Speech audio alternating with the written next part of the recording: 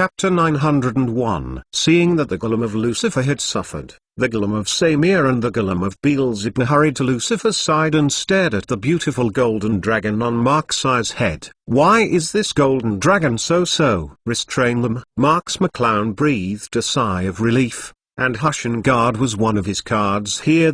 Cool Tiger, from entering this space to the present, Marksai also knows that this space is biased towards the evil creatures of hell. Even Lucifer, who exists as the seven monarchs of hell, belongs to this category.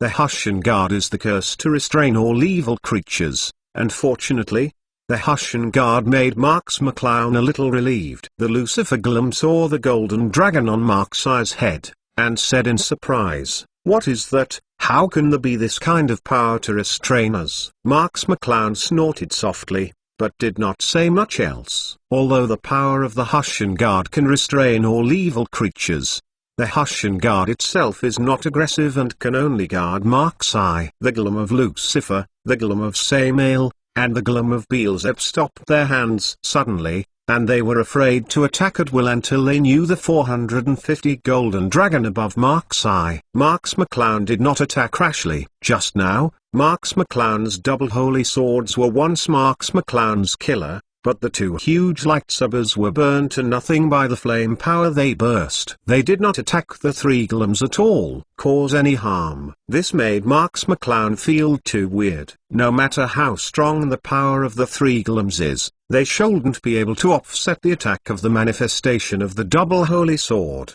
There is no damage left. Compared with the battle on Marksai's side, the battle on Voldemort's side was undoubtedly much more intense. Voldemort released two clones. 3 Voldemort fought fiercely with 4 golems. Various spells and various energies were violent in the air. For a time, the earth trembled and the mountains collapsed, showing the intensity of their battle. Voldemort commanded 2 avatars to host 2 golems, while he was dealing with the other 2 golems at the same time. If he did not integrate the remnants of the 7 lords of hell, Voldemort would have solved the 2 golems before him. Voldemort is quite strenuous even if he only fights against 2 golems. The 7 lords of hell are really tricky. Fortunately, he and Marksai have formed a temporary alliance. Otherwise it might be really difficult for Voldemort alone to break through. Voldemort glanced at the corner of his eyes and saw that the 3 golems, including Marksai and Lucifer golem, were actually confronting each other strangely. He couldn't help but shouted, "Marksai, don't keep it at this time. Hurry up and solve your 3 demons. Like to come and help me?" Marks McClown was taken aback, and said, "But my attack has no effect on them, and I don't want to confront them." Plus Cool Tiger. Voldemort seemed to have thought of something and shouted loudly, "The hellfire on them has the effect of restraining magic. You must break through the defense of hellfire to cause harm to them." Marks McClown was startled. Indeed, the golem of Lucifer, the golem of Samael, and the golem of Beelzebub had strange white flames burning on their bodies, which should be the fire of hell they just mentioned, and it is this white flame that offsets Marksai's holy sword. But the key is how Marksai can break through this hellfire. Marks McClown looked in the direction of Voldemort. The 4 golems that Voldemort was fighting against were also burning with white flames, but Voldemort's attacks were still effective for them. The difference was that Voldemort was holding a purification stone in his hand. Purification stone? This kind of stone is a rare magic material. Its main function is to purify people's adverse reactions, such as being petrified or poisoned. Purification stone will alleviate this situation. Let the petrified person gain a certain amount of mobility, and let the poisoned person's body toxin move slowly. The effect is very tasteless and very rare, so the general potion world does not use purification stones. But I didn't expect that the purification stone could actually assist in breaking through the defense of hellfire. It seems that Voldemort had done a lot of homework for the 7 lords of hell. Otherwise Voldemort would not know that he held the purification stone against the 4 golems. Voldemort has a purification stone in his hand that can break through the defense of hellfire. Although Marks McClown has a small world, Marks McClown does not have a purification stone in his hand. It is impossible to break through the defense of hellfire with a purification stone. While Marks McClown was thinking hard about how to break through the defense of hellfire, the Lucifer Golem and others were also thinking about how to break through Mark's Eye's guarding. As long as there is a Hushan guard by Mark's Eye's side, the Golem can't get close to Mark's Eye's side. The soft white light of the Hushan guard is simply their biggest nemesis. Attack with magic power. As long as the golden dragon is not an evil thing, there is no threat to us. The Lucifer Golem finally came to a judgment through observation. Marks McClown was shocked in his heart. Lucifer, who deserved to be the head of the 7 lords of hell, was really good at observation. Suddenly I realized that the biggest shortcoming of Hushan guards was that they could only defend against evil forces and creatures. If they bombard Mark's Eye with magical powers, Hushan guards would have no effect at all. The Lucifer Golem raised his hands flat, and a surging magic power was released from the palm of Lucifer, condensed into a huge spear. The spear pointed directly at Mark's Eye, and the sharpness of the spear tip even the air would be destroyed. Rip. The Samael Golem and Beelzebub Golems surrounded Mark's Eye from a distance, and their palms also condensed sharp spears, ready to go, ready to penetrate the void directly into Mark's Eye's chest. Marks McClown paused, as if thinking of something. Although Marks McClown does not have a purification stone in his hand, he cannot simply use magic to break through the defensiveness of the Golem Hellfire, but Mark's Eye itself has an artifact to restrain the Hellfire. That is the golden dragon on top of Mark's Eye's head. Isn't the Hushan guarding the thing that restrains the Golem? Chapter 902 Defeated Hell. At this moment, the Lucifer Golem coldly shouted, "Kill!" 3 magic spears cut through the void suddenly, and suddenly appeared in front of the Cloud Knight. Plus cool. Tiger. Hushan's guard has no defensive ability against the spear condensed by magic power, and can only watch the magic spear appear in 3 directions around Marks McClown's body. At this time, no matter which direction Marks McClown goes, avoidance is useless. The 3 magic spears have blocked all the places Marks McClown's body can avoid, and even the space is disturbed by the terrifying magic of the 3 golems. You can't use phantom transformation at all. Marks McClown seems to be dead in the situation. However, Marks McClown didn't panic at all. Instead, she wore a mocking smile at the corner of her mouth and looked confident. The appearance of Marks McClown makes Lucifer Golem very uneasy. Lucifer is also the first of the 7 lords of hell. There are not a few winds and waves that have been seen. Although there is only a trace of remnant soul left, his experience are still extremely rich. The appearance of Marks McClown made Lucifer very uneasy. But he didn't know what chance Marks McClown had to turn around, so he could only quietly wait for Marks McClown's actions. Marks McClown's eyes moved. When the 3 magic spears were about to be inserted into his body, Marks McClown actually chose to close his eyes. Anyone who saw it would feel that Marks McClown had no choice but to close his eyes and wait to die. At this moment, Marks McClown's figure suddenly moved, and a magic spear was inserted into the Mark's Eye wizard's robe at an extremely tricky angle. The clear belching sound made people know that Mark's Eye in front of him was not an illusion. The other 2 magic spears also pierced into the robe of the wizard Mark's Eye. No matter how you look at Mark's Eye's body, it has been poked through, and there is no chance of survival.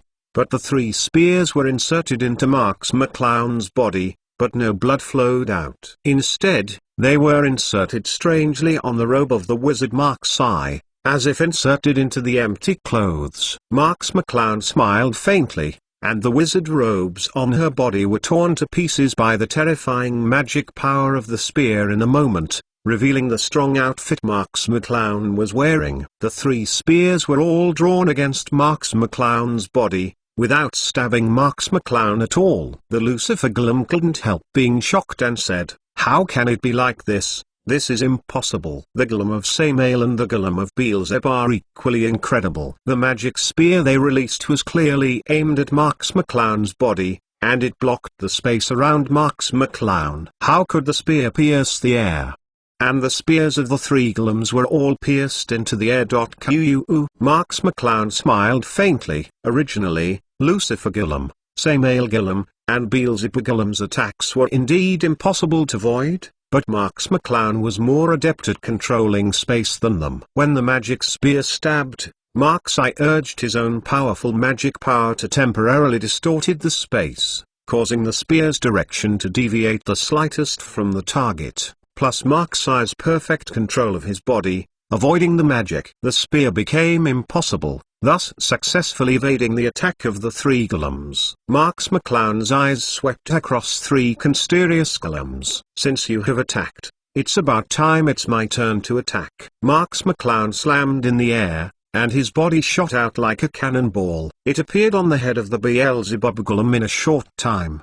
The Beelzebub Golem hurriedly stretched out the palm of the huge stone statue to catch Marks I. But Marks I is such an easy target for the Golem of Beelzebub to be captured. Marks I smoothly passed through the fingers of the Golem of Beelzebub and appeared on the head of the Golem. The golden dragon also followed Marks I, winding around the Beelzebub demon statue with a graceful figure. With the soft white light shining down, the Beelzebub Golem made a sound of melting away like ice cubes exposed to the violent sunlight. The violently burning white hellfire on the Golem of Beelzebub was extinguished in an instant under the white light, and the guards of the gods were too strong to restrain evil forces and evil creatures, and had no resistance at all. The Beelzebub Golem screamed. Under the soft light of the call to the gods, the remnant soul of Beelzebub and the Golem were greatly threatened. Their strength was constantly weakened, and they suddenly changed from a powerful Golem a moaning stone statue. Find flowers. Seeing this scene, the Golem of Lucifer immediately realized that it was not good, and hurriedly shouted, "Samael, rescue Beelzebub." But Lucifer's voice just fell. Marks I stood on the head of Beelzebub Golem, the top of his wand condensed into a small lightsaber. This lightsaber is undoubtedly smaller than the previous lightsaber, but the threat to Lucifer has doubled. This tiny lightsaber has the power to destroy the world. Marks McClown smiled, lightly tapping the magic wand in his hand, and the lightsaber pierced the top of the head of Beelzebub Golem. Time seemed to stop for a moment, and the hideous features of the Beelzebub Golem also paused. Numerous cracks spread rapidly from the point where the lightsaber pierced the top of the Beelzebub Golem, and all of the Beelzebub Golem all at once. Marks McClown looked at the Lucifer Golem, faintly spit out a few words, "Holy sword revealed." Broken steel. The Beelzebub Golem stiffened, and then burst open.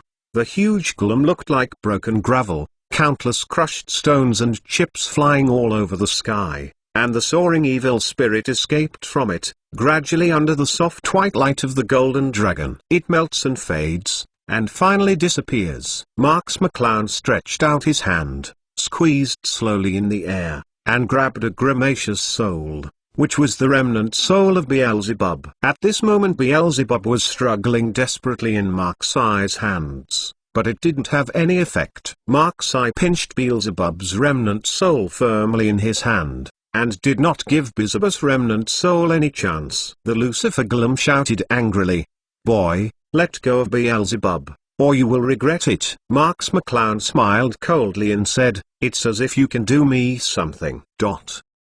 Chapter 903, Hell's Submission and Compromise. The Lucifer Golem glared at Marks I and shouted, "Boy, if you don't let Beelzebub anymore, I promise you will not be well. You will definitely suffer torture and enter the deepest hell." Marks McClown stared coldly at the statue of Lucifer.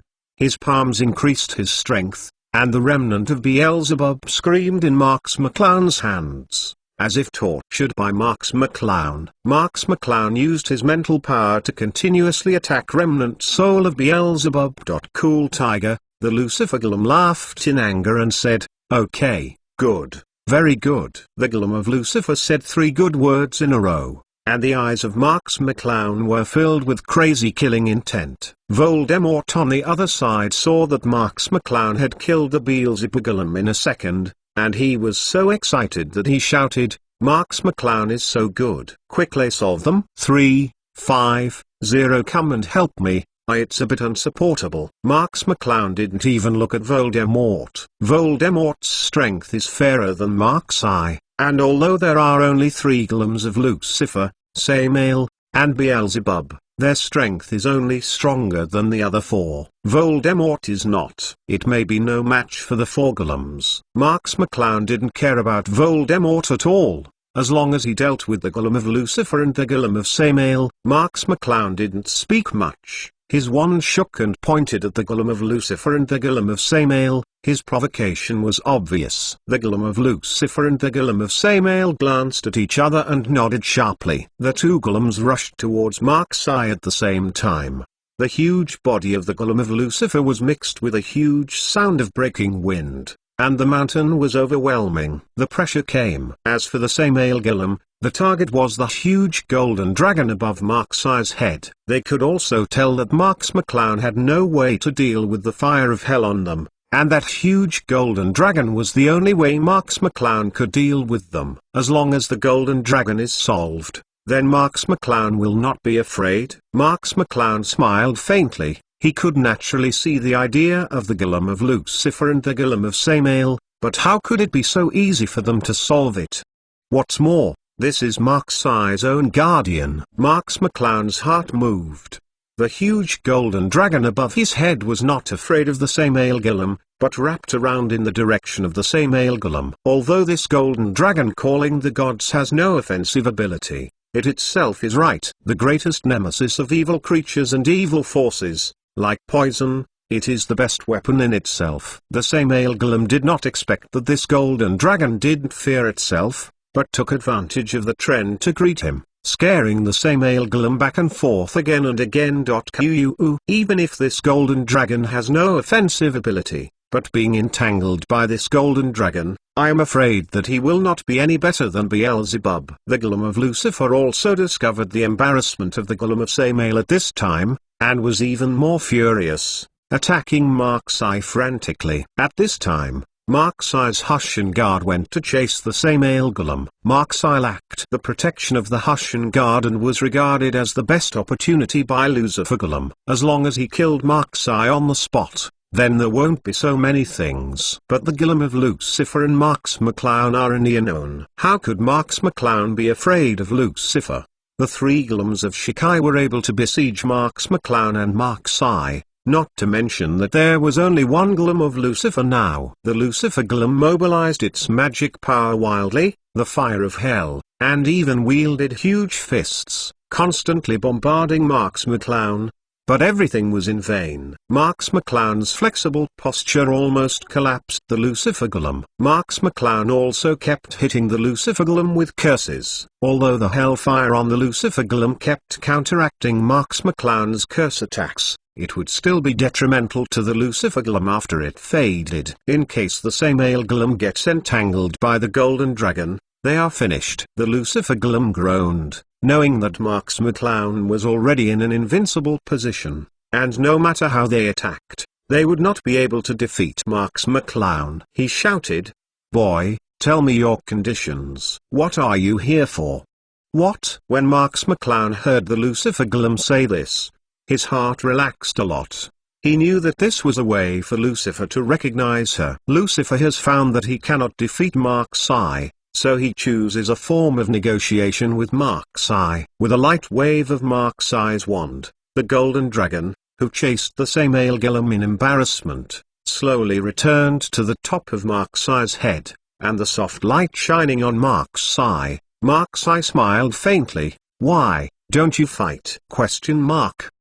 The Lucifer golem hummed heavily, and said, "You are here only for good. Let's talk. What is your goal? As long as we are not overly willing to hand it over and exchange the remnant soul of Beelzebub." The Samael golem hurriedly returned to the Lucifer golem. His eyes on Marks McClown were full of unwillingness and helplessness. He also knew that they could not defeat Marks McClown's opponent. Marks McClown took the time to show the remnant soul of Beelzebub in his hand. At this time, the remnant soul of Beelzebub was tortured by Marks McClown's mental power, and it would be wiped out a little bit more. Marks McClown said indifferently, My goal here is actually very simple. I want to get Belial's 72 magic pillars. The Golem of Lucifer and the Golem of Sama were taken aback at the same time, and they looked at the Golem of Belial who was fighting Voldemort in the distance. At this time, the battle over there has entered a white-hot 3.2 degree, and they can't tolerate their distraction. The Lucifer Golem questioned,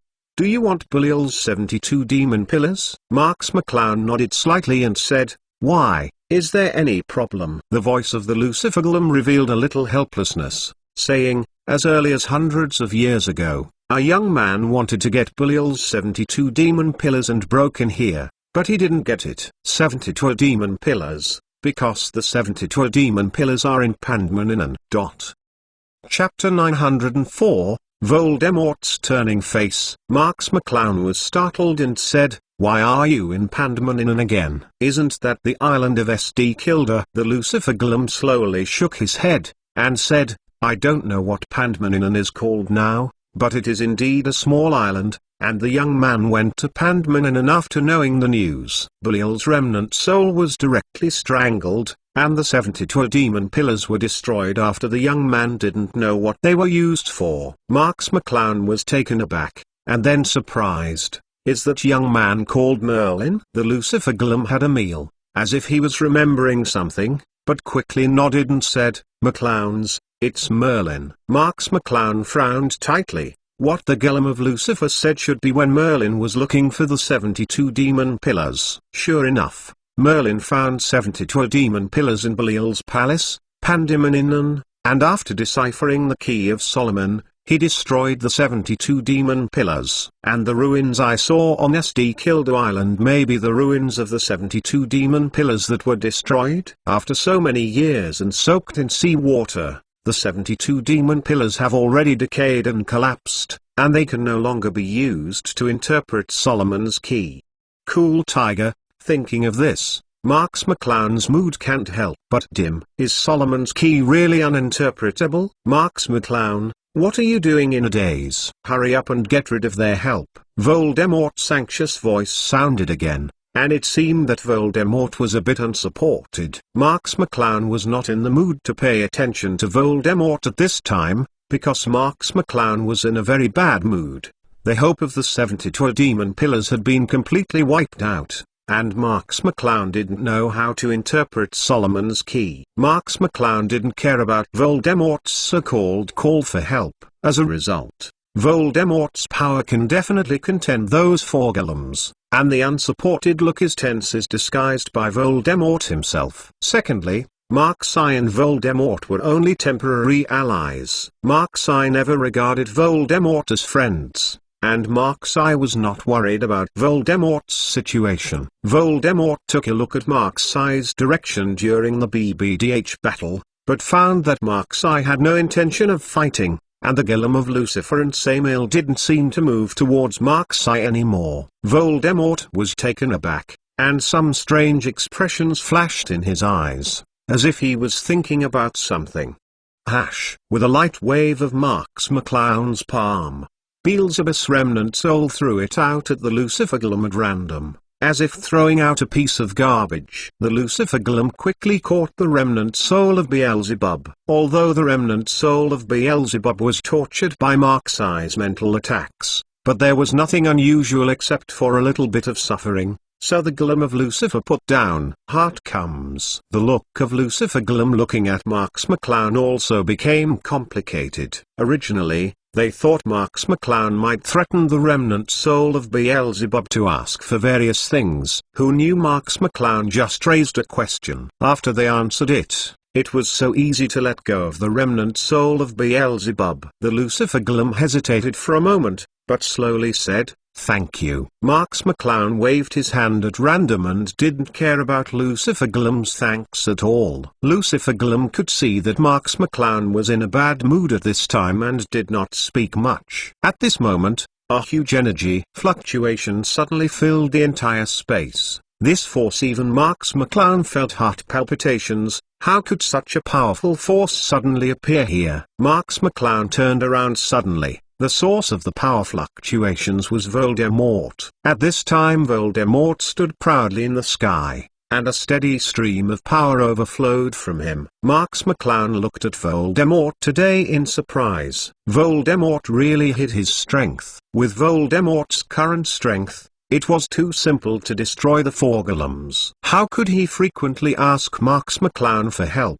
Voldemort's eyes slowly swept across the four golems. The Demon Lord felt a great pressure from Voldemort. This man is so powerful. So why did he hide his strength before? Even the Golem of Lucifer and the Golem of Samael secretly marveled at Voldemort's strength. Voldemort's strength was more powerful than Mark's eye. Voldemort looked over slowly, finally focusing on Marx McClown's body, and a sense of extreme danger appeared in Marx McClown's body perception. No, Voldemort's goal is actually himself. Voldemort roared. A huge black hole opened in his chest, and he shouted, "The curse of the black demon black hole!" An unprecedented powerful force erupted fiercely from the black hole in front of Voldemort's chest. It was a terrifying suction. The entire land trembled slightly in this suction, which showed how terrifying the suction was. Marx McClown shouted angrily,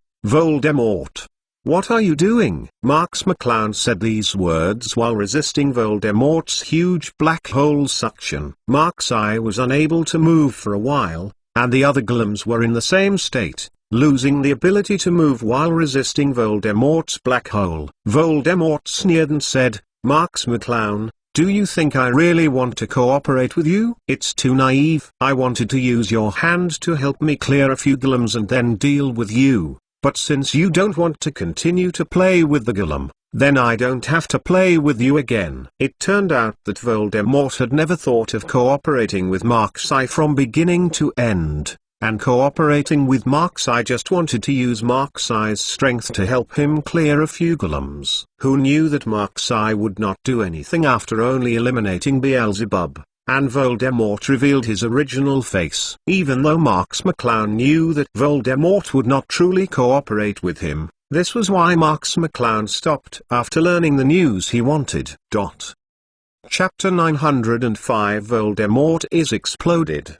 But Marx McClown 1 did not expect that Voldemort would directly attack himself before defeating the golem. Marx McClown looked at Voldemort coldly, and said, "I didn't expect you to be so stupid. You didn't even clean up the golem and wanted to eat me. Do you really think you can swallow me and the golem in one breath?" Voldemort smiled coldly and said, "I've been prepared for a long time. If you can help me clean up a few golems I will be a lot easier, but even if all the golems are here, I can catch you all." With a wave of Voldemort's big hand, 2 Voldemort clones stood behind Voldemort, looking at Mark's eye with gloomy expressions and a kind of golem. A look of flesh pain flashed on Voldemort's face, but it was quickly replaced by a decision.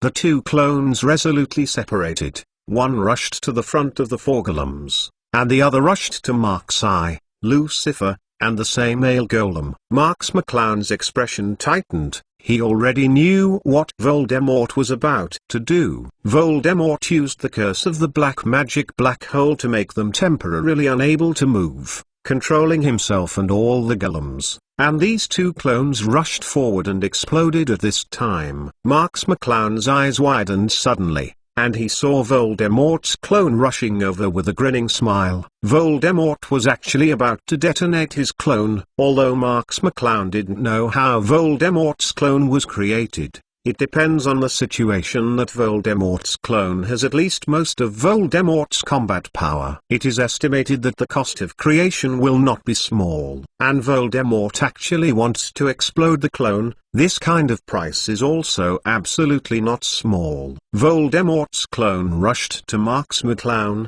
laughing crazily, and said, "Marx McClown, today should be your death date too." At this time, Mark's eye was so immobile by Voldemort's black curse black hole that he could only watch the body of Voldemort's clone swell and explode. Boom.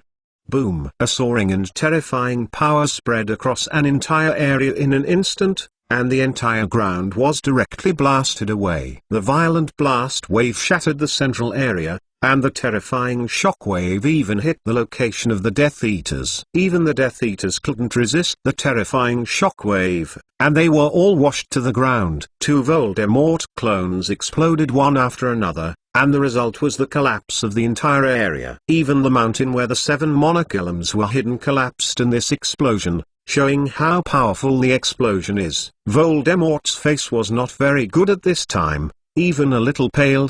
Cool Tiger. Both clones were made of Voldemort's soul fragments, and self-detonation is equivalent to destroying their own soul fragments. This price is not affordable for ordinary people. It happens that Voldemort is just that special kind of person. Voldemort himself will make various Horcruxes to keep his soul split. It is also because of this that Voldemort is willing to split his soul fragments to explode. Although he said that it was his own soul fragment, and the damage caused by the self-destructing soul to Voldemort was not small. But compared to being able to kill Mark-Sai and the 7 Monoglyms, this price didn't seem to be a big deal. Use the method of self-detonation to deal with Mark-Sai and the 7 Glyms of the Lords. Voldemort learned the method from Nicolamé. At that time, Nicolim wanted to blue Leoni and Voldemort to the end. That power was too powerful. It was the ultimate power Voldemort pursued, so Voldemort prepared 2 clones to explode, which was Voldemort's last trump card. The terrifying explosion storm gradually dissipated, and 2 huge pits were formed on the ground, in which nothing was left, and even everything was gone. The Glyms of the 7 Hell Lords were all shattered in an instant, because in any case, the Glyms are finally made of stone statues. Even if they are fused with the remnants of the 7 Hell Lords, even if they are protected by the fire of hell, they are purified by Voldemort. Judging from the support of the stone and the power of the clone's self-destruction, it is impossible for the Glum to resist it. And Mark-Sai also disappeared in this space, as if it had been wiped out by the violent explosion. Find flowers.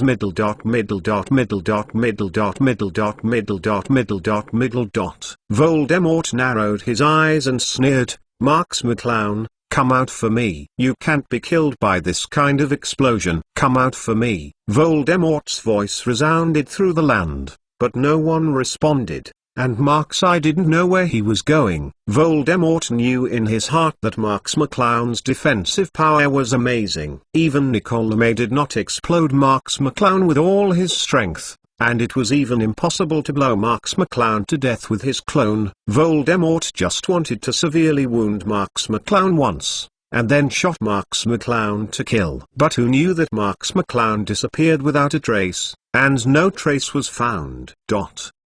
After seeing the explosion on this side, the Death Eaters rushed over, and immediately saw Voldemort shouting Mark-Sai's name in the same place. Lucius stepped forward cautiously and asked, "Master, didn't you hurt you in the explosion?" Voldemort's face was gloomy and said, "That my clone blew up, do you think it will hurt me?" Lucius smiled flatteringly and said, "Then Master, did you solve the Glum and Mark-Sai of the 7 Lords of Hell?" Voldemort snorted and said, "The Glum of the 7 Lords of Hell is absolutely unable to withstand such a terrifying explosion, but Mark-Sai will definitely be fine." The previous blue of Nicolim did not hurt Mark-Sai. "I was a clone. It is absolutely impossible to blue Marks McClown, he just hid on the side." Hearing Voldemort's words, Lucius and the Death Eaters immediately became alert and looked around vigilantly. However, Mark-Sai seemed to have evaporated from the world,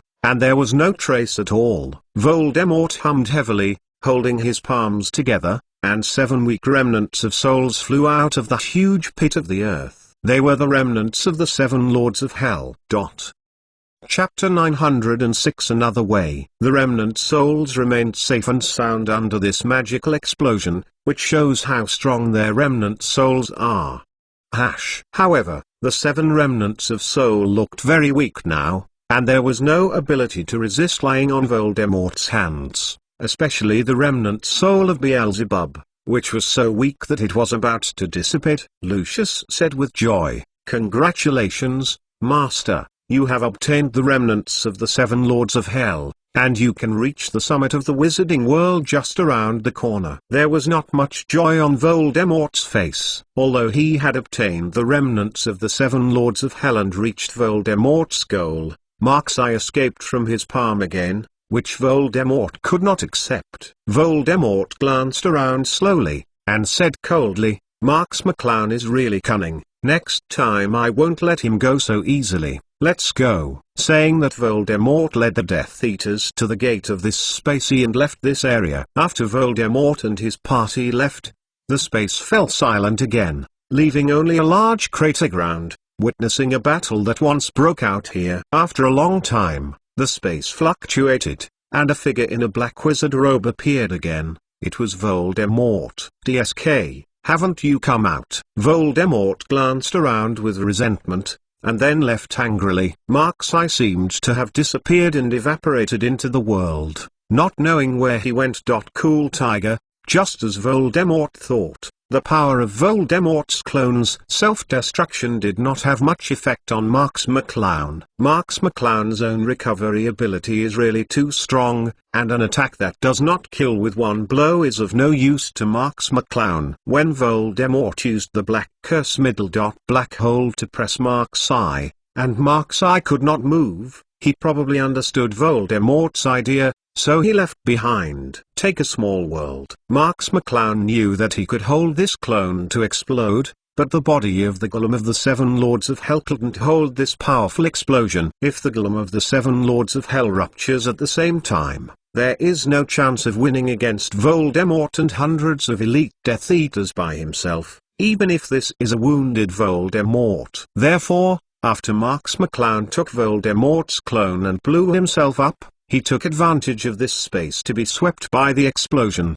and opened a small world to hide inside. Before Mark's eye made a big fuss at Hogwarts, he also used the small world to escape the disaster. This time he naturally drew a gourd and hid in the small world again. Marx McClown did not act rashly after Voldemort left. Voldemort was so suspicious that it was impossible for him to leave sincerely, and he would definitely wait for himself here. Sure enough, after some time passed, Voldemort reappeared here, confirming that Marx McClown's trace was no longer found before leaving angrily. It took a long time before Marx McClown walked out of the small world. Except for a living thing in Mark's eye, this area was already dead and silent, and there was no other creatures there. Marx McClown radiated his spiritual power and explored it. Perhaps because the remnants of the 7 Lords of Hell have been captured by Voldemort, the fog that originally shrouded this space gradually dissipated,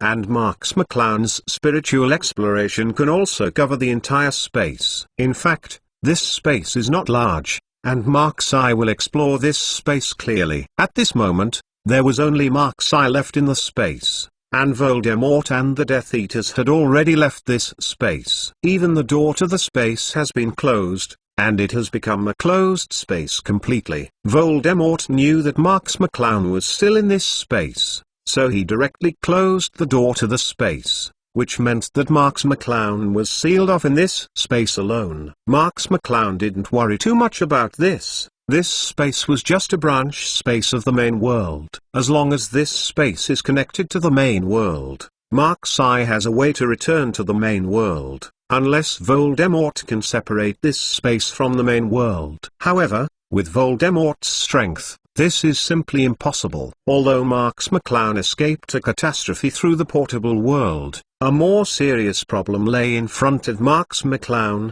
and that was Voldemort, who had obtained the remnant soul of the 7 Lords of Hell. Find flowers.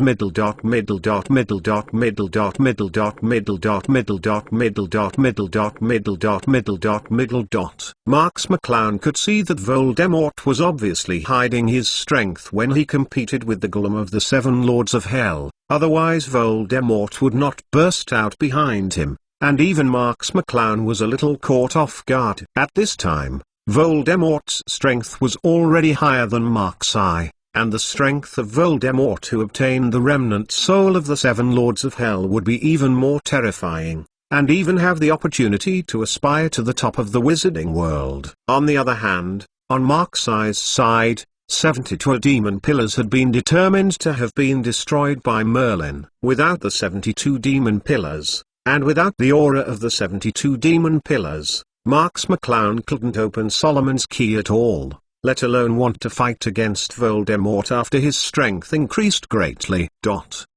This is the point that Marx McClown worries the most. Unexpectedly, the remains on SD Kildo Island are the remains of 72 demon pillars. But there was nothing here, and even helped Voldemort, allowing Voldemort to obtain the remnants of the Seven Lords. Thinking of this, Marx McClown couldn't help sighing. Could it be that she could go back empty-handed like this? Voldemort got the remnant soul of the Seven Lords of Hell, and his strength was bound to soar. If this were the case, the gap between Marx McClown and Voldemort would become wider and wider, and in this case Voldemort would definitely not be soft on Marx McClown. However, the clues to the 72 demon pillars had been broken, and Marx McClown had no way of interpreting Solomon's Key. It seems that the hope of improving Mark-Si's strength through Solomon's Key is becoming increasingly slim. Marx McClown sighed helplessly, and when she turned around and was about to leave this space,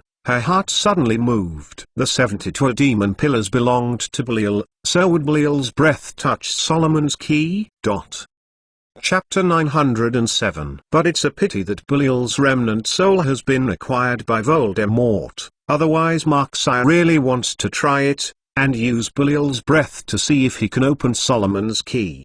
Plus cool, Tiger. Marx McClown glanced at the dilapidated mountain, and under the self-destruction of Voldemort's clone, this towering mountain had collapsed. Countless broken stones were scattered on the ground. Looking at the past, they were all broken rocks, and there seemed to be nothing to look for. Marx McClown narrowed his eyes and strode forward suddenly, holding a magic wand in his hand, and violently bombarding the ground in front of him with magical power, smashing the ground into large holes, trying to see if there were any other holes under the ground. What can be said here is also the relics shared by the 7 monarchs of the Hell, and the 7 monarchs of the Hell have not yet used countless souls. The 3 dogs of the Hell, and even the remnants of their 7 monarchs are guarded here. No matter how you look at it, this place shouldn't be so desolate, otherwise, what is the significance of the 7 monarchs setting up these things here? The more Marx McClown thought about it, the more reasonable.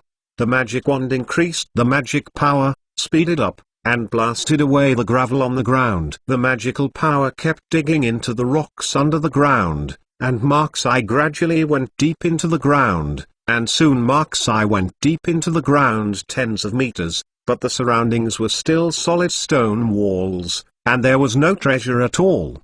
Marx McClown did not give up, and continued to wield his magic wand, attacking the ground one after another. Boom! Under a bombardment, Marx McClown's figure suddenly sank, as if smashed something and caused Marx McClown to sink. Marx McClown was startled, and his heart was ecstatic. As expected, there will be so many things guarding this place. Simple, there are hidden places. Marx McClown suddenly fell into a closed space, which was an extremely dry and gloomy place. It may be because it is hidden deep underground. The air here is very turbid. If ordinary people come to this environment, they might fall down suddenly. Fortunately, it was Mark-Si.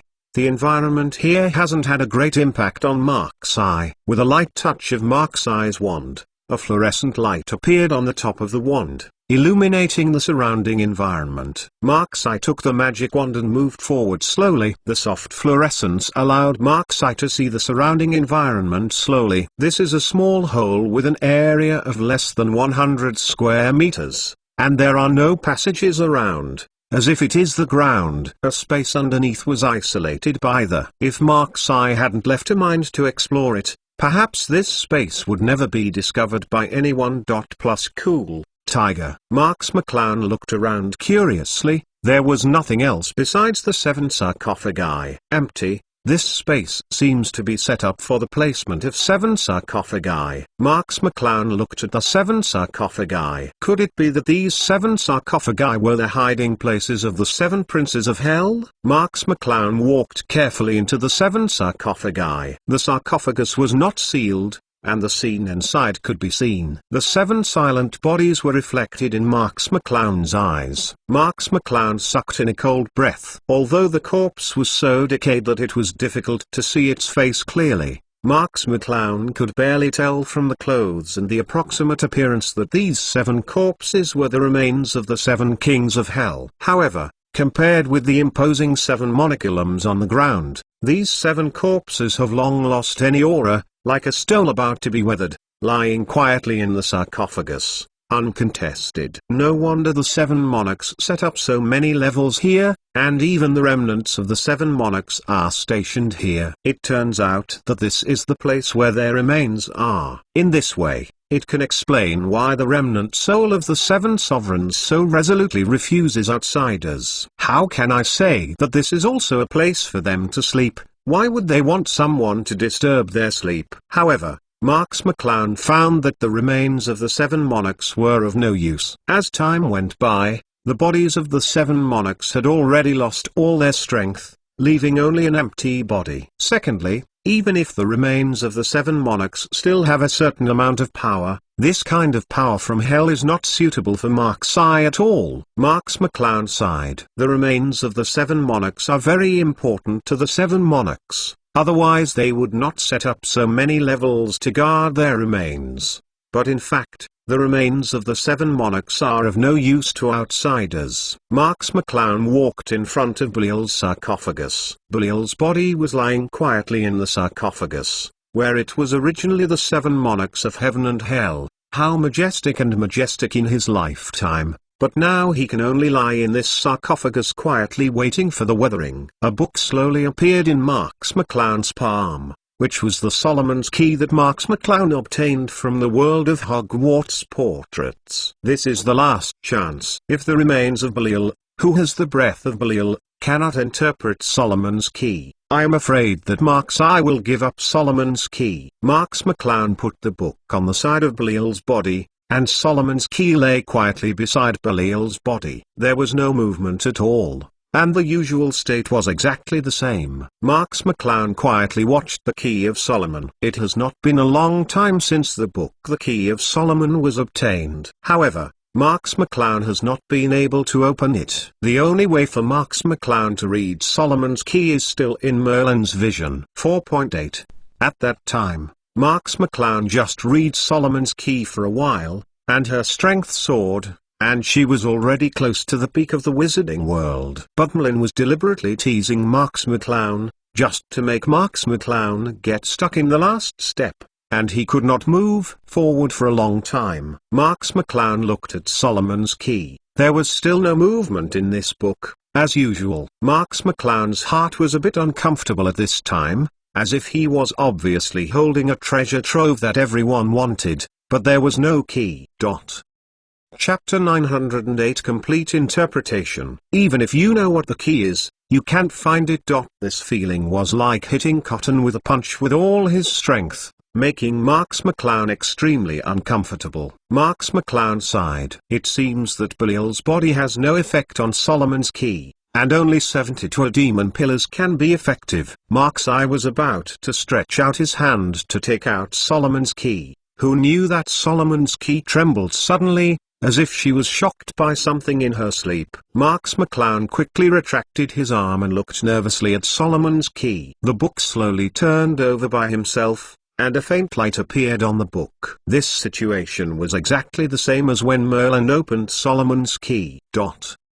Is it really effective? Belial's breath also reacts to Solomon's Key. Marks McClown looked nervously at all this in front of her. Originally, Marks McClown would lose hope, but all this in front of her made Marks McClown rekindle her confidence. Solomon's Key has no wind and automatically, constantly flipping through its blank pages. It actually slowly floated up and floated to the heart of Belial's body, and the heart of Belial's body also slowly bloomed with a faint light.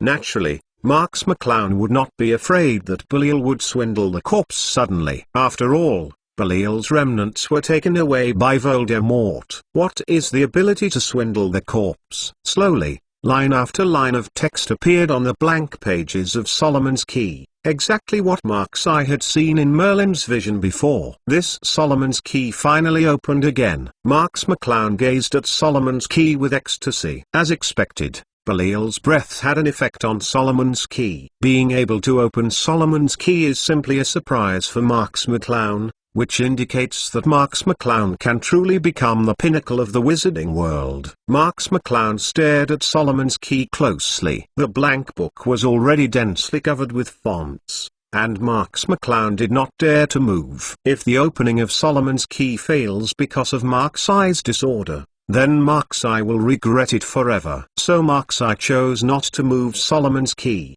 but let Solomon's Key go without wind. Mark's eye carefully observed the meaning between the lines in the Key of Solomon, and a feeling of enlightenment spontaneously emerged. Cool Tiger, the so-called peak in the wizarding world is that a wizard has extremely powerful power, but this condition is not particularly difficult.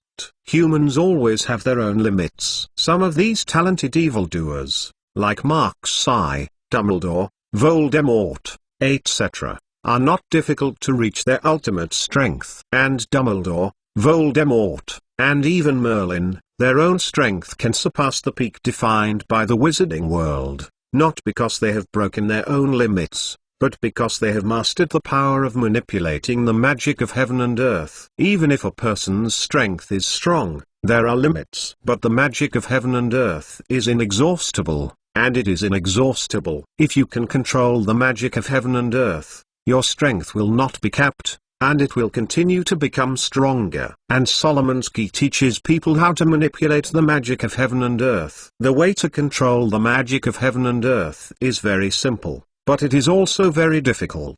To control the magic of heaven and earth, the first condition is that your own strength reaches the limit that you can reach. I am afraid that many people are intimidated by this rule. After all, there are still a few enchanting wizards like Mark's eye in the wizarding world. It is not easy to achieve a person's ultimate strength. However, Marks McClown didn't care about this at all. Marks McClown's magic power had been stuck in the bottleneck for a long time. Even if he wanted his potential point to rise to level 8, Marks McClown's potential point was not enough, and the demand was too huge. Therefore, Marks McClown can only improve her combat power by increasing her physical strength, studying new spells and other aspects. The magic power has already reached the peak that Marks McClown can reach. Mark's eye continued to read Solomon's Key and looked at the following content. If the first conditions are met, then the next step is to integrate his own magic power into the world. This process is simple,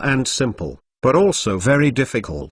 That is to dissipate the magic power of one's body, merge with the magic power of heaven and earth, and then store it in the body, repeating the cycle. Marks McClown took a breath. This sentence sounds simple, but in fact it is extremely dangerous. You must know that the most important thing for a wizard is the magic in his body. If the magic escape is not controlled well, he may directly escape all the magic, and he will become a magical wizard, which is undoubtedly more uncomfortable than killing the wizard.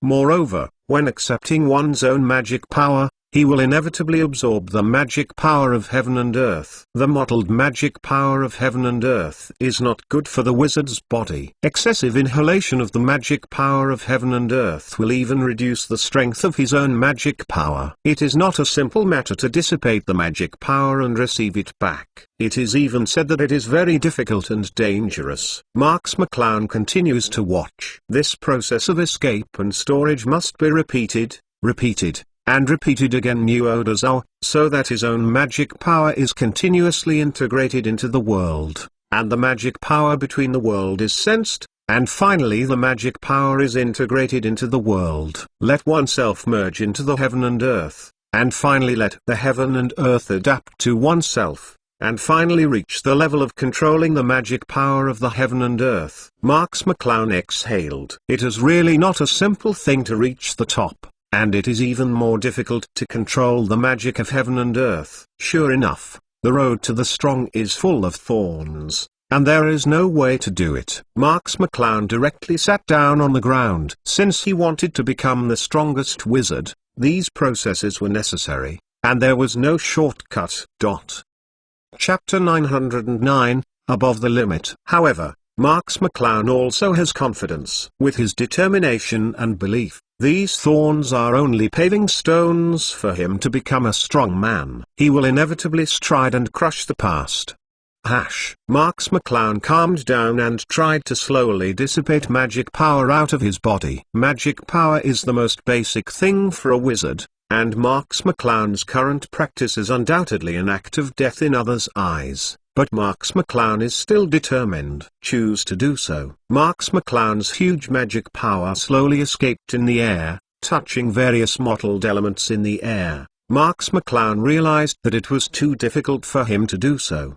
The magic power is controlled by Mark's eye when he is in the body, so Mark's eye uses his magic power as convenient as using his limbs, hands and feet. But it is completely different when it escapes outside the body. After Mark's eye's magic power escapes in the air, it is not controlled but scattered outwards, like a drop of ink in the clear water, disappeared in an instant. Marks McClown knew that there would be various difficulties in the beginning, so Marks McClown only used a small part of his magic power. After this magic power escaped, he would never be seen again, let alone put it back. When Marks McClown tried to put it, the mottled magic in the air, as well as various things mixed with 603 elements, were also uncontrollably gathered. These things are undoubtedly harmful to Marks McClown's body. After thinking about it for a long time, Marks McClown finally chose to temporarily stop this behavior, and the magic power that escaped before has long since disappeared and disappeared forever. Marks McClown sighed. Although he thought that this process was difficult, he didn't expect it to be so difficult. If this is the case, who can successfully complete this process? Is there something that I haven't seen clearly? That's why I can't complete this process. Marks McClown casts his eyes on Solomon's Key and reads carefully before turning over. Marks' eye carefully read the words and sentences of Solomon's Key, and patiently explore the meaning. How can I complete that process? Marks McClown is sure that the process will not be like practicing it himself, otherwise, even if he can find the trick, there are not many people in the world who can complete that process. But Marks' IBBFC watched it back and forth several times, but nothing was gained. There was nothing in the process that could be tricked. Is it really Marks' eye's own problem? Marks McClown had a sudden meal, as if thinking of something. Plus cool, tiger. There is a lot of content in Solomon's Key. What I keep reading back and forth is the content after the content that Merlin has read to him. Will there be something hidden in the content that Merlin read to him?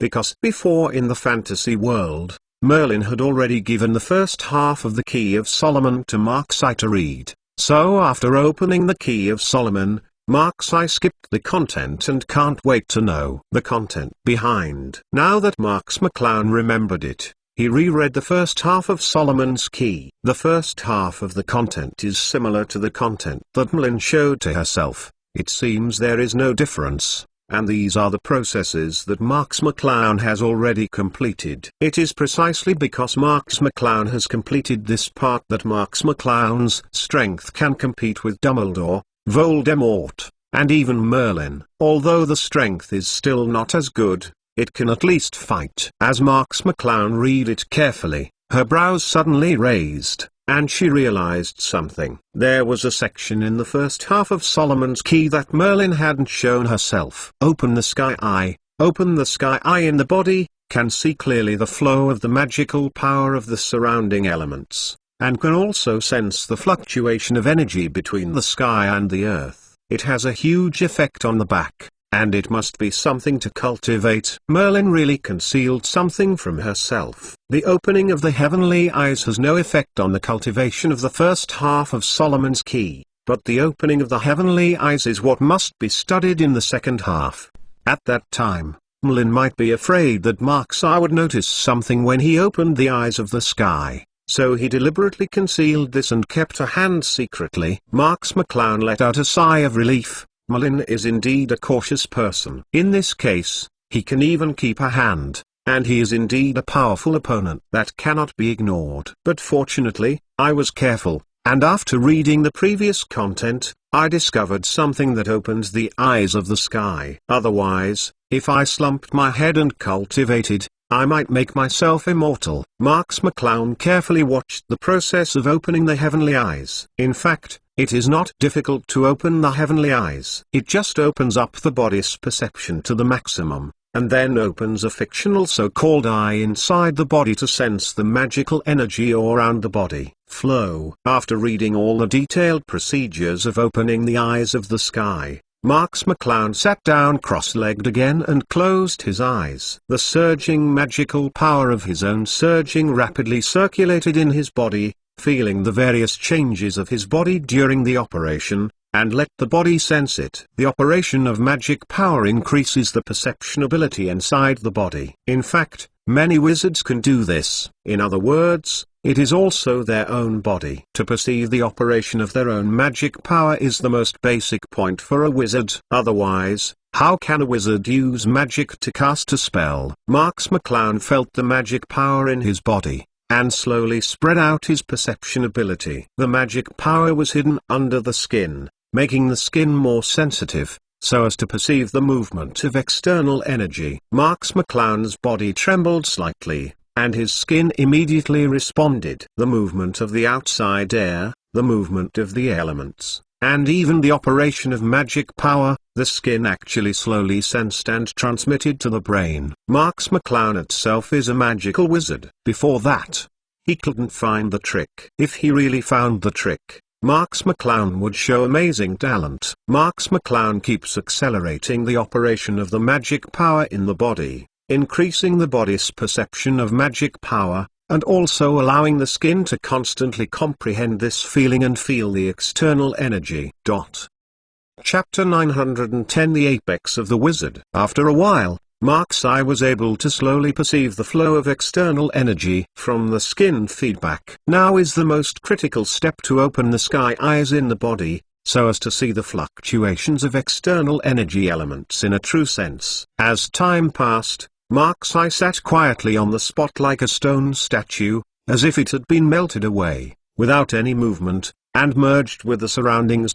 Plus cool, Tiger. However, if a careful person observes it carefully, it is obvious that the air around Mark's eye is constantly fluctuating, as if attracted by something, and the constant movement and churning around Mark's eye. I don't know how long it has passed. The magic in Mark's eye's body has subsided, and his skin has adapted to how to sense the surrounding air and energy. An unusual wave slowly spreads from Mark's eye's body, which is like the feeling of being able to perceive the world. Marks McClown's body trembled slightly, and an eye 11 inches in the center of his body suddenly opened, and all the surrounding moments were transmitted into Mark's eye's brain like image data. Mark's eye can feel the surroundings with his eyes closed, and the situation seen through the eyes of the sky is clearer and clearer. Mark's eye can even see the flow of air, various elements and energy, and the whole world appears completely new. Before Marks McClown. Cool Tiger, Marks McClown slowly opened his eyes. At this time, Marks McClown's eyes flashed with a sharp insight, and the surroundings were still exactly the same as before, but in Marks McClown's eyes, the world had already undergone tremendous changes at this time. Marks McClown looked down at his palm. After opening the sky eye, Marks McClown could see through his palm and could see everything inside, like blood vessels, blood and even cells. Marks McClown knew that his so-called seeing was not that he could really see the inside with the naked eye, but that his body's perception had risen to a great level, resulting in being able to sense things that were not in the past. It's no wonder that this sky-opening eye is a must-have thing in the back of Solomon's Key. Without such excellent perception ability, how could Mark's eye accurately store his magic power back? Marks McClown took a deep breath, stood up, and carefully read Solomon's Key from beginning to end, making sure that nothing was missing in the middle. Merlin only concealed the part that opened his eyes, and the rest there is no problem. After reading it, Marks McClown sat cross-legged again. Now that the sky eye has been opened, the next thing is much simpler. Is it just a mere Solomon's key? Now Mark's eye will officially conquer Solomon's key, achieve the pinnacle of the wizarding world. Marks McClown closed his eyes and slowly released the magic power out of his body.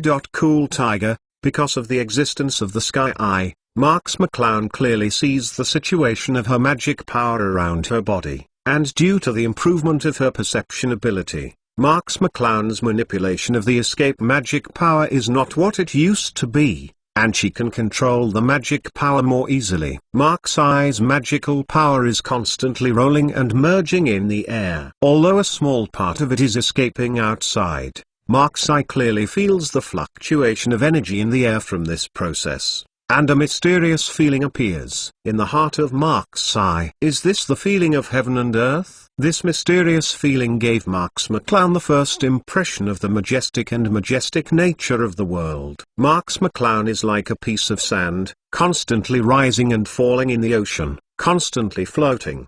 What Marks McClown has to do is to let her own sand slowly master this ocean and this world. Mark's eye slowly gathered her own magic power, probably because it was the first time, so Mark's eye inevitably absorbed back the mottled magic power between heaven and earth. But the problem is not big. Mark's eye can feel that this mottled magic power exists on her own inside the body. After accepting his magic power, he didn't rush to escape, but expelled this mottled magic power. After expelling the mottled magic power, Mark's eye once again escaped the magic power, perceiving the world, receiving the magic power, and then expelling the mottled magic power. Just going back and forth again, Mark's eye was immersed in this mysterious feeling, as if he was a tower bridge worker, building a bridge between himself and the world. As long as the bridge is successfully built, Mark's eye will be able to integrate with the world. The world is me, I am the world. Time passed quickly. Marks McClown, who was immersed in the mysterious world, couldn't notice the change of time, and was still repeating the same action. If it weren't for Mark's eye's constant escape of magic power and then gather it back, I am afraid everyone would feel that Mark's eye was dead when they saw it. Finally, after more than 10 days passed, Marks McClown accepted his magic power, and never dissipated the magic power again. At this time, Marks McClown was like a sitting monk, but a tyrannical energy was constantly in the cloud. It was brewing in the night, ready to break out at any time. The air trembled slightly, and the secret room 413 of the Corpse Museum was also trembling, and even this space was constantly trembling, as if the world was afraid of something. At this time, Marks McClown slowly opened his eyes, and the entire space trembled, and the air made a buzzing sound, which was the sound made because he couldn't bear the powerful energy. Marks McClown slowly stood up, and the surrounding energy fluctuated violently with Marks McClown's movement. Numerous cracks appeared in the secret room of the hidden corpse house. The source of all this was because Marks McClown stood up. Marks McClown took a deep breath and controlled her magical powers, and this space stopped trembling. Otherwise, if Marks McClown continued to do a little movement, this space would be destroyed. Marks McClown breathed a sigh of relief, and finally succeeded in breaking through. At this time, Marks McClown finally broke through and became the highest existence in the wizarding world. P.S. Seeking rewards, flowers, automatic subscription seeking everything. Chapter 911, The Black Devil with Soaring Strength. Marks McClown took the key of Solomon on Belial's body. As expected, this book was automatically closed as soon as he left Belial's body, but these were no longer important. Mark's eye had successfully reached the top. Marks McClown appeared on the ground along the same path. Seeing the broken mountains in front of him, Marks McClown also sighed. Fortunately, Belial's body was found here. Finally, Solomon's key was opened, but it was difficult. Fortunately, Mark's eye finally succeeded in cultivating Solomon's key, and is already able to control the magic of heaven and earth. And his strength is definitely not inferior to any wizard. Marks McClown gently raised a hand and squeezed it slowly. The broken mountain in front of him was instantly pressed by a suffocating magical power. the hard rock was directly shattered, and the whole mountain was directly shredded by more than half. Is it the power to control the world? At this time, Marx McClown's strength was stronger than before, and it was not a level, and he could even control his magic without using 11 magic wands. Marx McClown sighed secretly in her heart, turned her head and looked towards the direction of the exit of this space. Voldemort, you tried your best to kill me, but you can't do anything to get me. But my strength finally surpassed you. Kill you in the real sense. Israel, the former headquarters of the Ministry of Magic.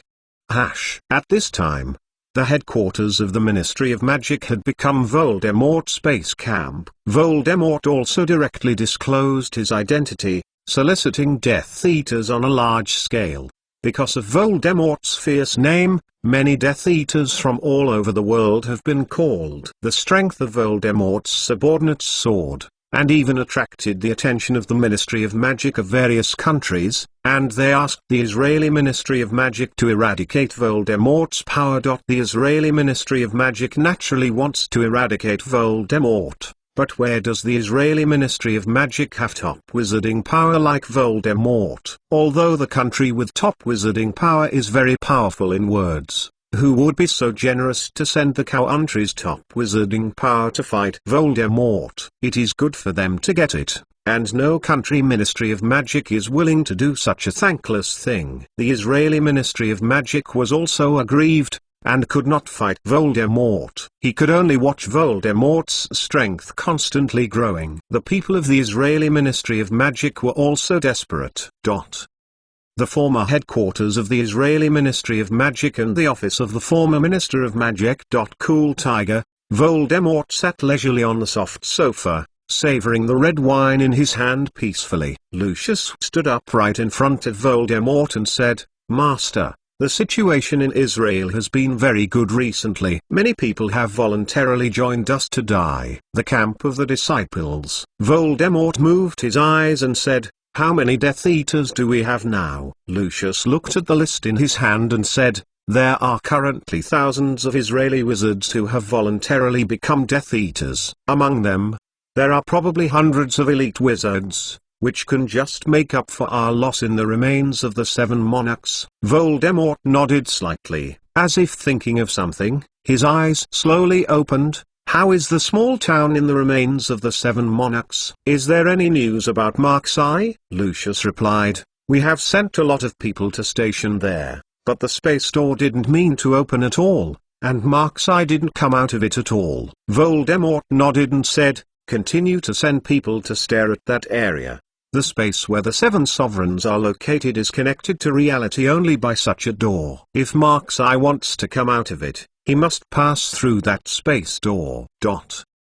Lucius nodded and said, "Master, don't worry, as long as there is news from that town, I will notify you immediately." Voldemort said coldly, "If Marxi does not show up for a day, I can't let go in Israel. If it weren't for Marxi, I would have killed the Israeli Ministry of Magic and Jerusalem would have been my territory." What Voldemort said is true, because Marxi has not shown up, and Voldemort's fear is hidden in Marxi, who does not know where, so he has not attacked the Israeli Ministry of Magic for a long time. Otherwise, with Voldemort's character, how could Israel Magic the Ministry lingered for so long? Lucius complimented, "Master, in fact, you have absorbed the remnants of the 7 lords of hell, and your strength has skyrocketed. Where do you need to fear that kid Marxi?" At this point, Voldemort frowned. This is indeed the happiest thing for Voldemort. It has been more than half a month since he came out of the remains of the 7 monarchs. Voldemort has absorbed all the remnants of the 7 monarchs. Today's Voldemort has greatly increased in strength, and the main increase is Voldemort's strength. Although Voldemort absorbed the remnant souls of the 7 monarchs, it should be the soul power in theory, but the 7 monarchs belong to the demon family, and the soul ability is not outstanding. On the contrary, the strength of 800 degrees is extremely amazing. So Voldemort absorbed the remnants of the 7 monarchs' souls. Although the ability has been slightly enhanced, the increase in is actually more terrifying. Today's Voldemort is confident that he can compete with anyone in the world. This is the power of the devil. Voldemort slowly said, although my strength has increased sharply, Marx McClown's strength still crushes all of your Death Eaters. If he has been hiding in the dark, we can't act recklessly, only knowing Marx McClown's location. Let me take action to solve Mark's eye, so that you will not have any worries about your actions. Lucius also thinks about it. He didn't want to be doing Voldemort's mission when Marx McClown suddenly came out. Marx McClown was not a big threat to Voldemort, but for them, he was still unmatched. Lucius said, Master, don't worry, we will take care of that small town and we will not let Marx McClown escape. Chapter 912 Unmatched Terror. Voldemort nodded and said, but we don't really need to worry too much. Marx McClown should be more anxious than us. After all, he still has a lot of things to deal with in the UK! Voldemort smiled coldly. Lucius also agreed with a smile. He knew what Voldemort was referring to. Now Marx McClown's remnants of the Marx family and the vampire family in Britain have not stabilized yet.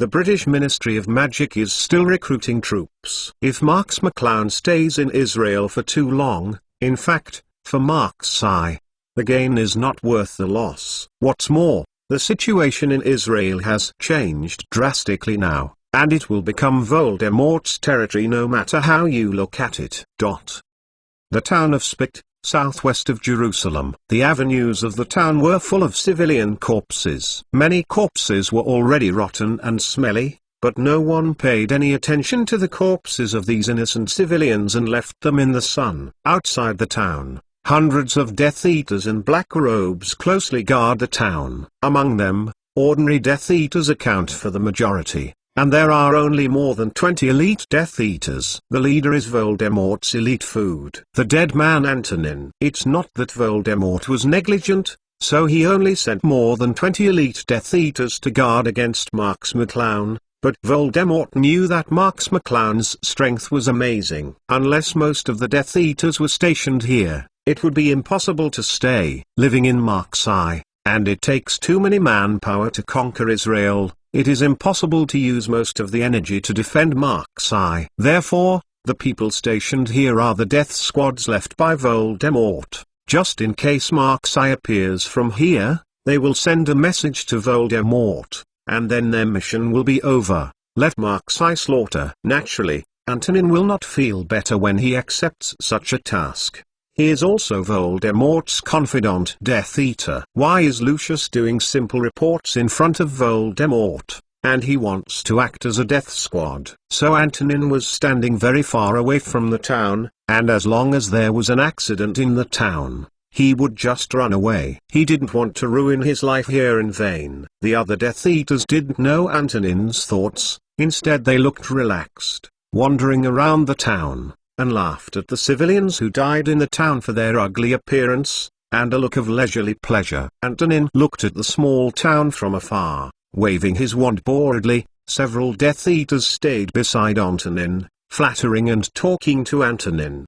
Mr. Dolokhov, why don't you stay in the town? We have cleared a house for you to live in. Antonin slowly shook his head and said, there are rotten corpses inside. What is there to live in? I would rather stay in the wild. Antonin was naturally afraid that Mark's eye would come out from inside, saying that the corpse was just an excuse. A Death Eater hurriedly said, or I have someone clean up those corpses, otherwise these corpses will be in the way if they are left there. And Ongling said lightly, no, let them lie down. Just as Antonin was chatting with everyone, the town in the distance made a muffled noise, as if something had collapsed. So scared Antonin immediately lifted his wand and looked on guard. Several Death Eaters saw Antonin as if he was facing an enemy, and couldn't help laughing. Mr. Dolokhov, you don't need to be so veteran, this is already the Master's territory, no one can provoke us. Antonin snorted softly. These Death Eaters were all Death Eaters who came to Voldemort later, or were Death Eaters who had never entered the remains of the Seven Monarchs. Naturally, they did not know the horror of Marx McClown. If they knew Marx McClown's strength, I'm afraid they would behave worse than themselves. But Antonin kept an eye on it secretly. Since Voldemort said that Mark's-Eye was not dead, but was always in that space, then Mark's-Eye would come out of that space sooner or later, and he must escape before Mark's-Eye came out. Otherwise, with Mark's-Eye's cruel character, he would never be spared. The small town in the distance trembled suddenly and made a muffled noise again, but this time the muffled sound was so loud that even the whole town trembled. The Death Eaters near the town became vigilant and surrounded. The momentum surrounded the town, and Ongning stared at the town with wide open and horrified eyes, her body tight, ready to escape at any time. A Death Eater said: Mr. Dolohov, let's go and take a look. Antonin pretended to be calm, and said, let's take a look and report anything immediately. Several Death Eaters laughed in their hearts as Antonin was greedy for life and fear of death, and still walked towards the town, but they had not yet reached halfway, and the sky over the town was suddenly torn apart by a huge crack, which was actually a space crack. A slender figure slowly walked out of it. His indifferent eyes scanned the surroundings, and the eyes were full of chilling chills. And Ongning's pupils shrank suddenly. Isn't this slender figure exactly Marks McClown? If it is said that the previous Marks-Eye feels a kind of extreme horror and cannot be matched with it at all, then the current Marks-Eye feels like the coercion of suffocation. Good promise, which makes people unable to resist directly, kneel on the ground and surrender. And Ongning didn't say anything. When the figure moved, his figure would flee out. No time was wasted, just run away. But Antonin's body only moved less than a few meters, and the surrounding air became like a wall, solidified into a solid barrier. Antonin's body couldn't move half an inch at all. Marks McClown faintly looked at Antonin, who was about to flee in the distance. Here, Marks McClown was most familiar with Antonin, who was always by Voldemort's side. He acted decisively and directly blocked Antonin's retreat. Chapter 913, Holy City Jerusalem. Marks McClown waved his hand gently, and Ongning's body floated directly in the direction of Marks McClown, without any resistance at all. And Ongning desperately tried to fight back, but the magic wand held in his hand had no effect at all, and even a spell could not be released. Marks McClown actually controlled himself from a distance, which shows how terrifying Marks McClown's current strength is. And Ongning came to Marks McClown and looked at Marks McClown in horror, with fear and awe in his eyes. Marks McClown snapped his fingers lightly, and the air around Antonin returned to normal. Antonin fell in front of Marks McClown and broke out in a cold sweat, which was caused by extreme fear and extreme tension. After Marks McClown made Antonin back to normal, Antonin couldn't even stand up, so he could only stand 160 on the ground, looking at Marks McClown in horror, and said, Mr. Marks McClown, I'm just the master sent over to inspect the situation. McClowns, I don't know anything, and I never thought you would come out. Marks McClown smiled faintly. Don't be afraid, I'm just asking you a few questions. At this time, hundreds of Death Eaters from all around had gathered around, one by one, holding their magic wands and staring at Marks McClown, but they were afraid to attack first. After all, Antonin was already controlled by Marks McClown. Marks McClown looked at the Death Eaters around in a little surprise, and said, Is Voldemort so willing to send so many Death Eaters to guard me? But Marks McClown quickly reacted and said, It turns out that only you are more than 20 elites, and the others are cannon fodder. And Ongning's expression changed and said, Mr. Marks-Eye, I know what you are thinking. Although I am a subordinate of the Master, I actually admire you. If it weren't for the Master's existence, maybe I'm you now. Where's his right arm? Hearing Antonin's words, all the Death Eaters were upset and scolded. Dolohov, you are like a rebellion. You dare to say such things, and the Master will not let it go easily. Marks McClown smiled slightly, and said, That's right, I'm good at talking. I'm quite comfortable listening. Antonin quickly smiled and nodded. He didn't care about the attitudes of other Death Eaters. He knew that Marks McClown would not easily let go of other Death Eaters. What would he care about the dying person? Sure enough, Marks McClown slowly drew out his wand and turned it around slightly, seemingly a relaxed movement, and the whole world became restless in an instant, and even the earth quivered. Marks McClown smiled slowly and said, "Dead." The whole town was overturned in an instant, as if a huge sandstorm formed on flat ground. Numerous gravel buildings were swept up in the air. The surrounding Death Eaters were no exception. They were all swept up in the air in a blink of an eye. They were fragile.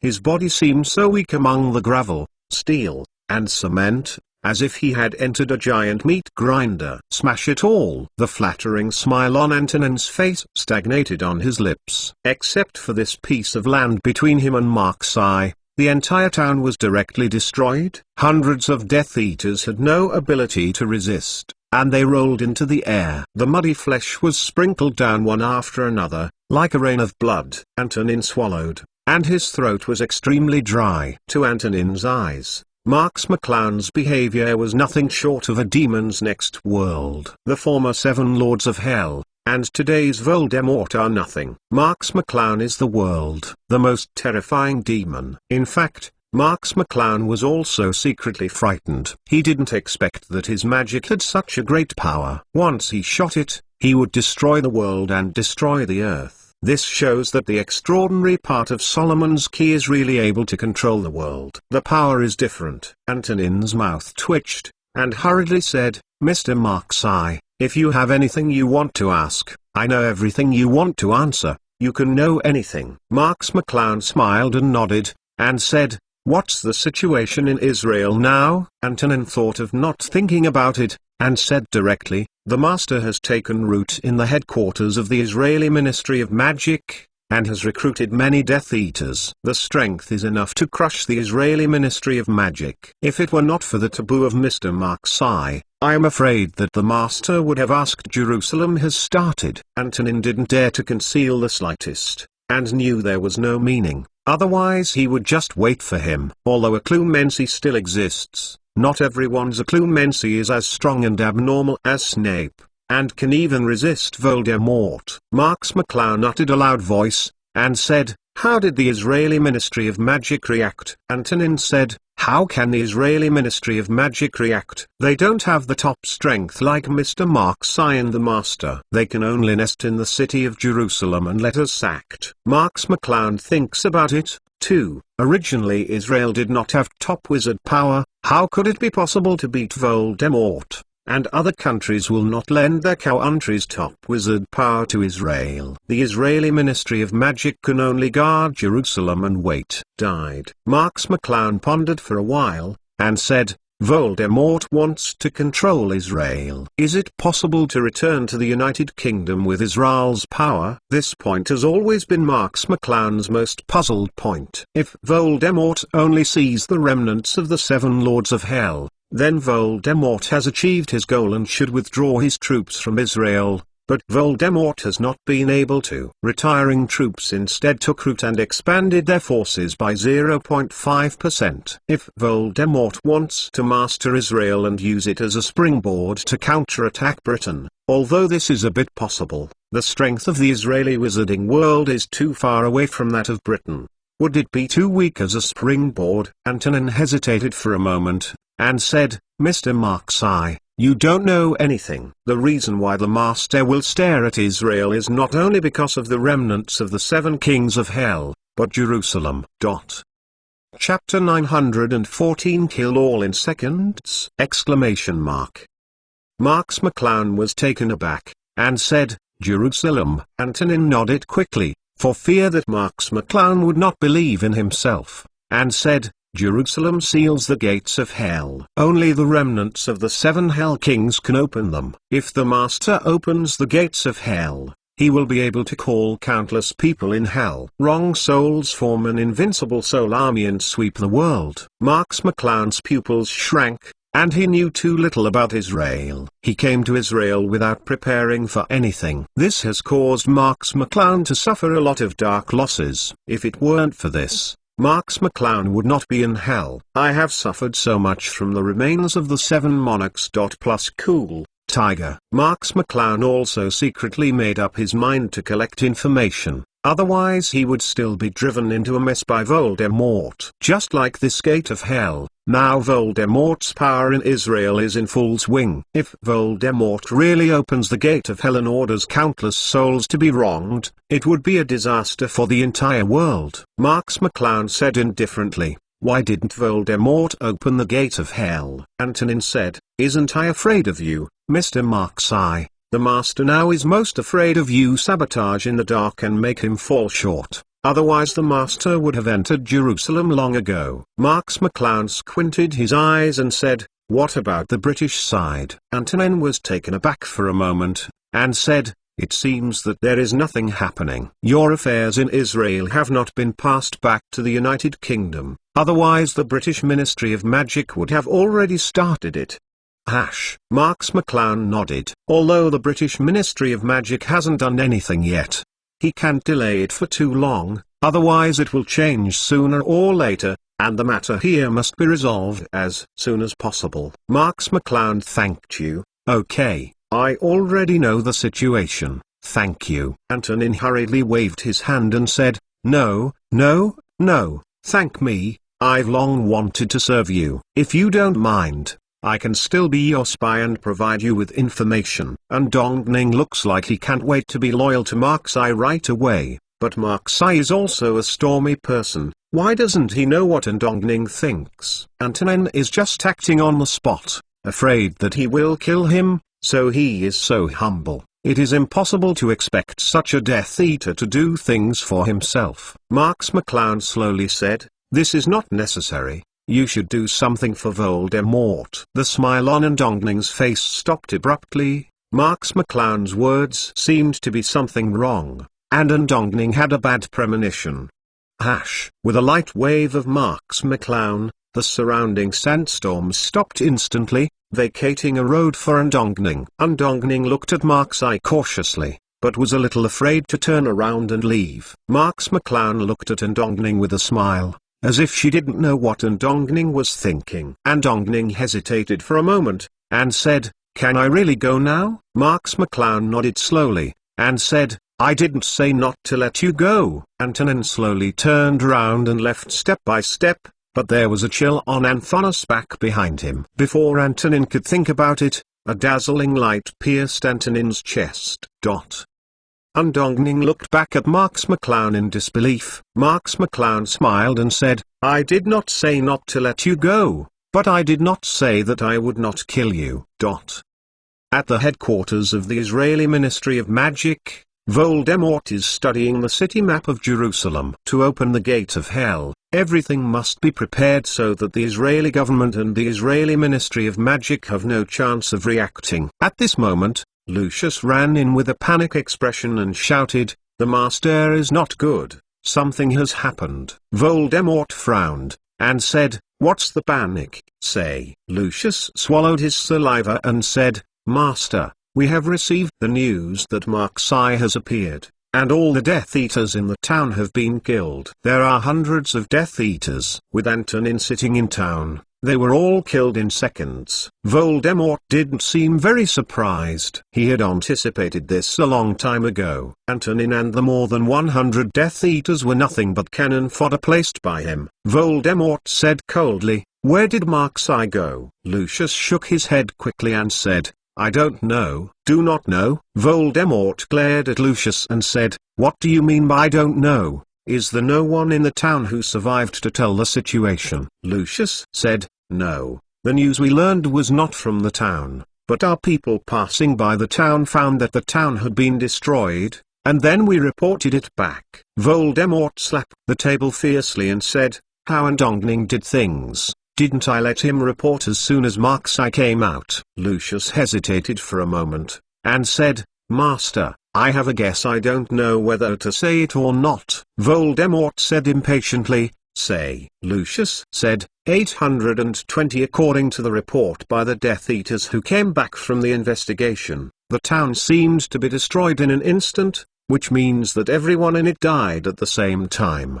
They didn't have time to report the situation. This should be the reason. Voldemort's pupils shrank slightly and said, "Are they all killed at the same time?" Lucius nodded and said, This is how it looks at the scene. All Death Eaters died like broken corpses, except for Antonin, who was killed by magic through his chest. Voldemort let out a sigh of relief, and said, I thought that with more than 100 Death Eaters, even Marx McClown would not be able to solve so many people at the same time. There will always be someone who can deliver the news. Who knows that Marx McClown is true? It was beyond my expectation, Lucius said in surprise. Master, what should I do? According to what you said, Marx McClown's strength has increased a lot. Voldemort nodded slowly and said, it should be. But where is there in the remains of the 7 Lords of Hell to enhance his strength?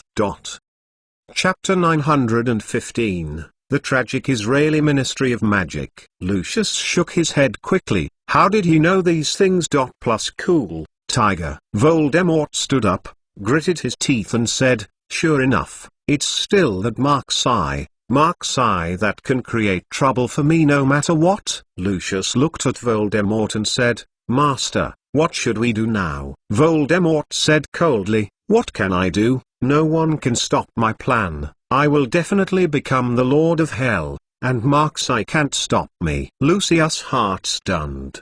He knew that there were many festivals between Mark's eye and Voldemort, and Voldemort's hatred for Mark's eye could not be eliminated. This plan is about whether Voldemort can become the Lord of Hell, the Lord of the world. Voldemort has been cruel and must not let Mark's eye stop him. Voldemort turned to look at Lucius, and said, recently, you have sent more people to sneak into Jerusalem. Mark's eye has a relationship with people from the Israeli Ministry of Magic. If you want to obstruct us, Mark's eye will definitely go to the Ministry of Magic. Pay close attention to the situation there. As long as Mark's eye has any news, immediately report it to me. Lucius quickly said, I know the master. Also, Voldemort said coldly, have you determined the location of the Gate of Hell? Lucius nodded and said, it has been confirmed, it is under the Temple Mount in Jerusalem. Now as long as the master gives an order and our army is dispatched,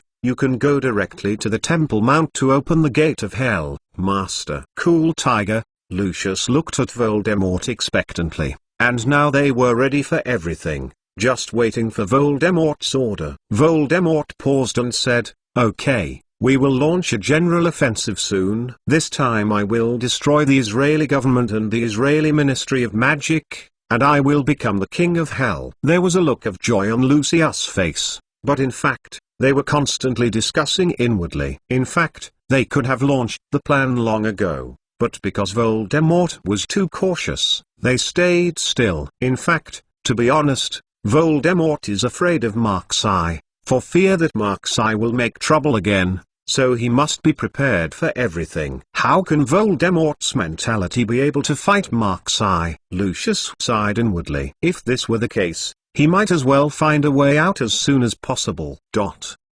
Jerusalem. At this time, the entire city is tightly guarded. You can see armed soldiers and armed civilians with weapons everywhere on the street. There are even many people in black robes walking around on the street, watching the surroundings vigilantly. Voldemort's capture of the Ministry of Magic has caused a great disturbance in Israel, and not only the Ministry of Magic, but also the government are waiting for it. The civilians were also affected, and they even carried weapons with them. The national characteristics of the whole people are all soldiers and sturdy people. Marx McClown also wore a black robe and was walking around in the streets of Jerusalem. He wanted to get involved in the Israeli Ministry of Magic, but he knew that Voldemort would send someone to sneak into the Israeli Ministry of Magic. If he went to the Ministry of Magic like this, it would not take long for Voldemort. Just know your own dynamics. This is not the result Mark's eye wants, so Mark's eye must sneak into the Israeli Ministry of Magic secretly. The Jerusalem Government Building. At this time, the government building is not only the headquarters of the Israeli government, but also the headquarters of the Israeli Ministry of Magic. There are hundreds of Israeli wizards stationed here, and they are always waiting for the dispatch of the Minister of Magic Norwich Manch. Due to the Voldemort incident, the entire Jerusalem is now shrouded in a horrible haze. Not only the wizards are panicking, But even the government is facing great enemies, seeing Voldemort and the Death Eaters as scourges. A luxuriously decorated office on the top floor of the government building was originally an office for foreign government officials. Now it is the office of Israeli Minister of Magic Norwich. At this time, Norwaymanch was frowning deeply, looking sadly at the various reports in front of him. After Voldemort captured the headquarters of the Ministry of Magic, the Death Eaters continued to make trouble outside, killing countless civilian wizards, and even slaughtering towns and villages. A series of incidents was shocking. There are even a lot of wizards who have jointly written a letter, wanting to fight Voldemort to the death. Even if it is defeated, it is not hesitating to let Voldemort be so arrogant. Norwaymanch does not want to directly rise up all the Ministry of Magic elites and kill the headquarters and Voldemort to fight to the death. If it were in the past, Norwaymanch might have really used this jade-smashing method to fight Voldemort, but Norwaymanch hasn't taken any action now, because Norwaymanch's mentality is not yet desperate. Wimanky still has hope in his heart, that is Mark-Sai. Previously, because he did not listen to Mark-Sai's words, it led to the tragic situation in Jerusalem Square, and even the fall of the headquarters. This incident has always been a thorn in Norwaymanch's heart. If he obeyed Mark-Sai's words at that time and kept his soldiers still, Voldemort would not have dared to invade the Ministry of Magic headquarters so easily, and it would not have caused them to end so passively now. Norwaymanch sighed and set aside all the documents on hand. This is no longer important. If they don't have the top strength of Mark-Sai, all plans are empty talk. They don't have any capital to fight against the Voldemort Death Eaters. Nowadays,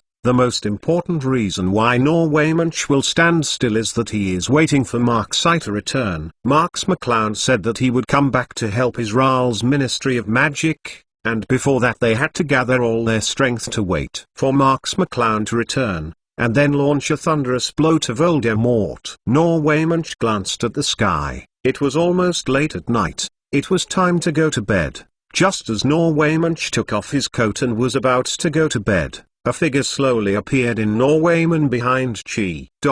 Who is it? Chapter 916. Unable to regret it. Norwaymanch deserves to be the Minister of Magic, and he is still very alert. He immediately drew his wand from his sleeves and was about to release the curse. Who knew that the person in front of him gently pinched the wand with his fingers, and the curse that Norwaymanch wanted to release was extinguished like a flame. Incomparably shocked. What? But what makes Norwaymanch even more shocking is the identity of this person, Mark-Sai. Norwaymanch was so excited that she almost called out Mark-Sai's name out loud, but Mark-Sai took the lead in closing Norwaymanch's mouth tightly, and said, "Don't make any noise." Norwaymanch was taken aback, and quickly nodded. Mark-Sai took Norwaymanch to a relatively remote corner of the room, and then let go of his hand covering Norwaymanch. Norwaymanch took a deep breath and said in surprise, "Mr. Mark-Sai, you are finally back. I finally waited until you came back." Marks McClown glanced at the outside of the room. Except for the two Israeli Ministry of Magic personnel stationed outside,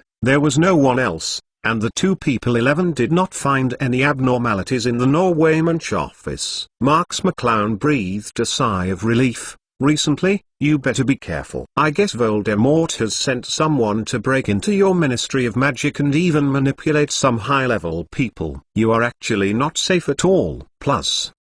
Norwaymanch was surprised, and said, "How do you know?" Marks McClown said, "Voldemort is best at this set of methods, sending people to sneak into the enemy's camp and destroy them. I am used to it." Norwaymanch nodded slowly and said, "I see, Mr. Mark-Sai. I will definitely listen to you this time." Norwaymanch said that he was deeply ashamed of not following Mark-Sai's words last time. Marks McClown shrugged indifferently, and said, "I don't really care how you order your Ministry of Magic. If you are willing to cooperate with me, it is naturally the best. If you are not willing to cooperate, I will not blame you. After all, there is no formal agreement between us." Norwaymanch shook his head like a rattle, and said anxiously, No, Mark-Sai, listen to me.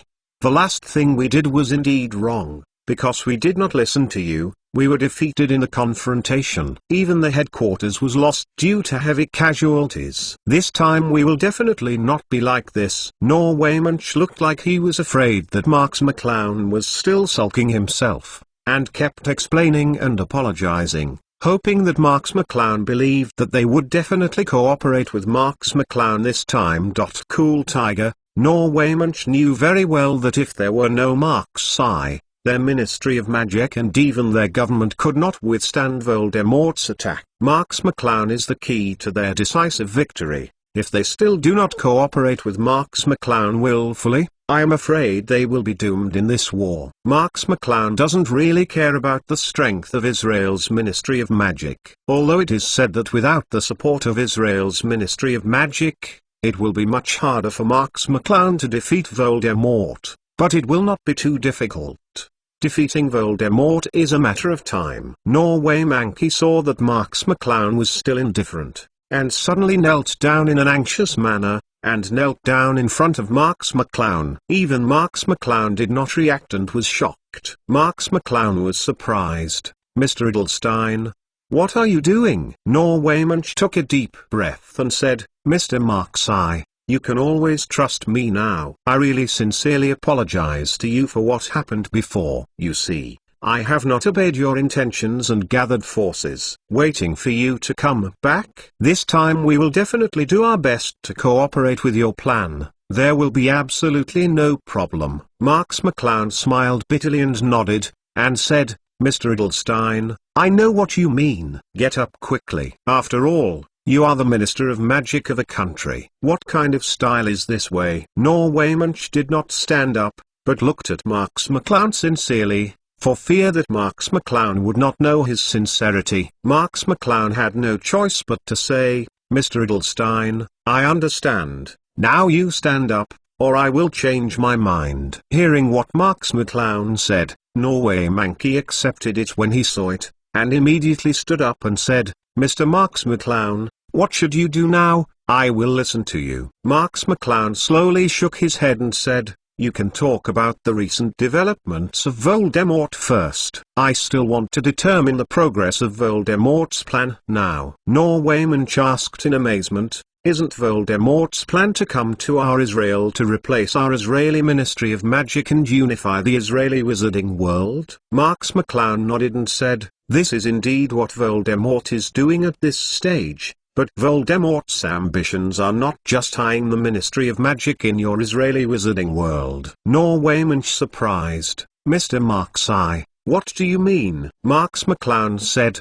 not long ago, Voldemort opened the remains of the seven monarchs and captured the remnants of the seven monarchs of hell. Now Voldemort 173 has greatly increased in strength. Don't you know about this? Norway Munch shook his head blankly. He hadn't heard anything about this before, and said, seven monarchs, are they the remains of the seven monarchs of hell? Marx McClown nodded slowly, and said, McClowns, he killed Israeli archaeologists and other doctors for this matter before, and the remains of the seven lords of hell are under the town of Spit. Norway Monkey nodded and said, I've heard of the small town of Stipid. Didn't this poor town be slaughtered by that demon? Speaking of this, Norway Munch lowered his head in shame. Israel was originally their turf. Now Voldemort has acted aggressively, ruining their people, and even opening up what remains. He is powerless and knows nothing at the same time. Really, it's shameful. Marx McClown said, and Voldemort's final goal is Jerusalem. P.S. P. Automatic. Chapter 917 The Horn of Counterattack. Norway Munch was taken aback, and said, why? Marx McClown said, the gate of hell is sealed under the city of Jerusalem. The reason why Voldemort wanted to obtain the remnants of the seven monarchs and subvert your Israeli Ministry of Magic is to open the gate of hell. Norway Munch is in a shock at this time could not be expressed in words. He could only stare at Marx McClown blankly. He hadn't reacted to what Marx McClown said now. Plus cool, Tiger. Marx McClown continued, if Voldemort opens the gates of hell, he will release the evil spirits of hell.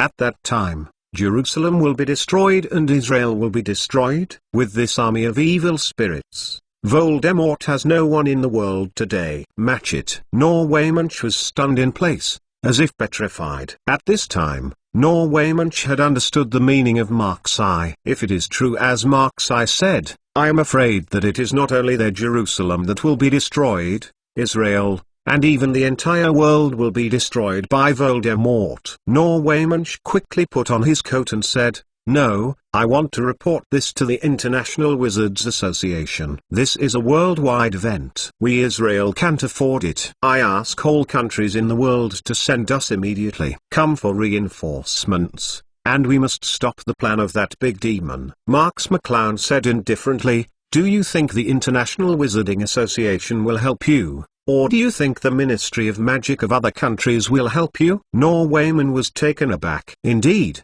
as Marx McClown said, the International Wizarding Association had just put a name on it. In fact, it could not command the Ministry of Magic of other countries. Cool Tiger, otherwise, the British Ministry of Magic and their Israeli Ministry of Magic would not be captured so easily. The Ministry of Magic in other countries is the best if it has nothing to do. How could they send top wizards to assist them? Besides, the reason for reporting is so absurd. Who would believe him without evidence? Norwaymanch sat weakly on one side of the sofa and said, What should we do? If the gates of hell are truly opened, we Israel will be the first to be destroyed. The country we have worked so hard to build, is made up of hard work. Ministry of Magic. Marx McClown said indifferently, I have already said that you must fight for yourself, not just ask for help from others. Norwayman was taken aback, looking at Mark-Sai in a puzzled manner, as if he had heard something from Mark-Sai's words, and it seemed that he could not understand something. Cool Tiger, Marx McClown said, Although I can assist you, this is your nation, this is your country, and your Ministry of Magic. If you always pray for help from others, do you think your foundation will be strong? Norwayman lowered his head in shame. He already understood what Marx McClown meant. Indeed, this is the greatest crisis their nation-state has encountered. If they don't want to win the war, but instead want to rely on Mark-Sai, rely on the International Ministry of Magic, and rely on the Ministry of Magic of other countries, this is simply not the best solution! The best way is for them to stand up in a real sense. Norwayman took a deep breath, looked at Mark-Sai, and said, Mr. Mark-Sai, thank you. I didn't expect that. I had been a minister for so long, and I had forgotten the characteristics of our nation. You still want you to remind me? McClowns, we Jews have been suffering from disasters since we were founded. If we are not self-reliant and self-reliant, how can we survive until now? I am really stupid. Marx McClown showed a smile, walked to Norwayman, and said, Mr. Edelstein, it's okay if you figure it out. I don't want to cooperate with you. You just blindly pin your hopes on me. Norwayman nodded quickly and said, Mr. Mark-Sai, you are the great benefactor of our nation. No matter whether we can survive this difficult time or not, I can't forget your kindness. Norwayman stood up, finally showing a confident smile on his face. Now Norwayman finally looked like the minister of a country's Ministry of Magic. Norwayman wondered, Mr. Mark-Sai, tell me, what should we do now? Marx McClown hesitated for a while and said, Now we should take the initiative to fight back. Norwayman was taken aback, and said, Active counterattack? Marx McClown nodded and said, McClowns, Voldemort's current goal is Jerusalem, and the reason why he is so late is because of my existence. He is afraid that I will disrupt his plan this time. With Voldemort's suspicious character, we must get everything ready before we can do it. We can't let Voldemort arrange it anymore, we must attack first. In fact, Marx McClown also has his own considerations. He has lost too much time in Israel. If anything happens in the UK during this time, it will be more than the gain, so things here must be resolved quickly.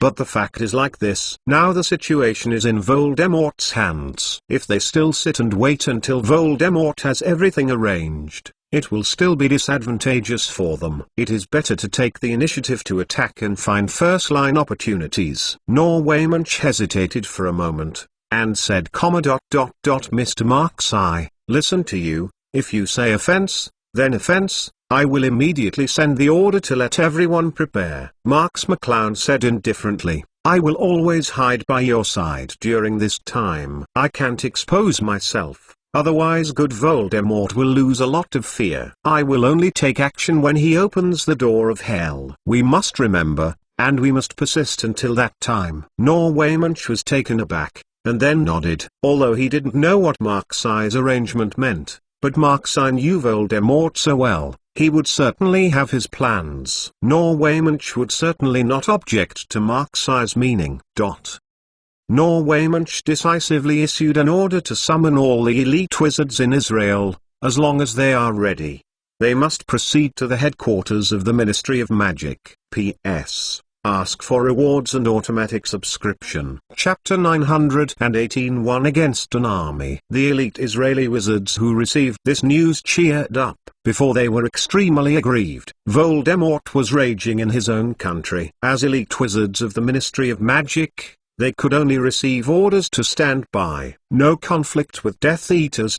Cool Tiger, this is how these passionate Israeli wizards can bear it. But since this is the order of the Ministry of Magic, even if they are unwilling, they can only stay in Jerusalem and wait for the next order. Now that they have waited so long, the Ministry of Magic finally ordered them to assemble and counterattack. They were so excited that they were finally able to fight for the country. Even if they died in the war, they were worthy of the country and the nation. Norwaymanch also noticed the fierce fighting spirit of the elite wizards of the Ministry of Magic. Sure enough, Marks McClown was right. A nation must have its own blood. Every inch of mountain and river has blood. Only blood-stained mountains and rivers have no land to give up. In addition to the Israeli Ministry of Magic, the Israeli government is also actively preparing for war. Several elite army groups are guarding near Jerusalem, waiting to march towards the headquarters of the Ministry of Magic. The Israeli government also knows that ordinary soldiers have little effect on the 523 in the Wizarding War. However,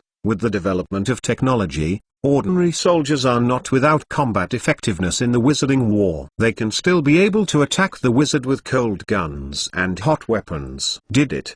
The point is that Voldemort's recent activities have long affected the Israeli government, and the Israeli government hates Voldemort. What's more, Norwich and the government have explained the situation. In such a national crisis, how could the Israeli government not send the most elite? What about the army? However, how can the Israeli Ministry of Magic and the government's actions not alarm Voldemort? The former headquarters of the Israeli Ministry of Magic, Voldemort stood on the dilapidated square at this time, ignoring the thousands of Death Eaters in front of him. Voldemort knew that the Israeli Ministry of Magic and the government would launch a general attack against them, and he also recalled all the Death Eaters. Among these Death Eaters, only a few hundred are elite Death Eaters, that is, belonging to Voldemort's most elite troops, while others are just cannon fodder, and many are even controlled by the imperious Cursby. The puppet is just a human bomb. Lucius walked forward with a smile and respectfully said, Master, the Death Eaters have been assembled. There are 3,562 people in total, all of them obey the Master's arrangement. Cool Tiger, Voldemort nodded faintly, and said, Is there any news from Marks?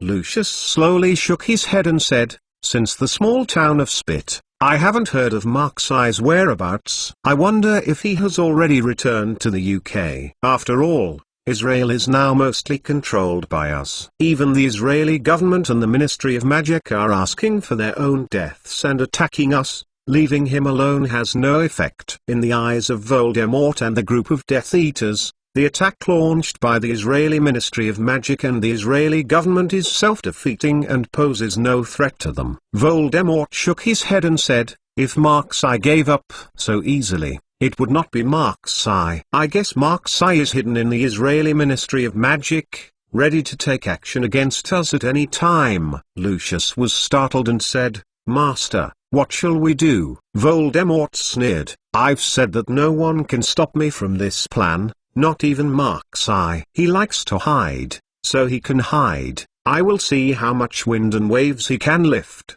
If he dared to jump out, I don't mind letting him see the power of the Seven Lords, and then wipe him out forever. Lucius exclaimed, the Master is mighty, and the Master has gained the power of the Seven Monarchs. Mark-Sai is definitely not the opponent of the Master. I wish the Master a victory here. Voldemort groaned for a moment, and said, you also have to do something with the Israeli government and fight with the army. We will suffer a lot of casualties. This is not what I want to see. The hot weapons of the Israeli army are still a certain threat to wizards, and Voldemort does not want the Death Eaters to die in Mole hands. Lucius was taken aback and said, Master, what do you mean? Voldemort said indifferently, you lead the Death Eaters into Jerusalem and do your best to make trouble in Jerusalem. It doesn't matter if you destroy this city. I want the Israeli government to know the fate of confronting me. Lucius said in surprise, Master, you don't want to fight against the Israeli Ministry of Magic and Israeli government forces alone. It's too dangerous. Voldemort sneered. Danger is indeed dangerous, but they are the ones who are dangerous. With their scumbag characters, more people can't threaten me. Lucius frowned, not understanding what Voldemort meant. Voldemort sneered at the corners of his mouth. Indeed, the Israeli Ministry of Magic and government forces are not Voldemort's opponents at all. Voldemort's current strength is enough to crush such ordinary people. This is already a huge gap in quality and cannot be made up by ordinary quantity! But Voldemort's real purpose is not this, but Mark-Sai. Voldemort knew that Mark-Sai had come out of the ruins, but was hiding somewhere in Israel. What Voldemort had to do was to draw Mark-Sai out, and Voldemort alone played against the Israeli Ministry of Magic and the Israeli government forces. It was Voldemort who thought it was best to lure Mark-Sai. Opportunity. If Mark-Sai showed his face, Voldemort would wipe it out at all costs. As long as the hidden danger of Mark-Sai disappeared, Voldemort could open the door of hell with peace of mind, and no one would obstruct him. Lucius didn't know what Voldemort was thinking, and could only say, Master, I know, I will not let you down. The city of Jerusalem is over. Voldemort nodded and said, you are ready to go. Since they have already acted, we should act too. Chapter 919, Regaining Hope. Temporary headquarters of the war in Jerusalem. A group of high-level Israeli Ministry of Magic and high-level Israeli government gathered together. This situation seems to be not uncommon for them, and the members of both sides are no different. Because of Israel's national conditions and the common belief in Judaism, the Ministry of Magic has a very good relationship with the government, and it is not surprising that there are such meetings. The leaders of the meeting were Norwaymanch and Rabbi Paul, who carefully looked at the documents in their hands, frowning and saying nothing. A high-level government said, Mr. Jaeger, we are all ready, now we are waiting for your commander. Rabbi Paul looked at Norwaymanch and said, Norwaymanch, is there any question? Norwaymanch sighed and swept his eyes to the side. There was a dark shadow hidden there, and he looked like an ordinary bodyguard without any surprises. But Norwaymanch knew that that was where his confidence lay, and Marks McClown was hiding there. Norwaymanch took a deep breath and said, there is no problem, let's go. Retake the Ministry of Magic. With Noik's order, more than 200 elite wizards of the Israeli Ministry of Magic were immediately ready, including several Israeli armies, and marched toward the headquarters of the Ministry of Magic. Plus Cool Tiger, Norwaymanch and Rabbi Paul are also in this huge army,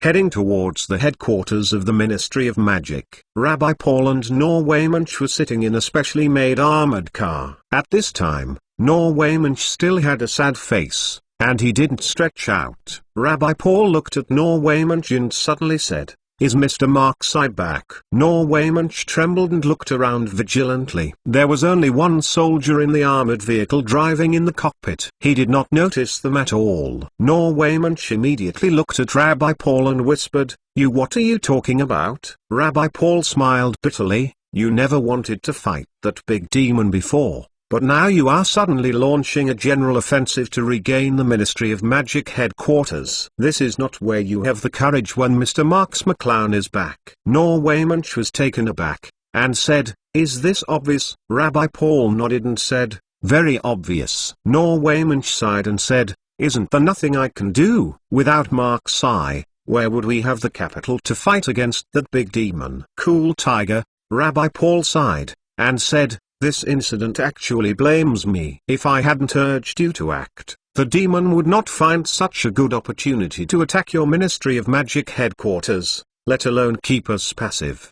Status. Norwaymunch shook his head and said, "Don't mention the past. Anyway, this time is our dignity battle. If we win, we can continue to exist. If we lose, everything will be over." Rabbi Paul also listened to Norwaymunch talking about the gates of hell, and sighed helplessly. Compared with Voldemort, the strength of these ordinary people was too small. Rabbi Paul lowered his voice and said, "Where is Mr. Mark's eye now? I want to apologize to him. I really apologize to him for what happened before." Norwayman curiously said, "Mr. Mark's eye is already hidden. Voldemort will definitely send someone to sneak into our Ministry of Magic and your government. Therefore, once Mr. Mark's eye is exposed, Voldemort will be more unscrupulous. Mr. Mark's eye must hide in the dark. Wait until the critical moment." Rabbi Paul shrugged helplessly and said, "Then I can only apologize to Mr. Mark's eye later." When the Israeli Ministry of Magic and the government army were halfway through their journey, a huge tornado was suddenly rolled up in front of them for no reason,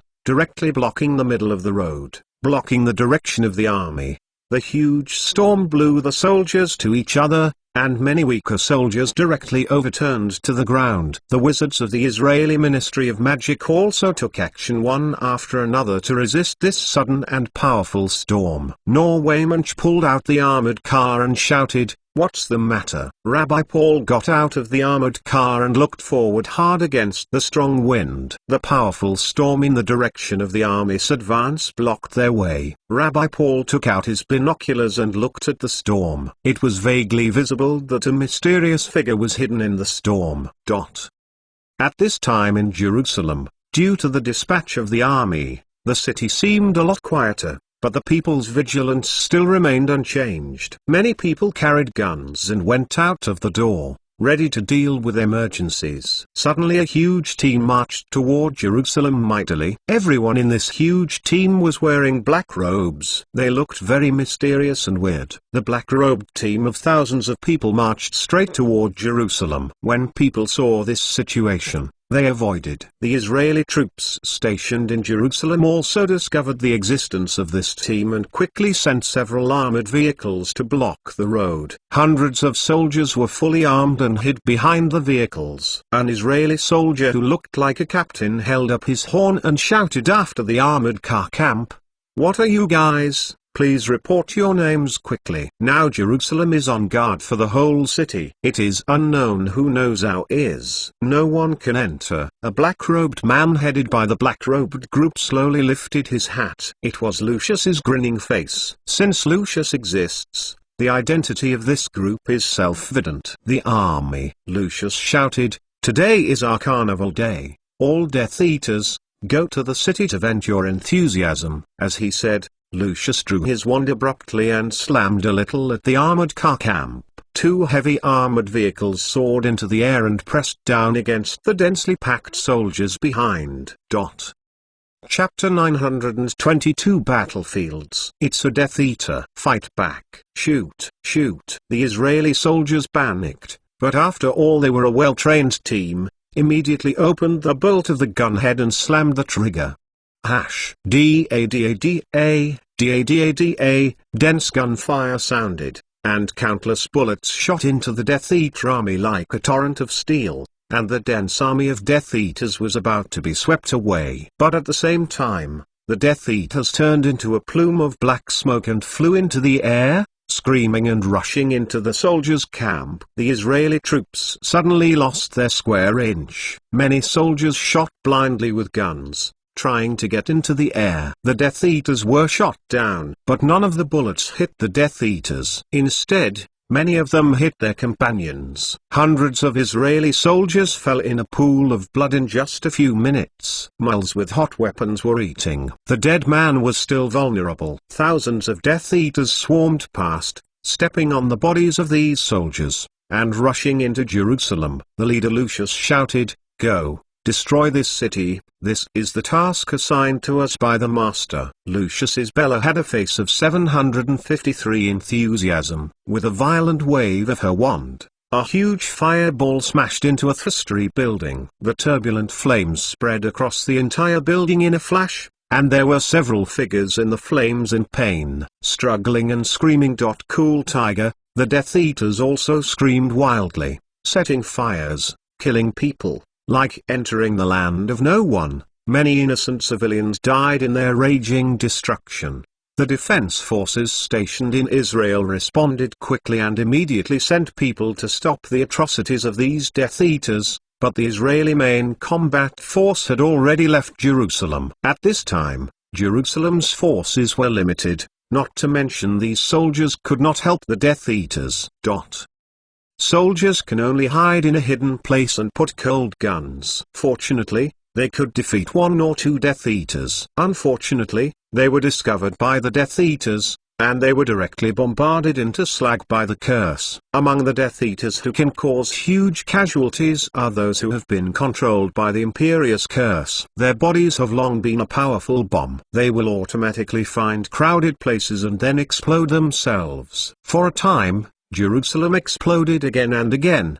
The originally quiet and harmonious city was plunged into blood and fire.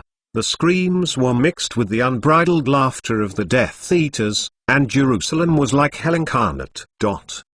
On the other side, the Israeli Ministry of Magic and government forces, the storm in front of them slowly diminished, revealing a figure. It was Voldemort. Norwayman saw Voldemort's hideous look and angrily shouted, "It really is you, you dare to appear in front of us." Voldemort hovered in the air, looking at the mighty Israeli army in front of him, and said in a moment, "Why don't I dare to appear in front of you? What are you guys?" Norwayman flushed and shouted angrily, "All the wizards of the Israeli Ministry of Magic obey orders to kill this person." The elite wizards of Israel's Ministry of Magic, as if they were on the verge of an enemy, rode on the flying broomsticks and flew into the air, encircling Voldemort. The Israeli government forces on the ground also raised various thermal weapons, such as submachine guns, machine guns, even rockets, shoulder missiles, etc., all of them aimed at Voldemort. Voldemort laughed and said, "You want to beat me just because of this?" Norwayman wondered, "You only have one person. Do you really think your strength can crush all the elite wizards and tens of thousands of troops here?" Voldemort raised his hands slightly, and sneered, "Then you guys BBCF try it." After that, the storm that was about to dissipate once again enveloped Voldemort, and the wind became stronger again, making everyone unable to stabilize their bodies. Rabbi Paul shouted angrily, "Norwayman, can't let him be so arrogant. Everyone will attack immediately." Norwayman nodded heavily and said, "I see." With that, Norwayman raised his hand and waved it down sharply, which was a signal to launch an offense. More than 200 elite wizards of the Israeli Ministry of Magic immediately released their long-prepared attack curse, and the troops on the ground also squeezed the trigger at the same time. More than 200 powerful spells and countless bullets and rockets, all missiles and missiles, bombarded the huge storm where Voldemort was, and the violent explosions instantly spread across the entire area. The explosion was so powerful that even the storm was blown apart,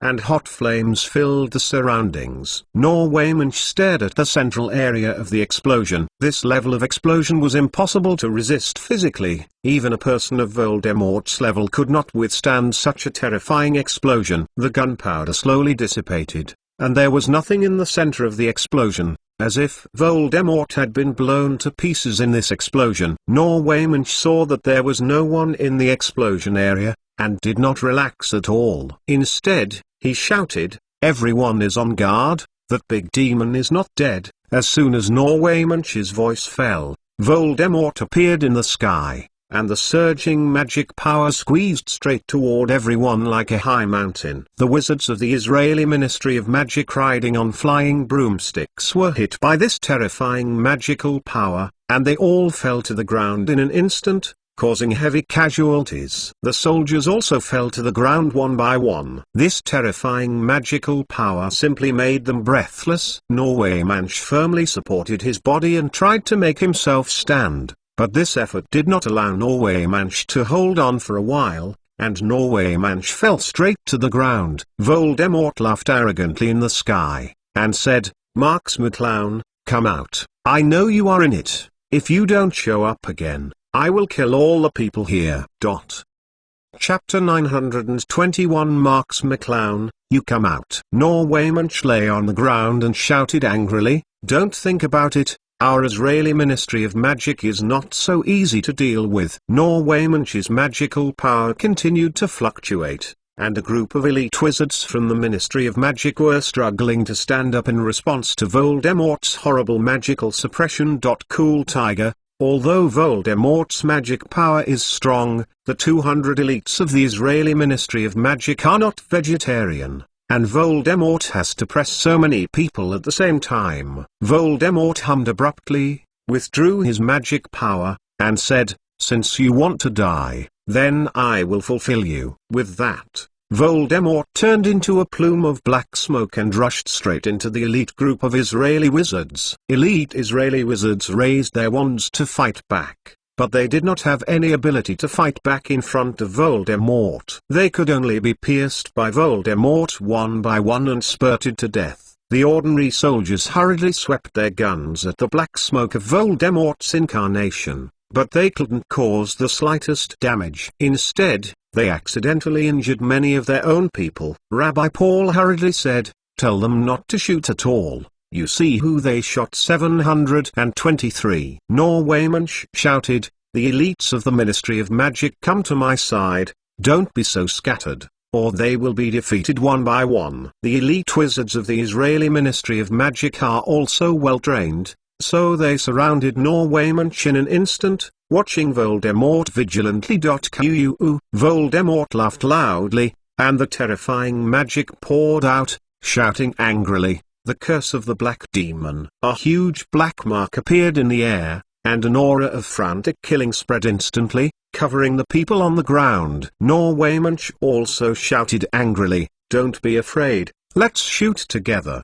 They are just one person, and they can't be our opponents." The elite wizards of the Israeli Ministry of Magic also gritted their teeth and shot at the same time. More than 200 elite wizards shot at the same time.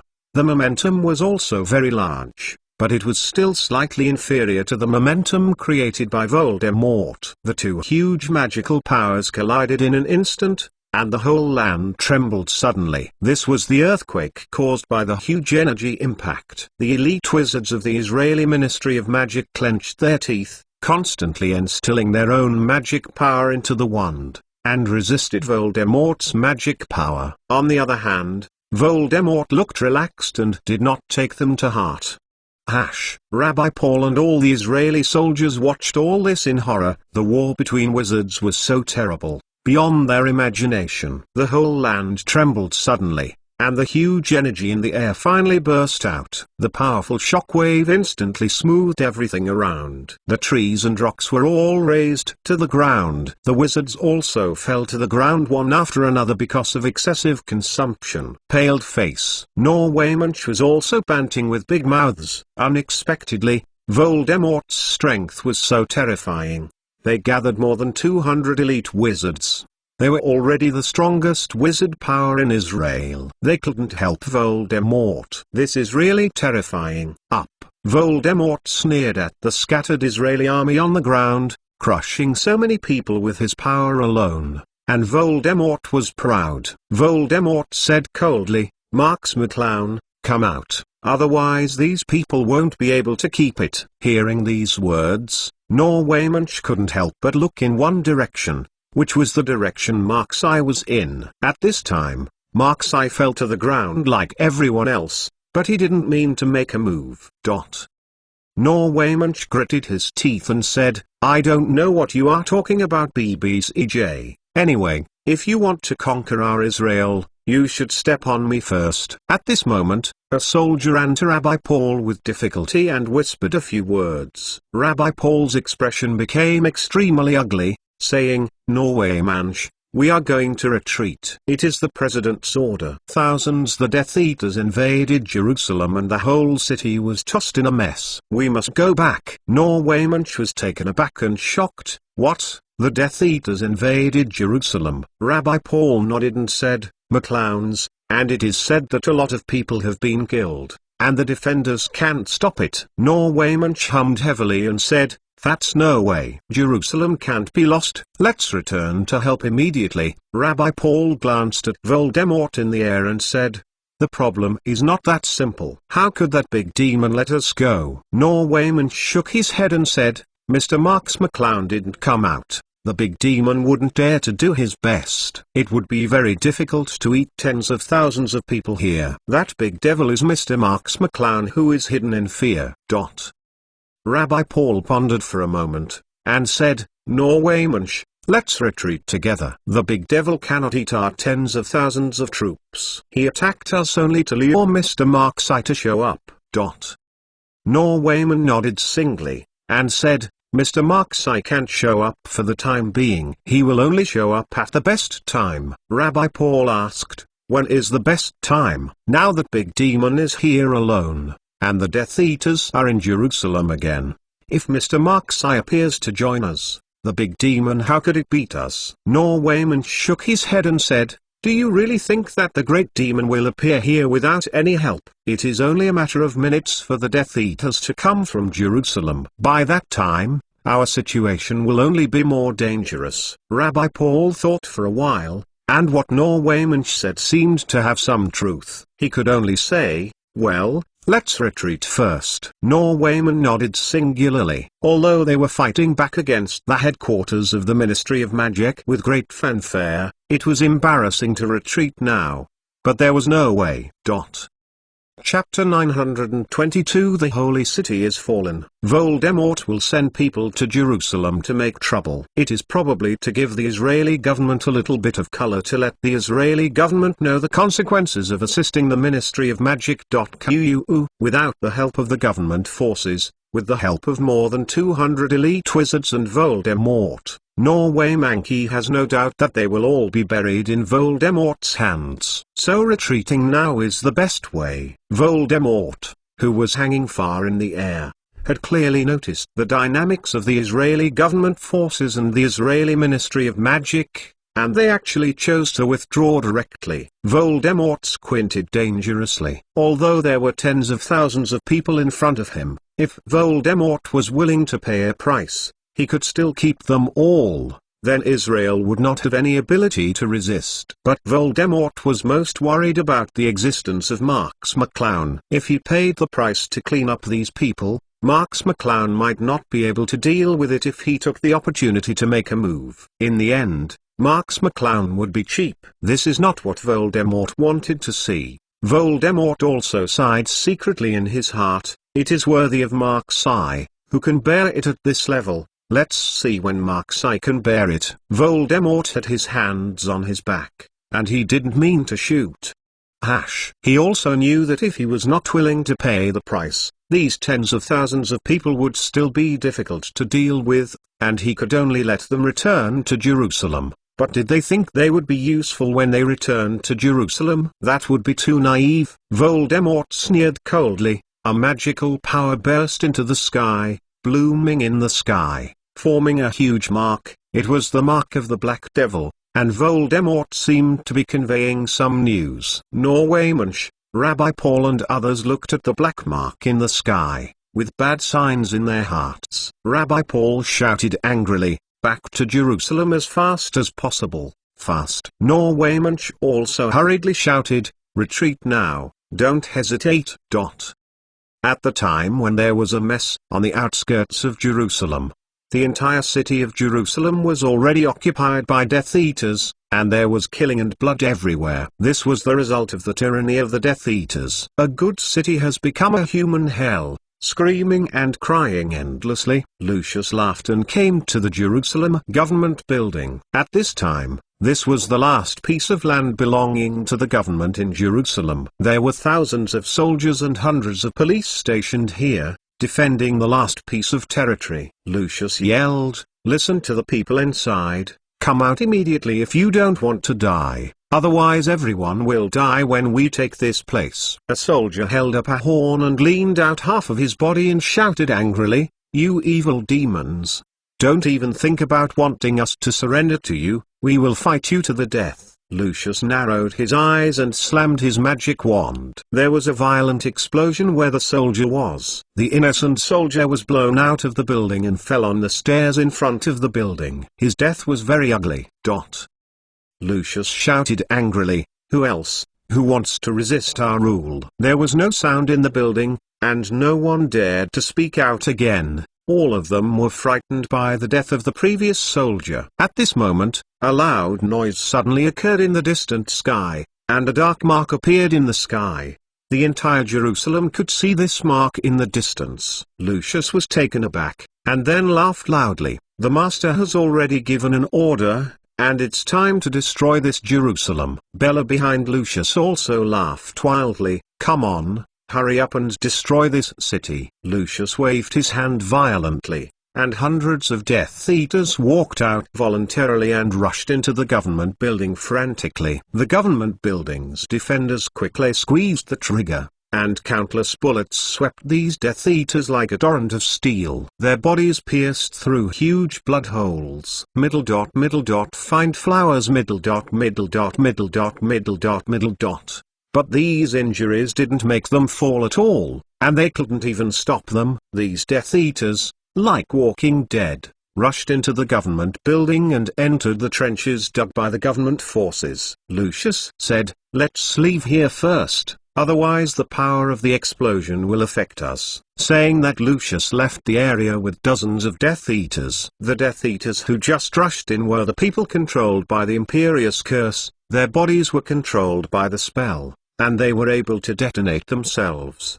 They had only one purpose for rushing in, and that was to explode. And the dark mark issued by Voldemort is a signal to all the puppet Death Eaters. They all blew themselves and destroyed the city. Thousands of Death Eaters found various places. Some were where soldiers gathered, some were where civilians gathered, and some were heavy warehouses or ordnance places. After all the puppet Death Eaters found their positions, their bodies burst into pieces. A huge explosion covered everything around them, countless explosions connected together, and the entire city of Jerusalem suddenly burst into dazzling light. Lucius and a group of elite Death Eaters gathered on the Temple Mount. Seeing that Jerusalem was instantly submerged by a huge explosion, houses, cars, and even living people were all covered by the explosion. A powerful shockwave hit the Temple Mount, and all the elite Death Eaters laughed. This destruction is the scene they most want to see, especially Bella. Under this scene, they are so excited that they can't be self-conscious. Zhang Fang dance claws in place. Jerusalem, a city with a long history, was mostly covered by explosions. This city is no different from being destroyed directly. P.S. Ask for automatic subscription. The most powerful mage of Harry Potter Chapter 923, the most desperate situation. Not far away, the Israeli government forces and the Israeli Ministry of Magic, who were desperately rushing back, saw such a terrifying explosion in Jerusalem. They were so surprised that they were speechless.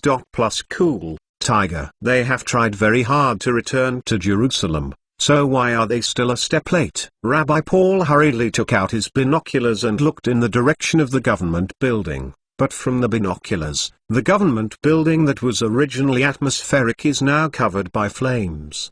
The broken walls are stained with blood stains, and the surroundings are covered by black smoke. Shrouded, the government building has been destroyed. Rabbi Paul fell to the ground feebly and said, "It's impossible." The government building was also destroyed. The president is still inside, and the commander of the armed forces. Are they all dead? 047 Women also looked at the terrible situation of Jerusalem in disbelief at this time. The changes in things have exceeded their imagination. Just like this, Jerusalem was destroyed while they watched. Voldemort slowly landed on the Temple Mount, looking at the flame-shrouded Jerusalem, like an apocalyptic scene. He couldn't help but laughed coldly and said, "Have you seen it? This is the end of the fight against me. Everyone will die if they disobey me." A group of elite Death Eaters knelt to the ground, shouting loudly, "Long live the Master!" Voldemort hummed slightly and looked at the Israeli government forces and the Israeli Ministry of Magic, who were desperately driving towards Jerusalem not far away. Cool Tiger. He knew that Marx McClown must be hidden nearby. But now Jerusalem has been destroyed, and the government army and the Ministry of Magic have also lost their fighting spirit. Marx McClown is still alone, so why fight with himself? Marx McClown's so-called forbearance only gave Voldemort a chance to defeat them one by one. This time, Marx McClown miscalculated. Voldemort thought with complacency, now that he only needs to open the door of hell and summon the evil spirit army in hell, no one in the world will be his opponent. He will rule the world and become the highest ruler in the world. Lucius stepped forward at the right time and asked, "Master, are you going to open the door of hell?" Voldemort nodded lightly and said, "McClowns, you help me guard this place. I may appear at any time. It takes a certain time for me to open the gate of hell. You will have to delay me until I successfully open the door. If you die, you know what it is." Lucius was taken aback and said, "Marx McClown hasn't appeared yet. We have all destroyed Jerusalem." "Master, you have also successfully defeated the government army and the Ministry of Magic. Wouldn't he have no chance if he doesn't show up?" Voldemort said coldly, "He will definitely appear. There is no doubt about that. As long as you can hold on, it will be fine." "How can you say that there are 300 or 400 elite Death Eaters, and it is more than enough to deal with Marxi and the Israeli Ministry of Magic?" Lucius hesitated for a while, and said, "Master, I know, we will definitely hold on." Voldemort thought about it carefully, and felt that there was no more omission, so he slowly nodded, slowly floating in the air, and was about to open the gate of hell. The Israeli government army and the Ministry of Magic army in the distance, everyone was stunned. Jerusalem had been destroyed at this time. It would be useless if they rushed to Jerusalem. They could only watch Jerusalem immersed in fire and blood. Despair. General Rabbi Paul smashed his phone to the ground and said, "No, I can't contact the president and them. They don't know if they were killed in the explosion just now." Norwaymanch also knelt on the ground weakly. At this time, Norwaymanch was also desperate in his heart. Originally, he wanted to fight Voldemort to the death, who knew that Jerusalem was directly destroyed by Voldemort. What can the remnant army do? Norwaymanch suddenly trembled all over. Yes, he still has Marxi, a life-saving straw, and it is time for Marxi to take action. Norwaymanch crawled and rushed to Marx McClown, who had been hiding near him, suddenly pulled Marx McClown's skirt, and said, "Mr. Marx McClown, you can do it quickly. If you don't do it, we Israel the country is really subjugated, and we Jews will also be annihilated." Being held by Norwaymanch in this way, Marx McClown can't hide anymore. So she can only lift up her headscarf and say, "Mr. Edelstein, don't do this. Even if I make a move now, I can't help you." Norwaymanch shook his head repeatedly and said, "No, no, no, you can definitely help us, as long as you do it." Marx McClown grinned bitterly and grabbed Norwaymanch's hand, and said, "Mr. Edelstein, listen to me. My strength and Voldemort can indeed fight, and I really don't fear Voldemort. Do you know what I am most worried about?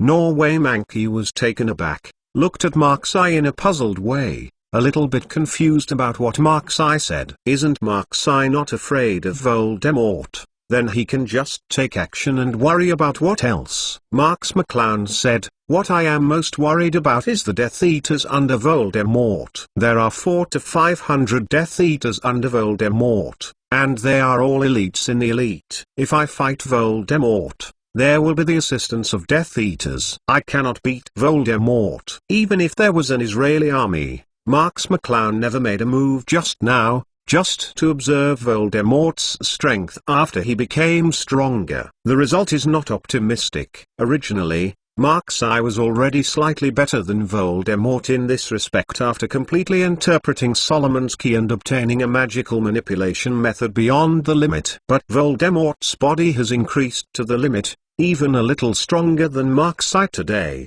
and he easily flattened the strength gap. Therefore, Marks McClown knew very well that even if he made his own moves, he would not be able to prevent Voldemort's apparition, and Voldemort would still be able to apparition to the Death Eaters in Jerusalem at any time.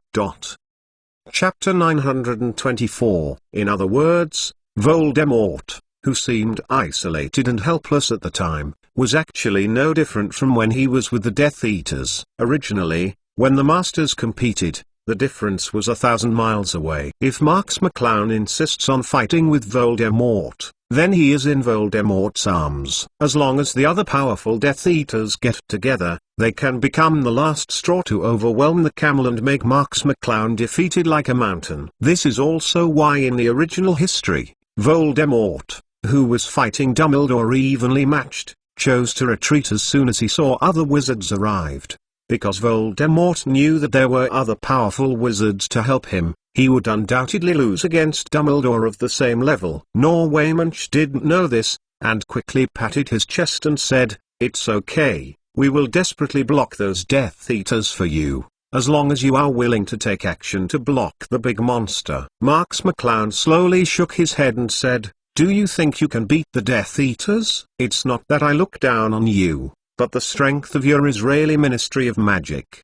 11 is not the opponent of those Death Eaters at all." Norwaymanch's expression immediately depressed. Indeed, their Israeli Ministry of Magic has never been strong, otherwise it would not have been a weak Ministry of Magic. Marks McClown just thought that the Israeli Ministry of Magic was not an opponent of the Death Eaters at all. So she had been looking for opportunities and did not attack. This is the fundamental gap in strength. Norwaymanch can't say anything at all. Marks McClown said, "Actually, I have already guessed what will happen here. I asked you to attack Voldemort in order to lure Voldemort to fight back.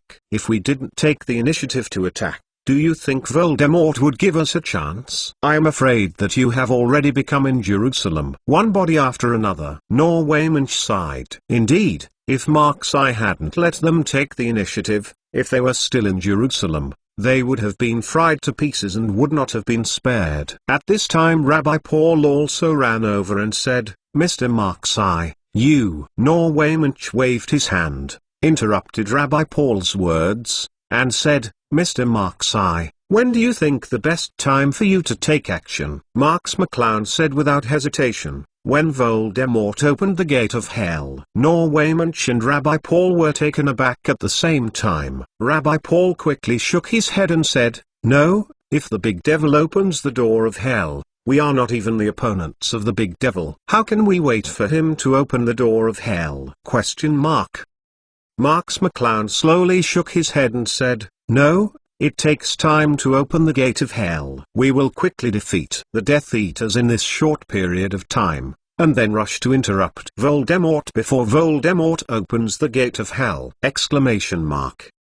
Norwaymanch and Rabbi Paul were taken aback at the same time. Both of them showed puzzled expressions. According to Mark's eye's statement, their chances are not very slim. Who knows how long it will take for Voldemort to open the gate of hell? Marks McClown did not speak, but looked at the two faintly. The two sighed and looked at Marks McClown helplessly. They also knew that the weakness of Israel's Ministry of Magic was a flaw. If they were really fighting for their strength, they really couldn't compete with Voldemort. Norwaymanch nodded slowly and said, "Mr. Mark's eye, we listen to you." Marks McClown looked at Rabbi Paul. He didn't want Rabbi Paul to have his own way like last time. Rabbi Paul sighed and said, "I will summon the Israeli Air Force to support you then." Marks McClown shook his head and said, your weapons will not be useful to deal with Voldemort. As long as you cooperate with me to solve the Death Eaters, everything will be fine. Norwaymanch and Rabbi Paul had no opinion at this time, so they could only listen to Mark-Sai's statement and said, "Okay, we understand." At this moment, a soaring evil spirit quickly spread from the direction of the Temple Mount in Jerusalem, and it was vaguely visible that Voldemort was floating in the air, and the 7 looming demonic souls were suspended behind Voldemort,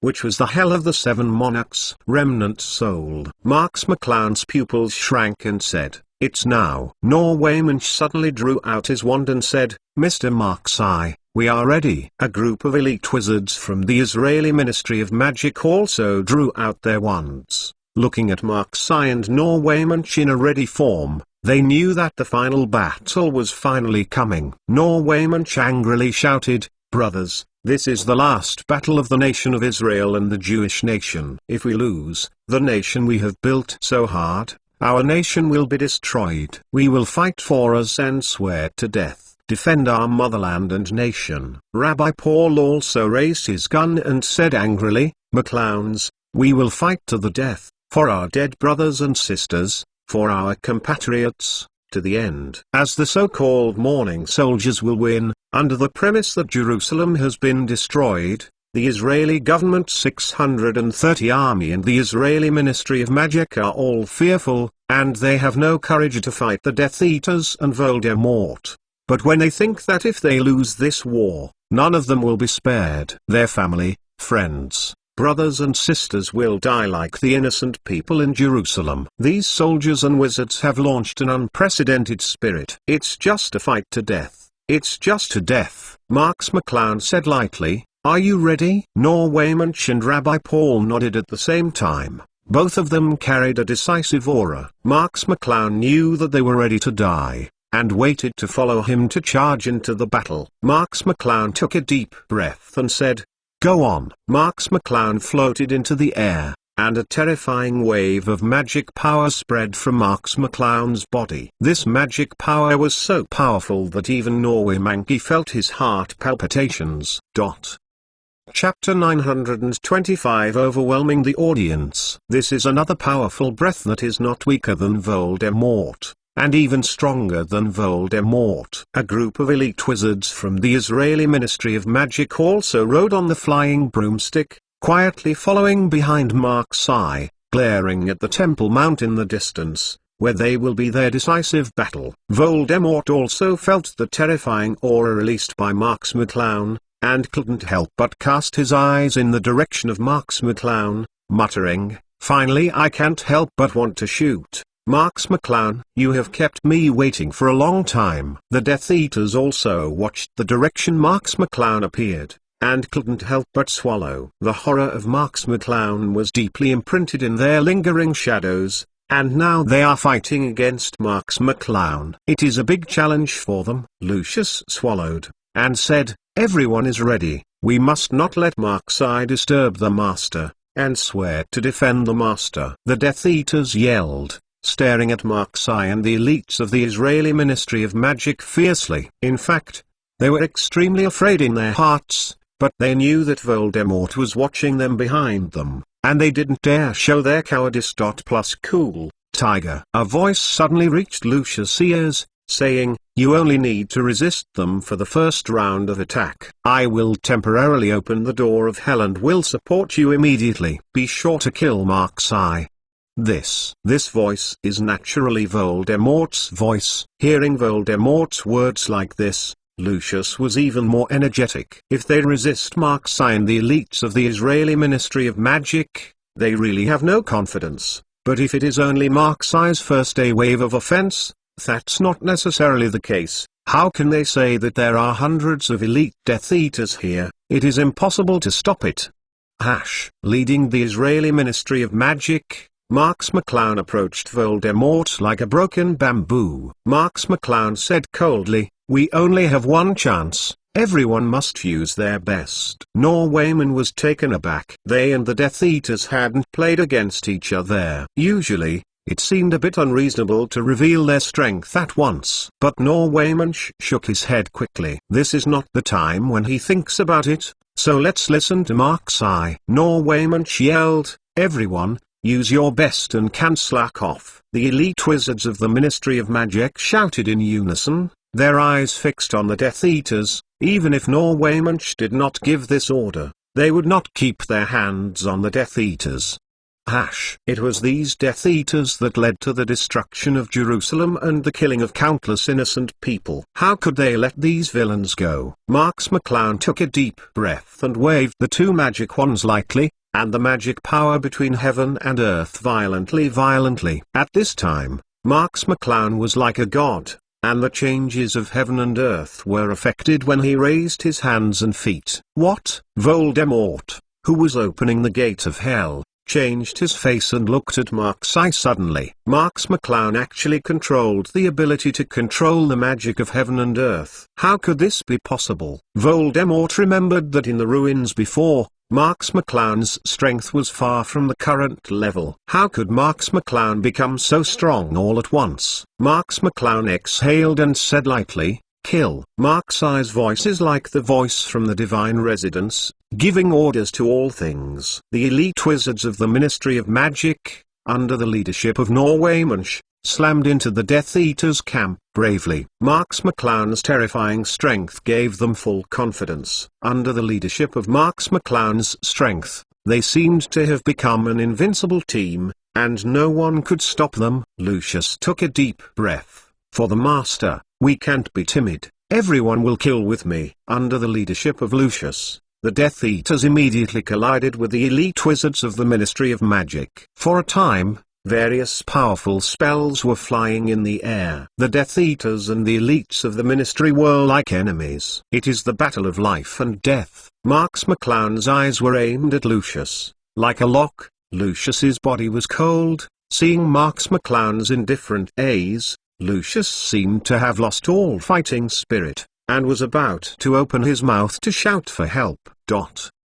A golden holy sword penetrated Lucius' heart in a flash. This golden holy sword is self-condensed by the magic power in the air. This is also the ability that Mark-sai possesses after he can control the magic of heaven and earth. The enemy can't find out where Mark-sai launched the attack, because Mark-sai at this time is heaven and earth. Heaven and earth are Mark-sai. Lucius looked at the golden holy sword on his chest in disbelief. His mouth opened. In the end, he couldn't say anything. He thumped and fell to the ground. The warm blood flowed from Lucius' chest. Outflow. Each Death Eater also appeared one after another gold holy sword, without the slightest hesitation. This golden holy sword seemed to have its own wisdom, accurately found the location of the Death Eater's heart, and pierced it straight into it! The Death Eaters screamed, their bodies smashed to the ground. In front of Marks McClown's terrifying strength, they had no ability to resist. They could only watch their being slaughtered. Bella stabbed a golden holy sword into her body, and bright red blood spewed out, but Bella did not fall like other good promised Death Eaters, but screamed and rushed towards Mark-sai. It seemed that he wanted to pull Mark-sai to the end before he died. Marks McClown glared at Bella coldly. Bella's body was stagnant in front of Marks McClown, unable to advance any further. Bella could only look at Mark-sai with great anger. Her eyes seemed to eat Mark-sai clean. Marks McClown smiled faintly, and with a light wave of her magic wand, Bella's body was directly thrown out, pierced by sharp sword energy in the distance high in the sky, and fell to the ground like a broken leather ball. P.S. Ask for automatic subscription. Chapter 926 The strongest wizard is fighting melee! One after another Death Eaters were killed by the golden holy sword condensed by Mark-sai's magic power, which also gave the elite wizards of the Israeli Ministry of Magic a lot of room to play. All they had to do was to kill those who were not killed by the golden holy sword. Death Eaters made the final blow. In less than 2 minutes, all 400 to 500 Death Eaters under Mark-sai and the slaves of the Israeli wizards and Voldemort were slaughtered. This is Marks McClown's current strength. This kind of strength gap is no longer a gap that can be made up by numbers. When Norway Munch and other Ministry elites saw all this, they were extremely convinced by Marx McClown. If they were simply unable to defeat the Death Eater tribe, let alone the slaughter so clean, all the credit for this would be Marx McClown also breathed a sigh of relief. Now that the Death Eaters tribe has been resolved, Voldemort is not a big problem. Then he can finally let go of his hands and fight Voldemort to the death. Voldemort was originally suspended high in the air and was opening the door of hell on the Temple Mount, but he never expected that the Death Eaters would not be able to survive for 2 minutes, and they were all beheaded. Voldemort's eyes were bloodshot, and he looked at Marx McClown 467 with furious eyes, wishing to swallow Marx McClown alive. Cool Tiger. He knew that Marx McClown was about to destroy her own good thing at this critical time, that is, to make her plan fail again and again. He knew it. He knew it. Voldemort roared fiercely as a wounded beast, and a suffocating aura gushed out of Voldemort's body. Voldemort seemed to be incarnate as a demon god, and the entire Temple Mount was covered by the suffocation within a short time. Open the naked eye can see puffs of black smoke from the ground. Norway Munch said in shock, Mr. Marx Eye, it's not good. The big demon has opened the door to hell. A group of Israeli Ministry of Magic elites retreated violently, for fear of being affected by this soaring evil aura. The Temple Mount collapsed in a corner, revealing the invisible underground, and a bloody breath spread from the ground, which can be heard from a distance. The sound of ghost crying and wolf howling, that is the voice of hell souls. Marx McClown narrowed his eyes and said, Mr. Edelstein, you and the wizards of the Ministry of Magic defend against the evil spirits that overflow. Remember to keep it, or Israel will be finished. Norway Munch said with a bitter face, we only have more than 200 wizards. How can we be able to beat the endless army of evil spirits in hell? Marx McClown yelled, Voldemort is only a part of the gate of hell. The overflowing evil spirits are limited. You should be able to deal with it. After speaking, Marx McClown had no time to speak anymore, and flew in the direction of Voldemort. At this time, Voldemort seemed to have a sharp heart, stopped opening the door of hell, and watched Marx Eye fly over, revealing indescribable killing intent in his eyes. Norway Munch could only shout helplessly, everyone in the Ministry of Magic, listen, continue to fight, target the army of evil spirits at the gate of hell. With that said, Norway Munch led the elite of the Ministry of Magic to kill the evil spirit army.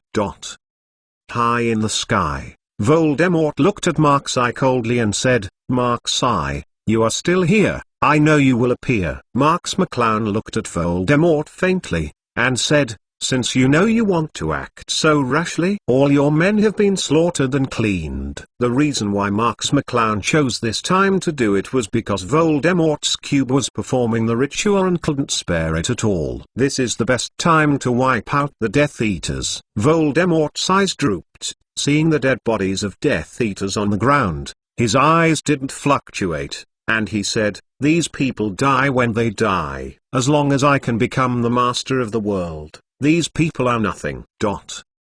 Marx McClown snorted softly and said, with your indifferent character, do you still want to be the master of the world? I think you are dreaming. Voldemort was surprisingly lifeless. His anger towards Marx McClown had already been hidden in his heart. What Marx McClown said about Voldemort's mood would not change anymore. Voldemort said, Marx McClown, it's over. You should end your boring fuss. Marx McClown looked at Voldemort indifferently, and did not speak. He knew that Voldemort at this time was not the Voldemort of the past. This time Voldemort really made up his mind to fight himself. Voldemort glared at Marx Eye and shouted angrily, you mess up my plan time and time again. This time you will definitely die. No one can save you. 7 glums appeared behind Voldemort, which was the projection of the glums of the 7 Lords of Hell. The peculiar evil aura of the 7 Lords of Hell filled the surroundings, and the door of hell that had stopped opening was slowly opened again. The Temple Mount collapsed a little bit, and more souls overflowed from it. Norwaymanch is commanding the elite wizards of the Ministry of Magic to resist the army of evil spirits. Rabbi Paul is also commanding the army, using various weapons to try to kill the evil spirits as much as possible. At the beginning, this situation can be controlled. After all, the grievances escaping from the gates of hell are not many, and they are still under the control of Norwaymanch and Rabbi Paul. However, with the appearance of the projection of the Golem of the Seven Monarchs, the gates of hell continued to slowly open, and more grievances overflowed from it. For a while, Norwaymanch and Rabbi Paul couldn't control the situation. Voldemort shouted angrily, and actually bullied himself directly, slamming his fist towards Mark's eye. The fist and wind were so strong that even the air would be exploded. Marx McClown's pupils shrank, and Voldemort actually wanted to compete with himself. In Mark's eye's impression, Voldemort's strength is not amazing. Why suddenly he has to compete with himself? Marx McClown was not afraid, he really hadn't been afraid of anyone in the competition, and he also hit Voldemort with a heavy punch. Boom. Harry Potter, The Most Powerful Mage, Chapter 927, The Strongest Dark Demon in History. The two fists bombarded each other heavily, and the entire space trembled, and the surrounding air continued to crackle.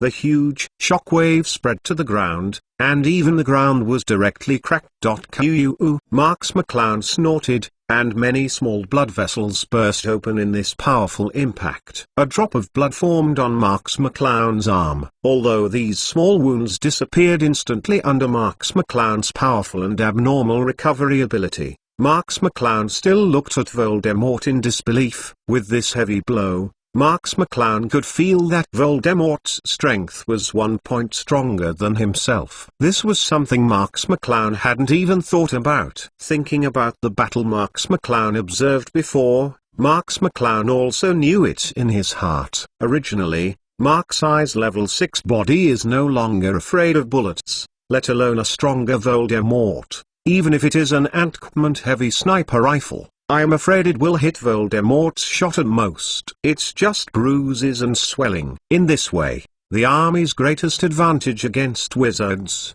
modern thermal weapons that can attack at a speed that humans cannot respond to, has gone. Because even if you hit Voldemort, it won't cause much damage at all. What's more, before hitting Voldemort, he needs to break through Voldemort's armor protection and magic protection, which is even more difficult.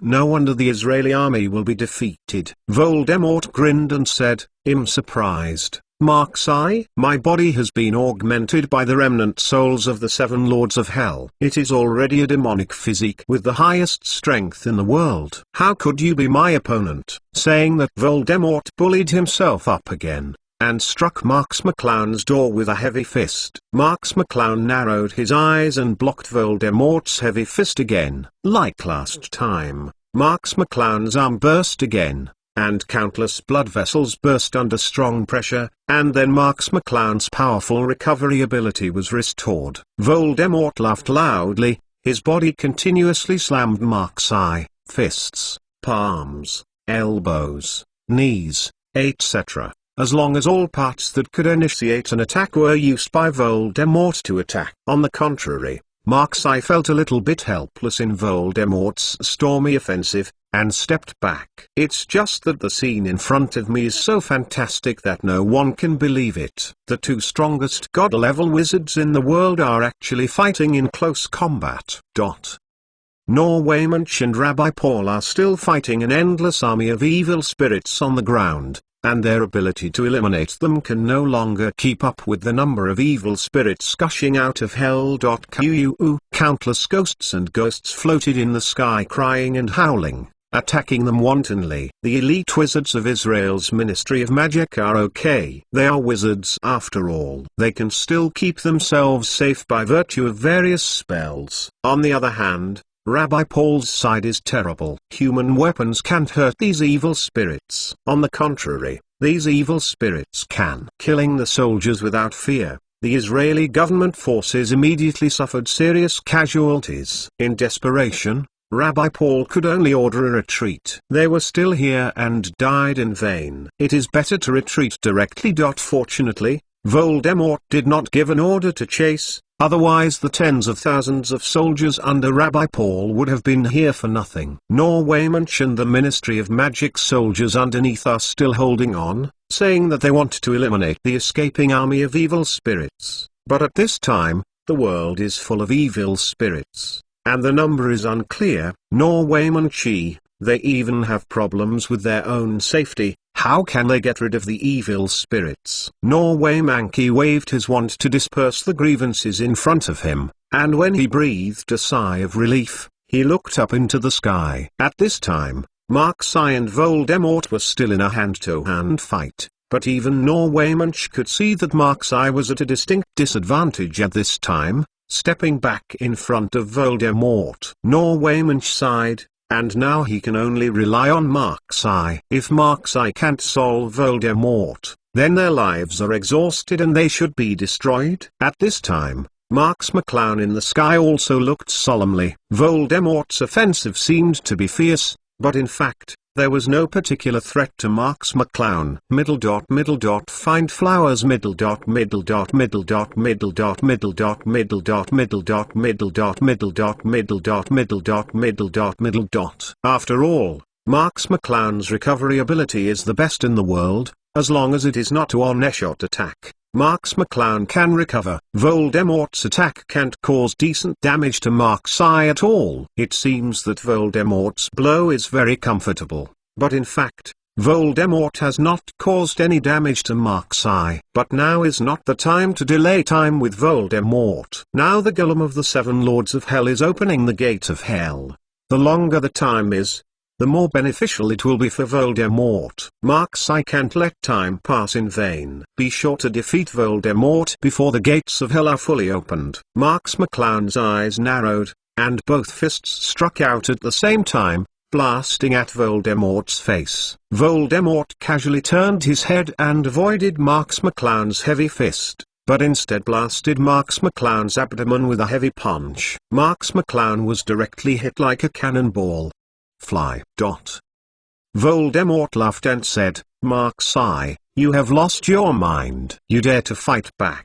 The listening Marks McClown smiled coldly. He just took this opportunity to distance himself from Voldemort. The smile at the corner of Voldemort's mouth also slowly disappeared, and he naturally discovered Marks McClown's intention. Marks McClown already knew that Voldemort's was powerful, but compared to magic had the disadvantage of being slightly inferior to Marks McClown, so he took advantage of a loophole in Voldemort and distanced himself from Voldemort. Marks McClown's double wands appeared in his hands at the same time, shouting, Voldemort, I want to see if your magic power is as powerful as yours. The double holy sword is revealed. Two huge lightsabers appeared in the sky instantly. Endless sword energy blasted into the air, and some close souls were directly cut to pieces. The holy sword revealed by Markseye now is not of the same level as before.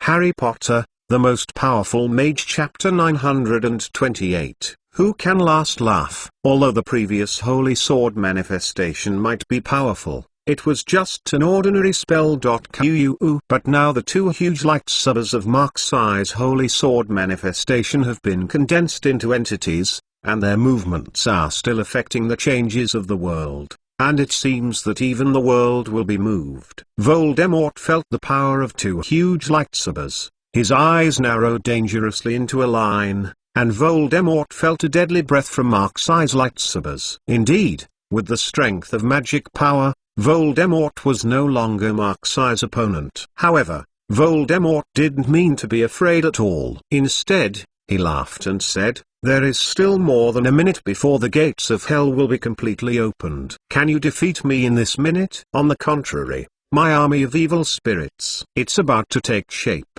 and even you will die for me at that time. At the end Voldemort was hoarse. It is true that Voldemort always faces Markseye with a high face, feeling that no matter how Markseye grows, he will not be his opponent. He should be playing with Markseye all the time. But since Markseye appeared, Voldemort's plan has never been successful. Marx McClown was able to destroy Voldemort's plan at a critical moment every time. What made Voldemort hate the most was that Marx McClown continued to grow and grow stronger again and again, until his strength finally crushed him today. Plus cool, Tiger. Voldemort could no longer bear it. Marx-Eye must die today, must die in his own hands. Voldemort roared. The curse of the black demon. Black hole. A huge black hole appeared in front of Voldemort's chest, and the powerful attraction was constantly absorbing nearby things, and even the space was distorted by the powerful suction. Voldemort slammed his hands up, and a huge black hole rose into the sky, about to cover Marx-Eye's two huge lightsabers. Marx McClown snorted coldly, and swung down the two magic wands at the same time, and the two lightsabers descended suddenly in a posture of ruining the sky and destroying the world. Countless souls were crushed directly in the air, and the terrifying sword aura seemed to split the earth. Two huge lightsabers and a black hole crashed together, a huge explosion wave blasted away, and the terrifying shockwave instantly swept countless souls around them. In the face of the powerful shockwave, the souls were all shattered without any exception. The black hole formed by Voldemort shattered directly, unable to withstand the energy of the lightsaber. The two huge lightsabers were full of cracks, but they still existed, full of power. Cool, Tiger. Voldemort's pupils shrank, watching two mighty golden holy swords pierce him with soaring light. Voldemort roared suddenly. A terrifying evil spirit escaped from Voldemort, entangled the two golden holy swords, actually crushed two golden holy swords alive, bursting out countless points of light. Marx McClown's eyes narrowed, and Voldemort was not so easy to solve it, but this was also in Marx McClown's expectation. If Voldemort was defeated so easily, he would not be Voldemort. At this time, a cold sweat broke out from behind Voldemort. He also understood from the previous fights that Marx McClown's magical strength at this time had surpassed himself. Although in theory they are still wizards of the same level, but there are also high and low points in one level, and Marx-Eye is obviously stronger than him now. The final reason lies in the method of controlling magical power that exceeds the limit. Voldemort has spent more than 10 or 2 decades to forcibly explore things. Obviously, it is better to directly obtain the Marx-Eye inherited for hundreds of years. It is simply impossible for Voldemort to match Marx-Eye's magical strength. The only advantage Voldemort has against Marx-Eye is Voldemort's strength. But Marx-Eye knew this too, so Voldemort wanted to fight Marx-Eye closer again. It is also impossible, not to mention Marx McClown's physical strength is only a little inferior to Voldemort. And this is not enough to make Voldemort triumph. Voldemort took a deep breath. Although he didn't want to admit it, what was before him was such a cruel fact that he no longer had the strength to defeat Marx McClown. If you want to defeat Marx-Eye, you can only delay time. When the gate of hell is opened, Voldemort has an endless army of evil spirits.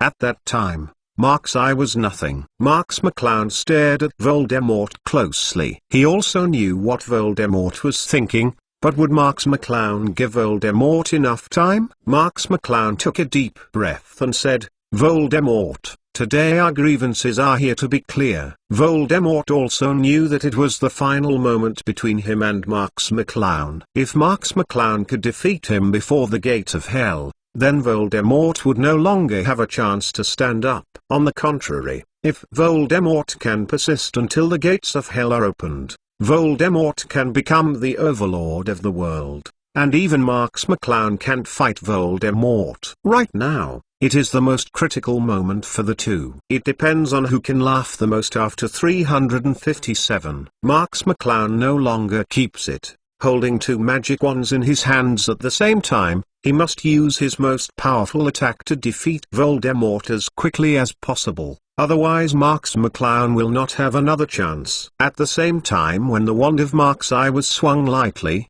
the whole world changed color in an instant, like the end of the world. The magic power between heaven and earth moved with the movement of Marx-Eye's wand. Mark-Sai seemed to have become the lord of the world, and everything in the world surrendered under Mark-Sai. Voldemort also did not have any distractions. A thick bloody spirit emerged from Voldemort's body. The golems of the 7 lords of hell stood behind Voldemort, like the most loyal servant, guarding Voldemort. Voldemort exhaled and the ground trembled abruptly. An army of evil spirits flying all over the sky surrounded Voldemort for a short time. The countless evil spirits seemed to have a shocking feeling. Voldemort no longer had any reservations, and his whole body magic burst out. Harry Potter, the Most Powerful Mage, Chapter 929, The End of Decades. At this time, Voldemort seemed to have become the Lord of Hell, surrounded by the blood of evil spirits, forming Voldemort's strongest defense. Voldemort raised his wand, and in an instant, the whole world was trembling under Voldemort's wand.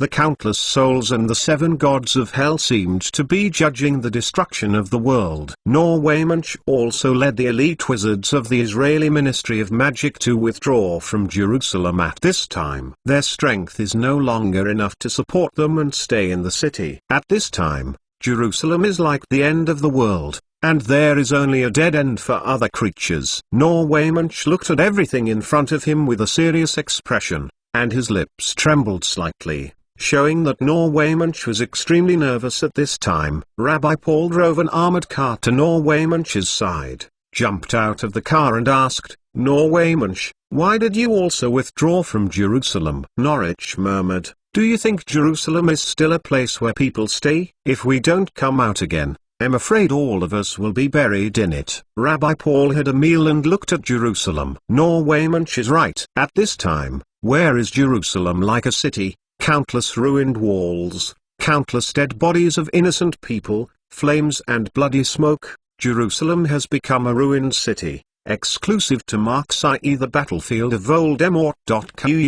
Rabbi Paul sighed helplessly, and said, "Norwaymanch, what Mr. Mark-Sai can win, right?" Norwaymanch shook his head blankly. Although he was the minister of Israel's Ministry of Magic, things were beyond their imagination. Even Norwaymanch didn't know how to evaluate this war. Norwayman curiously said, "All we can do now is to pray that Mr. Mark-Sai can defeat the demon, otherwise our nation of Israel, the Jewish nation, and even the whole world will be destroyed." With that, Norwaymanch actually knelt down, crossed his hands, praying as if praying. Rabbi Paul was taken aback and sighed. He also knelt down, making prayers exactly like Norwaymanch. Under the leadership of Norwaymanch and Rabbi Paul, the elite wizards of the Israeli Ministry of Magic also knelt down and prayed sincerely in the direction of Mark-Sai. Tens of thousands of Israeli troops also knelt down in large areas. Their weapons were randomly thrown aside,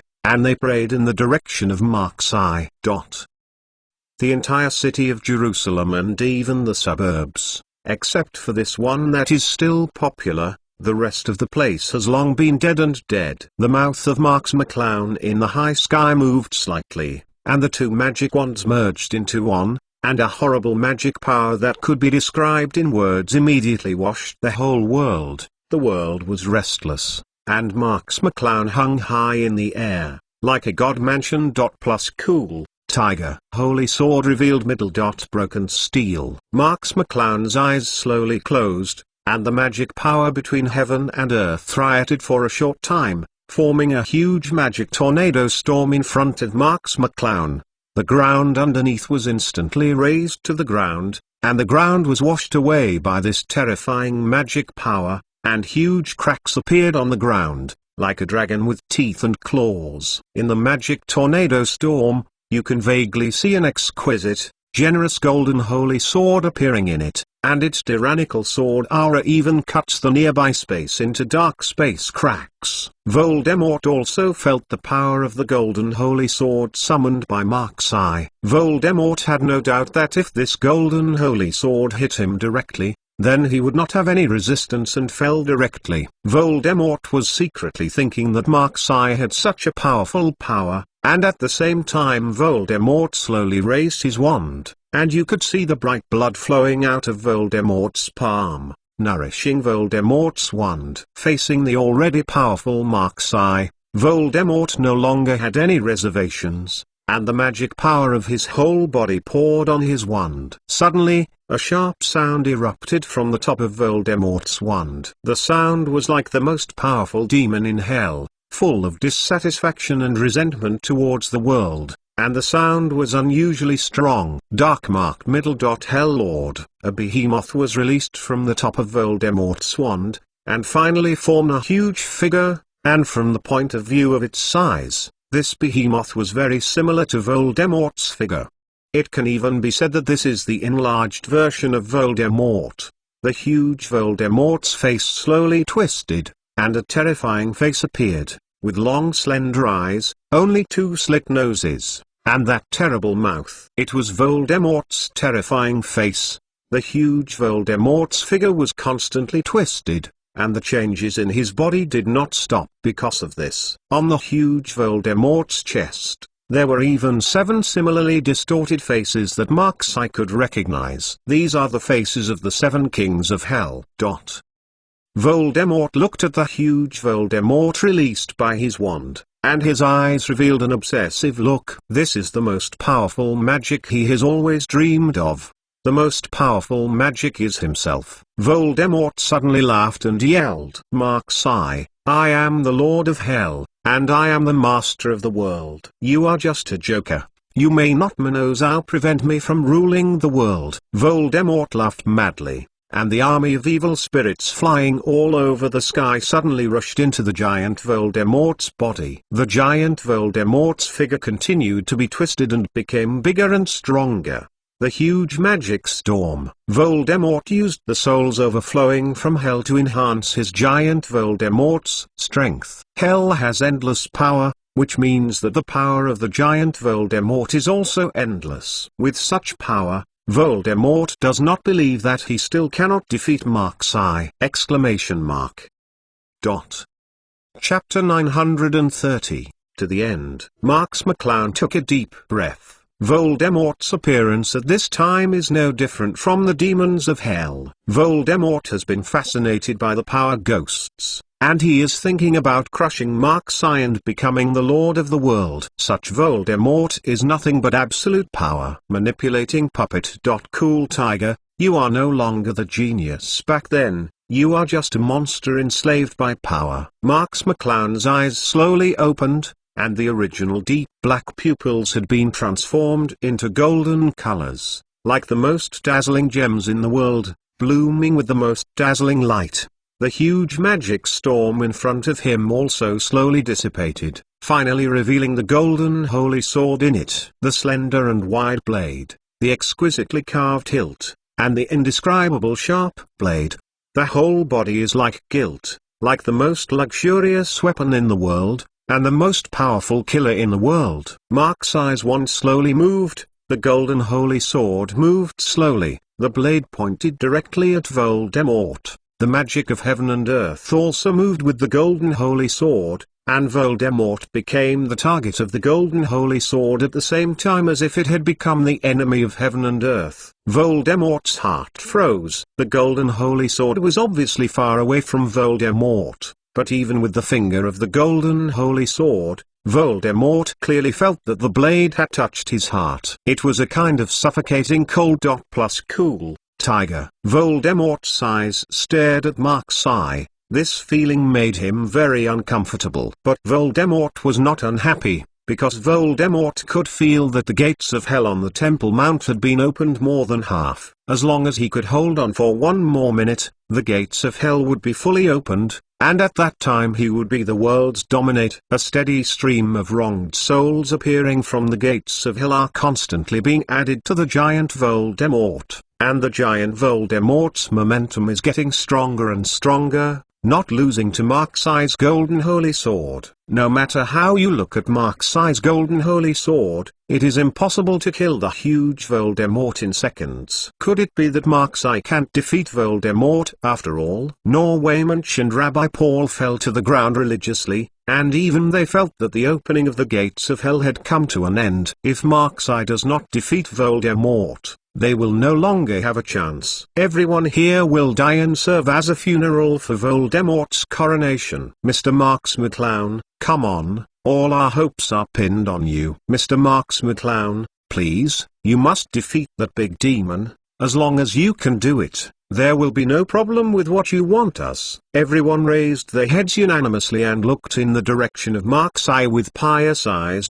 Cool Tiger, they have never prayed for anything like this. But now for their country, for their nation, and for the whole world, looking at Marksai, they burst out the most eager cry in their hearts. Marksai, please defeat Voldemort. Marks McClown lowered his eyes and moved his lips slightly, and said, go. The golden holy sword in front of Marksai violently moved, piercing the sky like a meteor, and the surrounding air was cut in an instant, and even the space was cut into a dark and deep trace, closely following the trajectory of the golden holy sword. To Voldemort, compared with the huge Voldemort, the tiny golden holy sword is simply the difference between the sea and the water droplets, but the golden holy sword is like a spark that can burn all things, smashing into the ice. Countless souls roared forward, trying to block the advancement of the golden holy sword, but none of them approached the golden holy sword. They were drawn into space cracks one by one,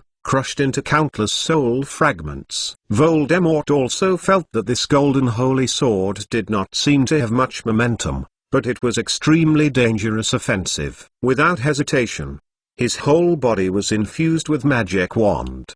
The huge Voldemort in front of Voldemort raised his palm like a mountain peak. Mixed with it, thousands of tons of power crashed down. The golden holy sword took the trajectory of space cracks and passed straight through the huge Voldemort's giant palm of 10 million tons. The small but enough sparks that burned everything directly penetrated the huge Voldemort's ice. The golden holy sword did not stagnate, and once again penetrated the huge body of the giant Voldemort.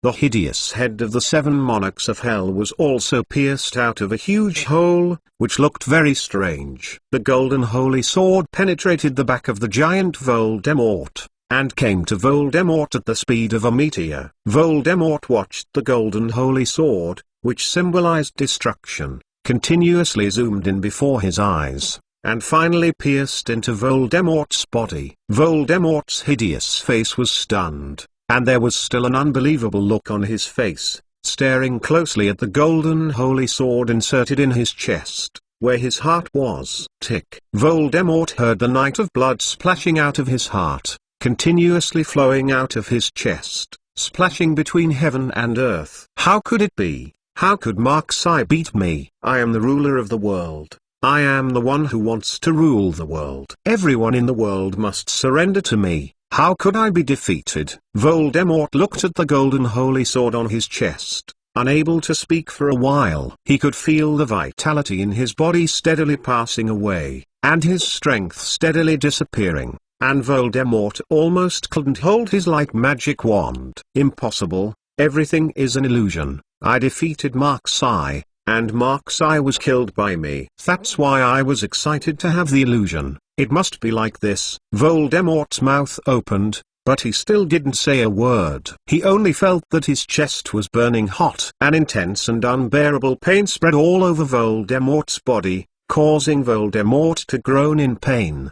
The huge Voldemort also froze in place. While Voldemort was stabbed in the heart by the golden holy sword, the magic power of the huge Voldemort was escaping at a terrifying speed. Chapter 931, Overlapping Figures. The hideous faces of the 7 lords of hell slowly disappeared, and Voldemort's hideous and terrifying face also drifted away with the wind. Cool Tiger, The golem of the seven lords of hell floating behind Voldemort also slowly disappeared. Losing the golem of the seven lords of hell, the gate of hell also stopped and began to close slowly. Voldemort shook his head feebly, and stretched out his palm to try to stop the closing of the gates of hell. Just a little bit, almost the gates of hell opened successfully, just a little bit. Yes, the world dominates. However, the line of sight gradually blurred, and the shadow of the gate of hell had turned into an energetic blond and handsome youth. The blond young man in front of him was praised by countless people for his genius, and he possessed amazing strength at a young age. But Voldemort felt that he was so far apart from him, as if they were completely different people. The blonde figure gradually overlaps with the black hair figure in front of him,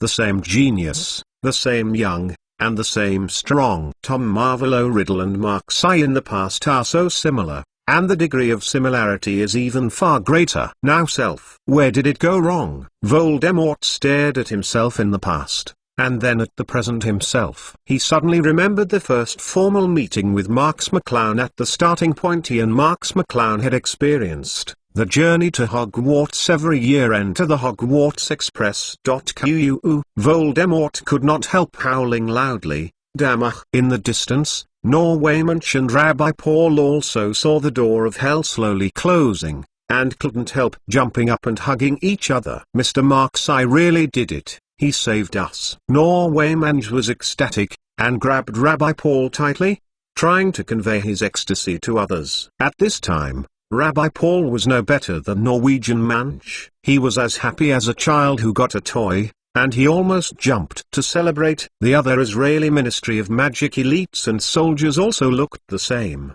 hugging each other, laughing loudly, celebrating their escape. Voldemort's lips were extremely dry, and he wanted to say something, but the constant pain from his body made Voldemort unable to speak at all. He could only float in midair, and his expression was like a defeated dog. Marks McClown appeared in front of Voldemort. His face was still indifferent, as if defeating Voldemort was nothing to him. Voldemort looked at Marks McClown's face, and even if he saw Marks McClown's other expressions, Voldemort felt that he would feel better. However, Marks McClown's expressionless face made Voldemort extremely uncomfortable, even psychologically more uncomfortable than physical pain. Marks McClown exhaled and said lightly, "It's over, Voldemort.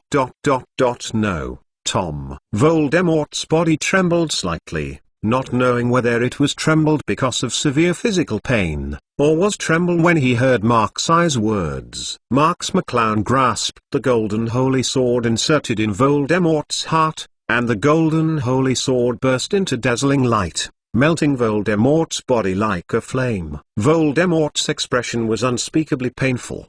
He stared at Marks-Eye, and the dazzling flames rushed up suddenly, surrounding Voldemort's whole person, and Voldemort was burned by the bright flames. "I hate it, Marks-Eye, I hate it." The voice of Voldemort's resentment came from the flames. Voldemort's body slowly melted and finally turned into nothing. The bright flames also slowly disappeared, leaving Marks-Eye alone in the high sky. Marks McClown raised his head thoughtfully, and suddenly pinched his hand in one direction. A soul that was so weak that people could not be found was pinched by Marks McClown. It was Voldemort's soul. Voldemort's soul seemed very panicked, his twisted face reflected on the soul, struggling desperately in Marks-Eye's hands, as if he wanted to break free from Marks-Eye's hands. But how could Marks-Eye let Voldemort go? "Marks McClown, I was wrong. You let me go. I won't make trouble again,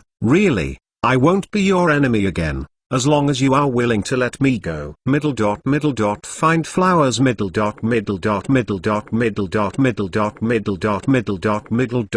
Voldemort's soul screamed in panic. His voice filled with fear and fear. Marks McClown smiled and said, "If I were defeated by you, would you let me go?" Voldemort's soul was stunned for a moment. If he defeated Marks McClown, how could he let Marks McClown live? He would definitely let Marks McClown suffer all the torture in the world, and then let Marks McClown die in pain. Marks McClown slowly shook his head, and surging magic power slowly emerged in his palm. saying, "You will not let me go, and I will not let you go. You should understand this in your heart." Voldemort's soul became restless, and he shouted angrily, "Marx McClown, you must die, you will go to hell."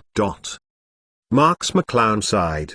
His palms pressed slightly, the magic power moved, the soul in his hand was instantly annihilated, and Voldemort's voice also stopped abruptly. Ended. Marx McClown waved his hand, and Voldemort's soul had been wiped out by Marx McClown just now. Voldemort was finally dead, but Marx McClown knew that Voldemort's Horcruxes still exist all over the world. Although he wiped out Voldemort's soul, Voldemort did not have his main soul, but as long as Voldemort's Horcrux still exists, Voldemort still has a chance to resurrect. However, these were not kept in Marx's heart. The remnant of Voldemort's soul in the Horcrux was just a shard of soul. Even Voldemort himself had defeated him, and these soul fragments could not turn a big storm. Marx McClown sighed, and Voldemort was finally solved by himself. Recalling what happened between him and Voldemort, Marx McClown couldn't help but sigh.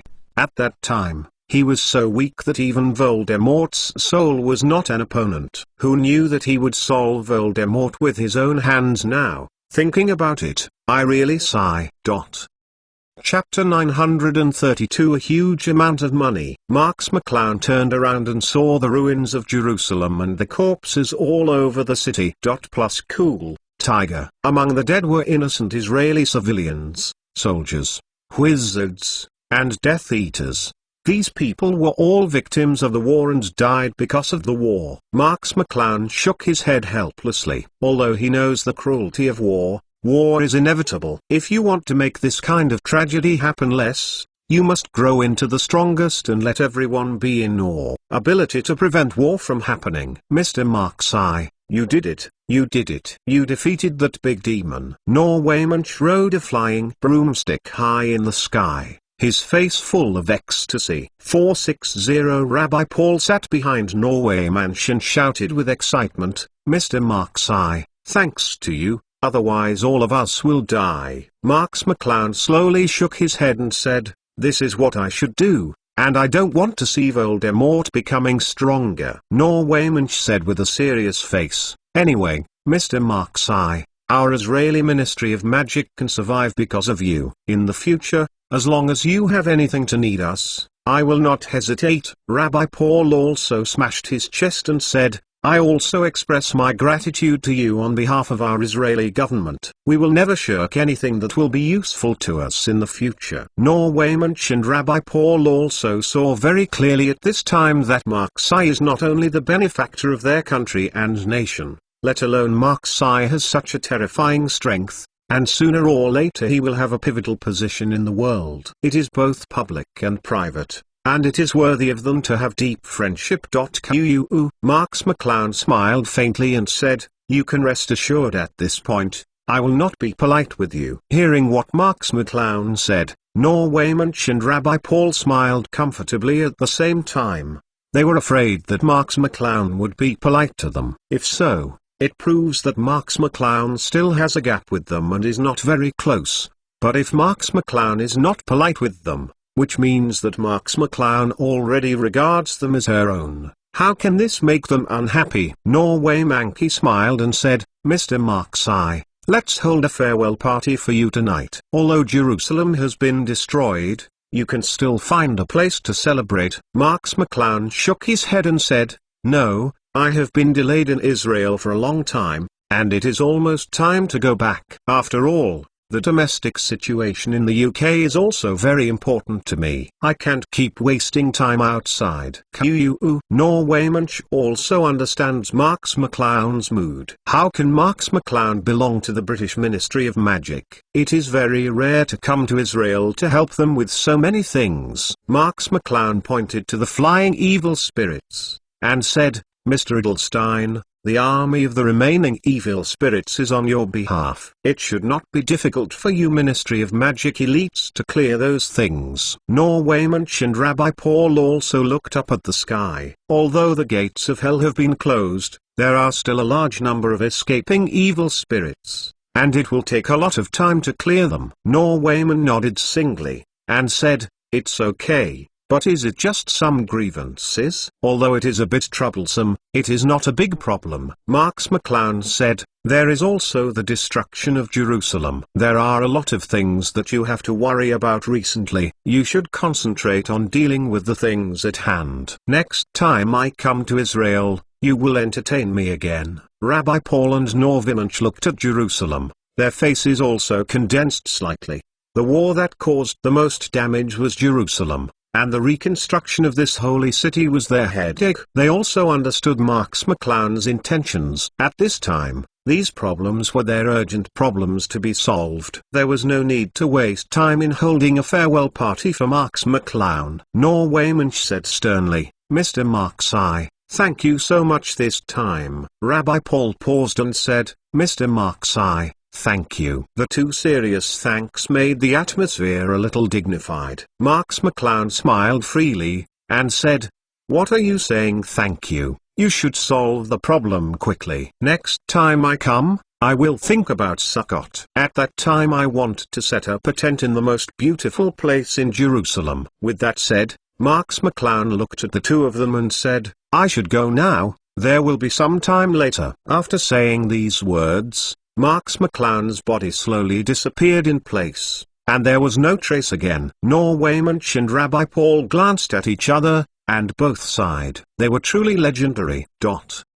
It will take a long time for Marks McClown to return to the UK, and Marks McClown did not rush too much, because he had collected a lot of intelligence on the UK today. Although the undercurrent is surging in Britain, the Ministry of Magic has not yet dared to do anything excessive. The most important thing is that the events of Marks McClown's appearance in Israel have not been transmitted back to England. Dumbledore and Fudge thought that Marks McClown was still in England, and they did not dare to act rashly. Therefore, Marksai was not in a hurry to return to China, but hurried along at a normal speed. On the way, Marksai remembered her own master system. After so long, Marksai has not checked the master system, but used strengthen the strength with their own efforts 4.5. This method will undoubtedly make Marks McClown's strength more solid, but the division system can provide Marks McClown with combat power, right? Marks McClown opened the division system, and now the potential points he possessed in front of Marks McClown's eyes have reached 297,600 points horribly. This is a huge potential point of nearly 300,000, even for the current strength of Marksai. It can be regarded as an astronomical huge sum of money.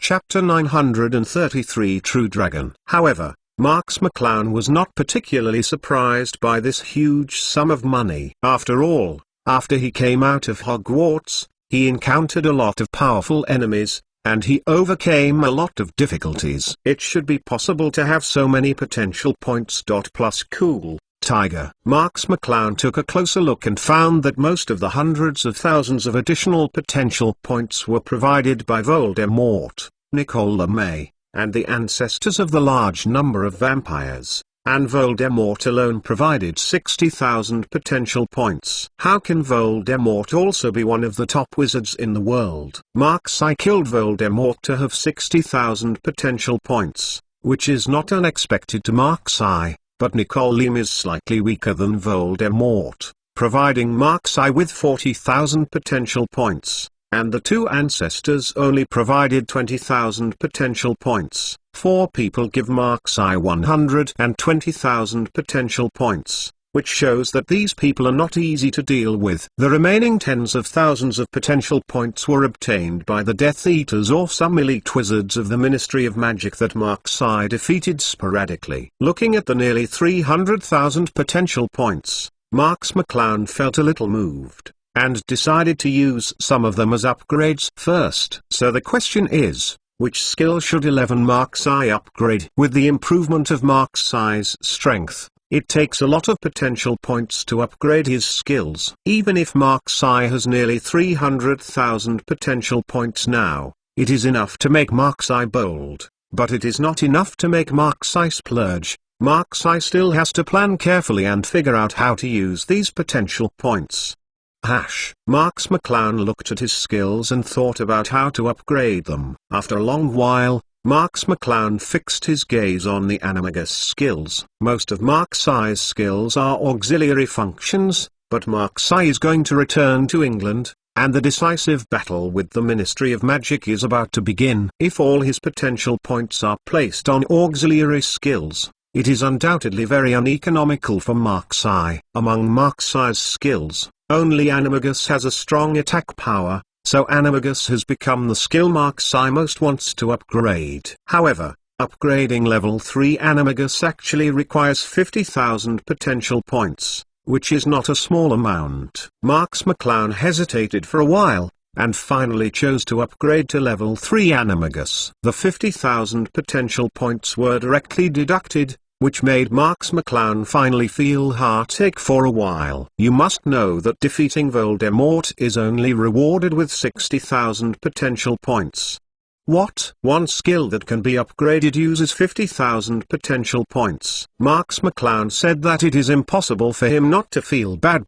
Cool Tiger, it is worthy of the skill extracted from the Blessing Potion. It is really extraordinary, even upgrading to the level is so expensive. Marks McClown glanced at the introduction of level 3 Animagus, and was slightly taken aback. Level 3 Animagus insisted that there was a change, and that was to make Marks McClown a real 5-clawed golden dragon. Not only his body and instincts, but also his talents could be used. After Marks McClown was transformed into a 5-clawed golden dragon, he could even call the wind and call the rain to control the sea. Marks McClown stared closely at the 8 characters of Hu Fenghua Niu manipulating the sea, feeling whether his eyes were a little sloppy. Level 3 Animagus can control the sea. This is a terrifying ability that can destroy the world. If you can really call the wind and rain to control the sea, then 50,000 potential points don't seem to be a big deal. After all, this skill is really too bad. As long as Marks I is close to the ocean and fights, Marks I will have endless fighting power. Who can withstand the terrifying force of the sea? No matter how powerful, Marks I will be wiped out as long as a tsunami passes. Thinking of this, Marks McClown couldn't help showing a smile. This skill was worth upgrading after thinking about it. Marks McClown possessed the ability of the sea, which is worthy of being a skill for 50,000 potential points. After Marks I spent 50,000 potential points, the division system showed that Marks I had only 247,600 potential points left, and there were still a lot of potential points left. When Marks McClown was thinking about upgrading 1 or 2 skills, she suddenly thought of a formidable enemy she would face: Merlin. Merlin is the most jealous of Marks I today, not one of them. When Merlin was in a weak state, Marks I couldn't help Merlin. Think about how Merlin has recovered a lot of combat power after such a long time. Even the current Marks I may not be sure to defeat Merlin. Even when Merlin returned to his peak state, Marks McClown's current strength might not be able to pose any threat to him. Marks McClown thought carefully about how Merlin felt at the time, and the more she thought about it, the more she became frightened. Although Merlin has been sealed for hundreds of years, who knows if Merlin has become stronger in the past few hundred years, and he has broken the seal now, and it has been a while now. If Merlin's strength has not recovered and strengthened, then Marks I will fight. I didn't believe it to death. Merlin is not a stupid like Nicole LeMay. He uses a Philosopher's Stone to permanently freeze his strength. If Merlin can survive for so long, he naturally has his own plans. Maybe he also has some ways to improve his strength. At that 440 time, Marks McClown's existing 7th level magic power could not compete with Merlin. Maybe even 8th level magic power was not ensured, and at least 9th level magic power could make Marks I feel relieved.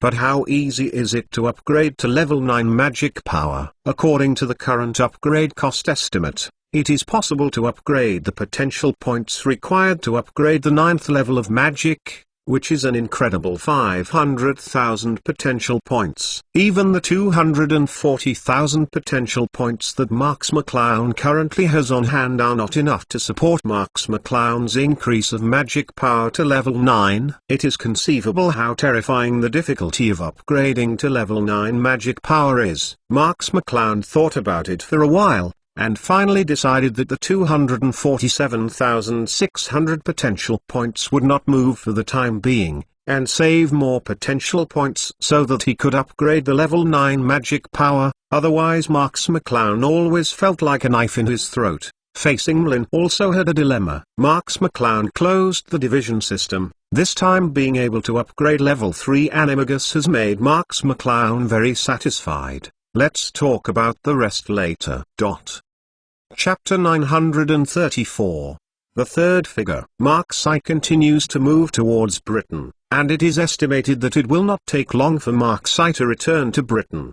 At that time, Marks McClown's deeds in Israel were almost transmitted back to the UK, and Marks McClown needed to return to the UK before the news was sent back to the UK. Thinking of this, Marks McClown speeded up a little bit. Britain at this time has long been shrouded in the haze of war. Although the war between the British Ministry of Magic and Mark's Eye has not yet started, the undercurrent is surging. Many major British families and forces are acting in private, trying to get a share of this war. Azkaban. The alert here has been significantly increased. Elite wizards can be seen everywhere, in addition to a large number of British Ministry wizards stationed at various key positions. And an army of Dementors is also in Azkaban. The class is on guard all day long, with the addition of various top wizards invited by Dumbledore, such as Grandvux, the principals of 2 European schools, etc. Azkaban has become the most difficult place in the world to overcome, and it also has the strongest wizards in the world. A place of strength. At the bottom of Azkaban is where Azkaban imprisons the most murderous criminals. Marks McClown's parents, Marks Fan Marks Seegsuan, were detained here, covered by a huge and powerful magic device. Anyone who entered without permission would be directly blasted to pieces by the magic device.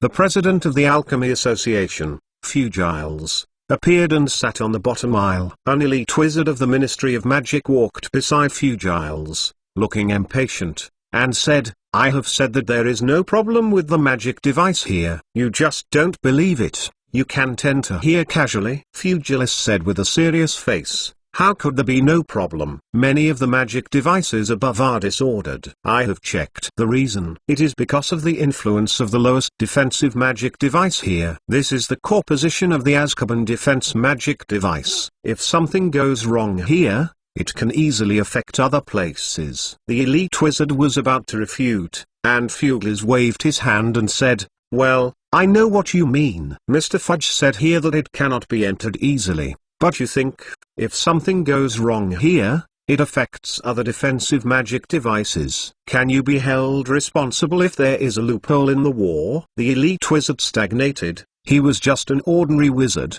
How could he take on such a heavy responsibility? Hesitated for a moment, and said, "Then you can fix it quickly and come out. I'll give you half an hour." "No way, or I will also be punished," Fugilis said with a silly smile. "Well, I know you are difficult to do, you are considerate of me, and I will certainly consider you, so please wait a little longer outside." The elite wizard hesitated for a moment, and wanted to follow Fugiles. In other words, this is a very important place. You can't let Fugiles hang out alone. Fugis dissatisfied. "You don't want to follow me. We alchemists don't want to be learned. You should wait outside. Otherwise, I would rather not fix it. You will be responsible for the problem."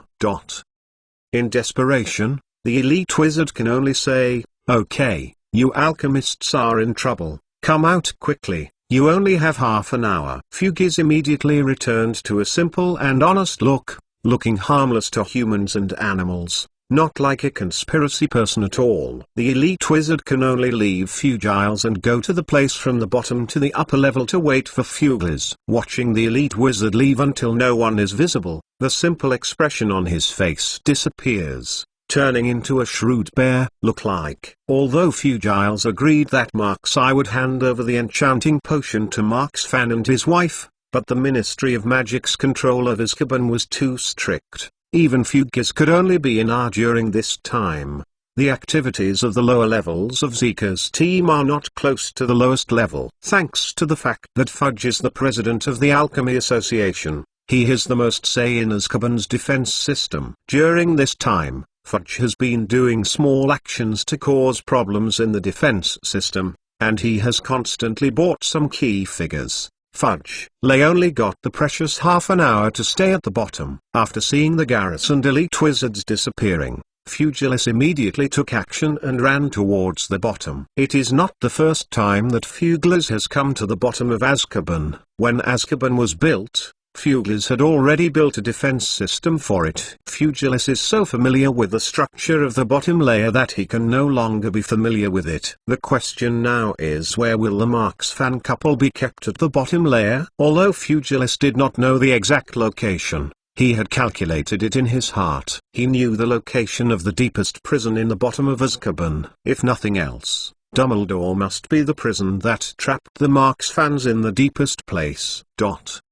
Fugiles kept rushing to the expected location. Sure enough, there was a huge prison there, and it was covered by a magic device with a terror magic defense system. As long as people approaching this area for no reason, they would be bombarded by magic. However, this magic device has no effect on Fugilis' eye. I think this magic device was arranged by Fugiles one by one money. How could the magic device he arranged hurt himself? Fugilis drew his wand and kept igniting it in the air. Some of the magic nodes that were invisible to the naked eye were ablated, and the magic device with the horror magic attack ability suddenly failed, revealing a loophole for people to enter. Fugis stepped into the magic device and saw 3 figures in the prison. At a glance, Fugiles was taken aback. Why are the 3 figures here? Aren't Marks McClown's parents only 2? P.S. Ask for rewards and automatic subscription. Chapter 935. Fugilis took a fixed look. It turned out that in addition to Mark's Eye's parents, there was another dog confined in prison. At this time, both of them and the dog were in a very weak state. It seemed that Azkaban's guards were not few. Torture them 3.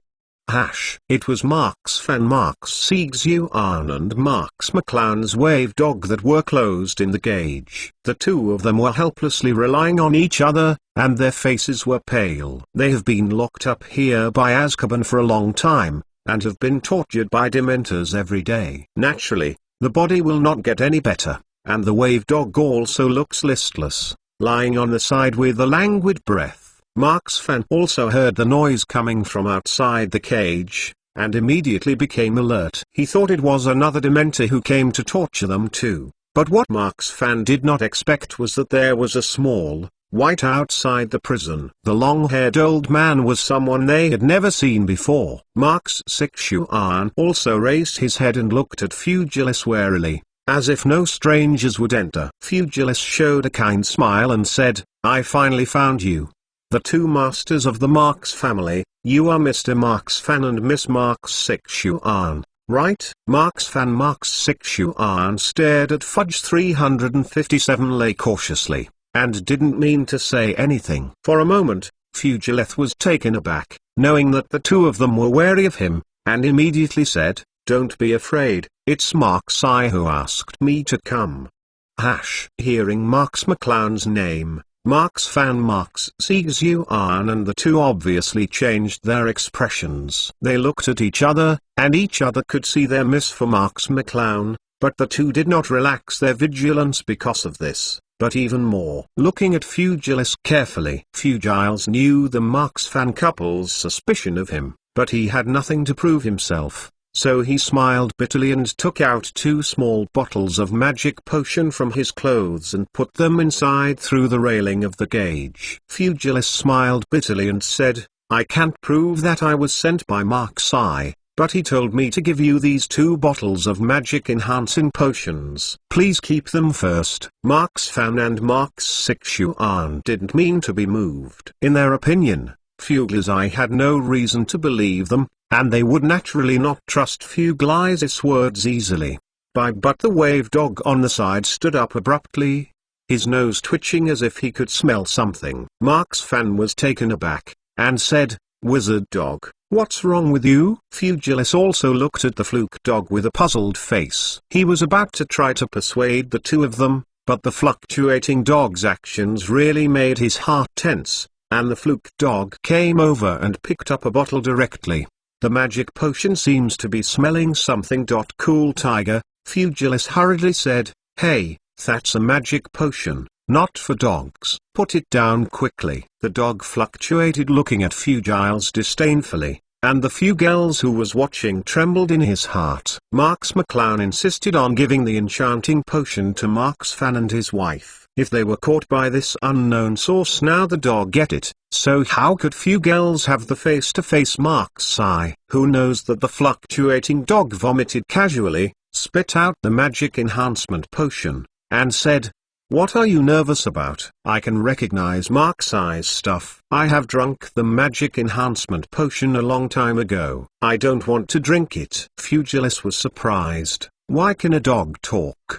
The Marks fans did not pay attention to Fugels at all, and immediately asked, "Suet dog, is that Mark's eye's thing?" The dog nodded and said, "It's Mark's eye's magic potion. I drank a bottle before. It was the time I made a fuss at home because I drank the magic potion. These 2 bottles are real." With that, the dog went to one side and lay down lazily. Fugilus was even more surprised. Not only could this dog speak, but Marks McClown also gave the dog the magic potion to drink. It seems that this dog is also very important to Marks McClown, but this is also good.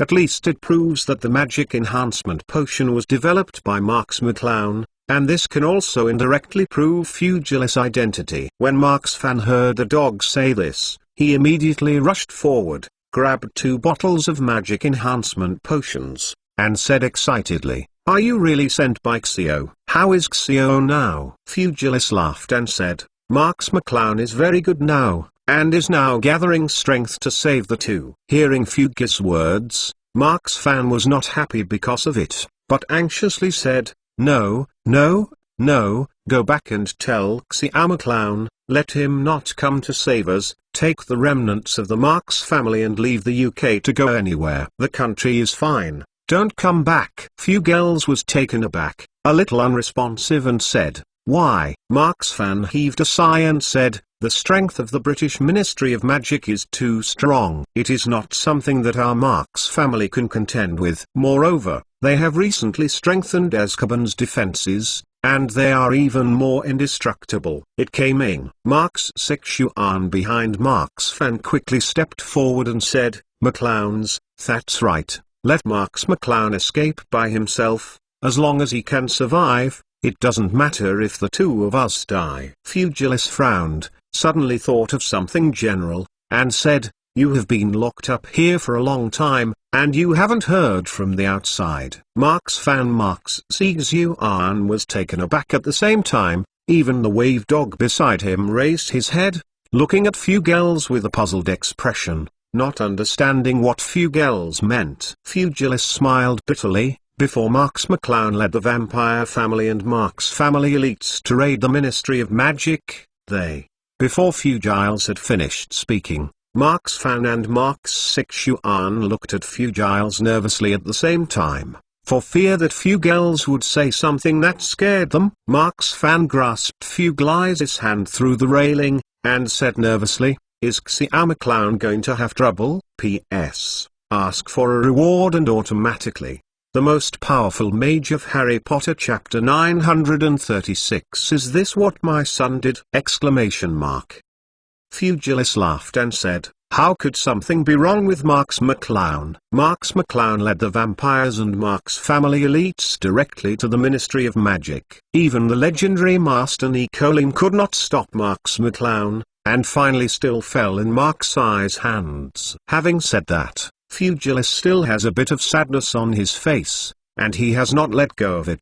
Plus cool tiger. Mark's fan Marks Sixuan was stunned in place, as if he hadn't heard Fugels' words clearly. with a look of godlessness. The fluctuating dog on the side jumped up and said, "So amazing, I deserve to be my owner." Mark's fan Marks Sixuan made a huge wave in his heart. They knew that Marks McClown was not weak, but how could Marks McClown destroy the Ministry of Magic with one hand? Could it be that Marks McClown's current strength is so terrifying? And what happened to that family of vampires? Why would they help Marks-I avenge the Ministry of Magic? Countless doubts entangled in the hearts of Marks Fan and his wife, and countless questions wanted to be raised. Fugilis also saw the countless questions in the hearts of Marks Fan and his wife, and said, "My time is running out. If you have any questions, you can ask Marks-I after you go out. Drink these 2 bottles of magic potion." "I have to take the bottle away." Marks Fan and Marks Sixuan did not hesitate and looked at each other. They both opened a bottle of magic potion and started taking it at the same time. The action was smooth and flowing. After knowing that Fugilis was the person sent by Marks-I, they had nothing to Fugilis' worry. Cool Tiger, Fugilis took the bottle in the hands of the two and said, "You will have a fever soon. This situation will last for a period of time. There will be no danger. After this period of time, the magic in your body will when it soars. You should have a certain degree of self-protection." The Marks fans nodded at the same time, believing Fugilis' words. Fugilis continued, "Marks McClown will soon launch an attack on Azkaban. At that time, when you see the right time to rush out, I will assist you secretly." Marks Fan then reacted and said, "This old man, we still don't know who you are." Fugiles laughed and said, "I am the president of the Alchemy Association now, so you can call me Fugiles." Marks Fan nodded heavily and said, "Thank you, Fugilis." Marks Sixuan was also grateful. "Thank you." The fluctuating dog on one side was lying on the ground again, weak, but he could see that the fluctuating dog's mental state was much better than before, and said, "Let Marks-I come and save us. It took so long to come and make us wait." Fugilis laughed and said, "The time for you to go out will soon come. Don't worry, I will go out first, otherwise the people at the Ministry of Magic will doubt me." The Marks fans thanked him again and watched Fugiles leave this area. After Fugiles left, the Marks fans returned to their seats, but their hearts were full of emotions. Originally, what they wanted was to let Marks McClown escape quickly, and don't let themselves in because of saving them. If Marks McClown is okay, they will be satisfied. Who knows that today's Marks-I not only gathered the elite of the Marks family, but also assisted by the Vampire family and the Alchemy Association, and destroyed the Ministry of Magic headquarters in one hand. Today's Marks-I finally grew into a big tree in the sky, able to protect them in turn, and they felt extremely gratified for this. The two slowly closed their eyes, and a scorching breath continued to radiate from their bodies. This is the magic potion at work, and then they will fall into a coma for a period of time. After this period of time, they will be able to regain their spirits and fight alongside their son. The wave dog walked to the two of them without saying a word and guarded them. The wave dog also drank the magic potion and naturally has experience, so now is the time for the wave dog to guard the two, even if the current wave dog state is not very good. In the distance, Fugilis walked to the place from the bottom to the top, and met with the elite wizards of the Ministry of Magic. Find flowers middle dot middle dot middle dot middle dot middle dot middle dot middle dot middle dot middle dot middle dot middle dot middle dot middle dot middle dot. The elite wizard naturally did not notice anything and brought Fugilis back to the upper level. No one knew that at the bottom of Azkaban, a wave of counterattack against the Ministry of Magic had already begun. At this time, Azkaban, although there are countless wizard dementors guarding, but also undercurrents, the seemingly solid appearance has already appeared flaws that can be broken. After drinking the enchanting potion, the Marks fans quickly fell into a high fever and were unconscious. Azkaban's guards discovered the situation and immediately reported to the top officials of the Ministry of Magic. The news soon reached Fudge's office. In Fudge's office, Fudge listened to reports from the people at hand, but he was not very concerned about the incident. and instead exclaimed, "Isn't it normal for them to get sick in Azkaban? Just ask them a few doctors." "Okay, let's report this kind of trivial matter." The wizard Nono said yes and quickly quit Fudge's office. Now Fudge's temper is getting more and more grumpy. If they make a mistake, they will be severely punished. While these subordinates are dissatisfied with Fudge, they dare not anger Fudge anymore. At this time Dumbledore walked slowly into Fudge's office, and the wizard respectfully greeted Dumbledore, then went out and closed the door. Fudge saw that it was Dumbledore, and the anger in his chest slowly subsided. He said, "Albus, why are you here?" Dumbledore sat across from Fudge in his spare time, and smiled. "Listening to your subordinates, you have been a bit grumpy lately. I'll just come over and see what's going on. Why can't it?" Fudge slapped the table and said angrily, "Who would dare to speak ill of me behind the scenes? Is it impatient to live?" Dumbledore rubbed his hands and said, "It seems they are right. You have been a bit grumpy lately." The Most Powerful Mage of Harry Potter Chapter 937 News that shocked the world. Fudge snorted coldly, and did not deny this. Cool tiger. Dumbledore shook his head and said, "Connelly, it's not yet the last juncture. The war between us and Markseye hasn't started yet. You are in a mess. This is not good news." Fudge took a deep breath and said, "I didn't mess around with myself. It's just that my subordinates are really stupid. You said that Mark's fan and his wife had a fever. Just send a few doctors to ensure that they won't die. What's the matter with this kind of thing?" "Good report." Dumbledore's brows twitched and said, "The Marks fans have a fever? Or are they two together?" Fudge nodded and said, "What's so weird about this? This is Azkaban. Isn't it normal to have a little sickness and pain after being kept in it for so long?" 63. I have lived here for so long. I'm going to be sick. Dumbledore smiled faintly and said, "That's what you said. After all, Azkaban hangs far away.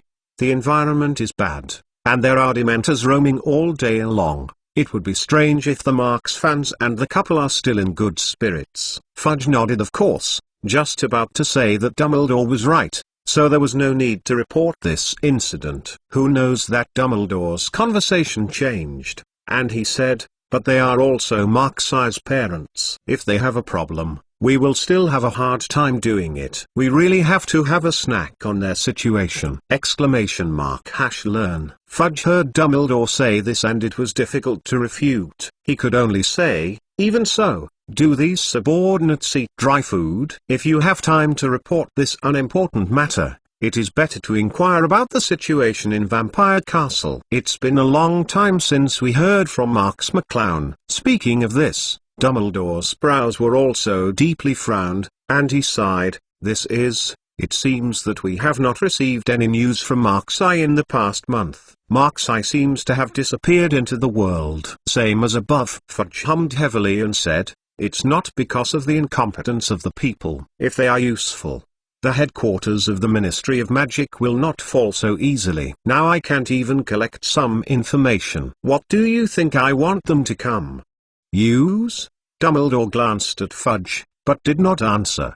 He knew that Fudge was now blinded by anger. Now Fudge has a very bad temper and can't find a place to vent, so he can only vent his dissatisfaction on his subordinates. Fudge saw that Dumbledore did not answer, thinking that Dumbledore had also acquiesced in this matter, and continued to chatter about how incompetent and useless his subordinates were. Dumbledore seemed to be listening to Fudge's words, but in fact his thoughts had drifted far away, thinking about the Vampire Castle and Markseye. Logically speaking, Marks McClown now destroyed the headquarters of the Ministry of Magic with one hand. He is the hottest figure in the wizarding world in the UK, and he will never go back without news. As long as Marks McClown appeared in front of the public, it would inevitably attract the attention of many people. But now that there has been no news coming back, indicating that Marks McClown has disappeared from the public eye of the British wizarding community. Is it possible that Cheng Markseye has been hiding in the Vampire Castle? But Marks McClown is not like the kind of person who stays in the Vampire Castle. let alone what is he doing in the vampire castle. Everything about Marks McClown was a question in Dumbledore's heart. Marks McClown is now a mystery, making Dumbledore unable to guess this former student. Just as Dumbledore was thinking about Marks' affairs, a bold idea suddenly appeared in Dumbledore's mind. Dumbledore trembled and said, "Will Marks go abroad?" Fudge was taken aback, looking at Dumbledore a little puzzled. Marks has gone abroad? Dumbledore's eyes were full of confusion. If Marks had really gone abroad, it seemed reasonable that there had been no news of Marks, but this was just something Dumbledore suddenly thought of. And Dumbledore didn't know this. The idea is right or wrong. Fudge pondered for a while, and said, "Marks McClown can't go abroad. Our Ministry of Magic still exists. If he goes abroad, he won't be afraid that we will directly destroy his vampire castle." Dumbledore thinks about it, too. Marks McClown shouldn't venture out of the country like this at this time. Otherwise, after being discovered, his power in the UK will definitely be eradicated by them. This kind of consequences cannot be carried by Marks McClown, so Marks McClown Knight will definitely not go abroad. Dumbledore felt a little more comfortable thinking about it, but Dumbledore always had an unspeakable awkwardness in his heart. He always felt that this matter was not as simple as he thought. At this moment, a woman hurriedly pushed open the door of Fudge's office, with an anxious look on her face. It was Amelia Bones, Minister of the Legal Enforcement Department of the Ministry of Magic, and now the highest official of the ministry except Fudge. Only at this time, Bones appeared very panicked, as if something big happened that made her extremely scared. Dumbledore paused, showing a kind smile, and said, "Miss Bones, don't worry, take your time." After seeing Dumbledore's smile, Bones calmed down. He quickly locked the door with his backhand and walked up to Fudge and said sternly, "Mr. Minister, there is news about Marks and the Great Demon." Fudge and Dumbledore took a stand at the same time. The two looked at each other and looked at Bones seriously. Fudge 5.0 coldly said, "Say." Bones calmed his mind and said, "The Great Demon appeared in Israel. It is said that he gathered a large number of Death Eaters. After that, he captured the Israeli Ministry of Magic in one fell swoop and slammed into Jerusalem to open the legendary city. Door of Hell. What?" Fudge and Dumbledore stood up at the same time, their faces thick in disbelief. Fudge grabbed Bones' arm and shouted angrily, "When is this news?" Chapter 938 Slap Dumbledore severely. Bones' arm was hurt by Fudge's grasp, but Bones still endured the pain and said, "This is what happened a week ago!" Dumbledore sat back in his seat in shock and said, "It's over." In order to deal with Marks, Voldemort took advantage of the loopholes. In this case, Voldemort has opened the door of hell. Bones shook his head repeatedly and said, "No, Professor Dumbledore, the actions of the Great Demon were disrupted, and it is said that the Great Demon has been killed." The expression on Dumbledore's face instantly solidified, as if he didn't react for a while. Fudge was also stunned on the spot, staring at Bones blankly, looking dumbfounded. Dumbledore hesitated for a moment, and said, "Miss Bones, can you say it again? What happened to Voldemort?" Bones forcefully broke away from Fudge's hand, and said, "The big demon is killed, and the soul is destroyed." Dumbledore shook his head repeatedly and said, "Impossible 11. It must be false news. I know the strength of the Israeli Ministry of Magic. I know that it is impossible to resist Voldemort's attack. Voldemort will steal it if he doesn't make trouble in Israel." "Happy, how can you be able to resist Voldemort?" Fudge also recovered from his consternation, nodded repeatedly, and said, "McClowns, the strength of that big demon is not something that the weak Israeli Ministry of Magic can deal with. We must know that the British Ministry of Magic is already one of the top Ministry of Magic among the International Ministry of Magic,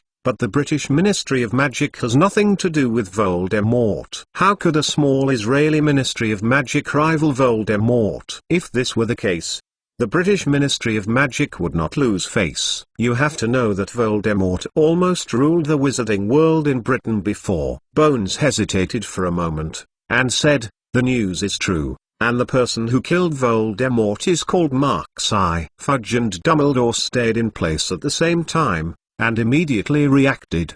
The eyes that looked at Burns were full of different emotions, all in disbelief, anger and shame. Dumbledore unconsciously exuded a terrifying magical pressure, staring at Bones, and coldly said, "Is this Mark-Cy the Mark-Cy we know?" Bones was frightened by Dumbledore's horrible magic power and fell to the ground, nodding in a panic. Dumbledore at this time looked too terrifying, and Burns didn't have the courage to be a Dumbledore at this time. "Stand in front of you." Fudge was also frightened by the news, but what made Fudge even more uncomfortable was Dumbledore's horrible magical pressure, and he quickly shouted, "Albus!" Only then did Dumbledore react, and his face was ugly to gather the magic power, but Dumbledore at this time was like a volcano erupting at any time, full of fire that erupted at any time. "Good night, you really went abroad," Dumbledore said bitterly. Fudge took a deep breath and continued to ask, "Where did this news come from?" Bones hurriedly said,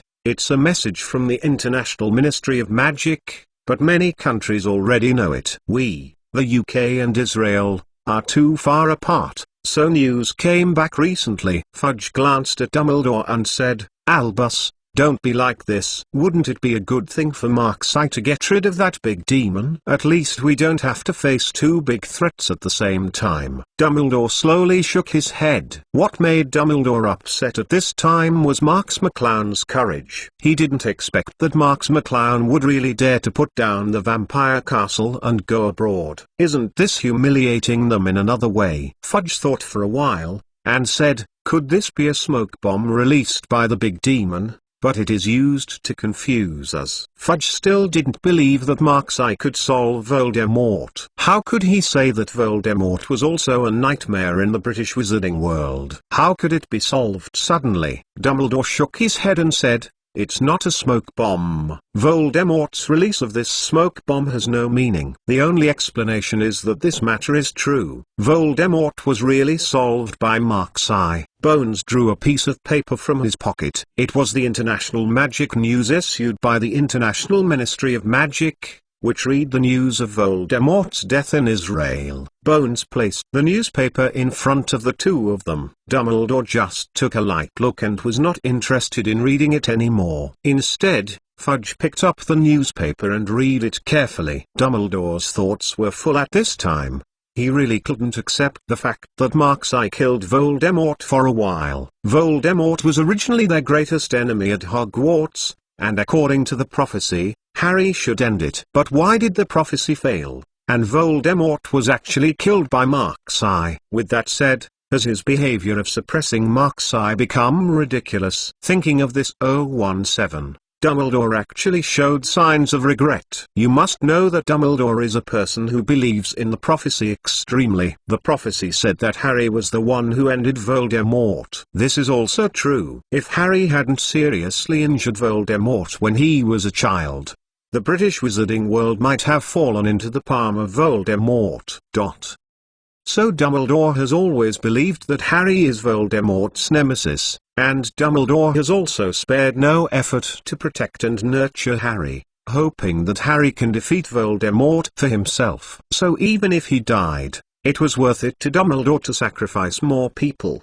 But now the facts slap Dumbledore severely. The Harry he worked so hard to nurture is still in the school, but the Mark-Cy he didn't like, and even targeted Mark-Cy, grew into a strong man in the wizarding world. No one dared to underestimate it, and now he has killed Voldemort. Thinking of this, Dumbledore couldn't help but regret.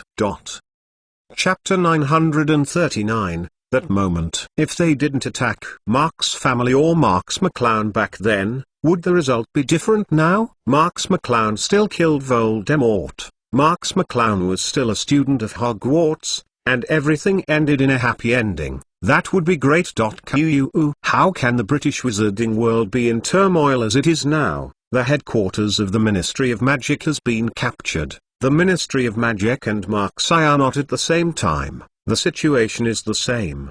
The ultimate battle has countless people sacrificed. This result is really good. Dumbledore sighed helplessly, but Dumbledore quickly adjusted his mentality. and the trace of regret was also extinguished by Dumbledore. Now is not the time to regret it. Now that you have turned your face, it is no longer useful to think about the ones that are not. Let's think about how to deal with Mark's eye. When Fudge saw Dumbledore like this, he thought Dumbledore was still in shock, and he said, "Albus, don't think about it so much. It is actually a good thing for us to solve the big demon by Mark's eye. We can do our best to fight Marks McClown decisively, without fearing that the big demon will sneak attack, right?" Dumbledore nodded lightly, and did not answer. Fudge sighed and said, "But in fact, we can do better. If we know that Mark's eye has left the UK, and we take the opportunity to attack the vampire castle and destroy Mark's eye's power, then Mark's eye will be alone now." "McClowns, we missed a great opportunity." "Cool Tiger,"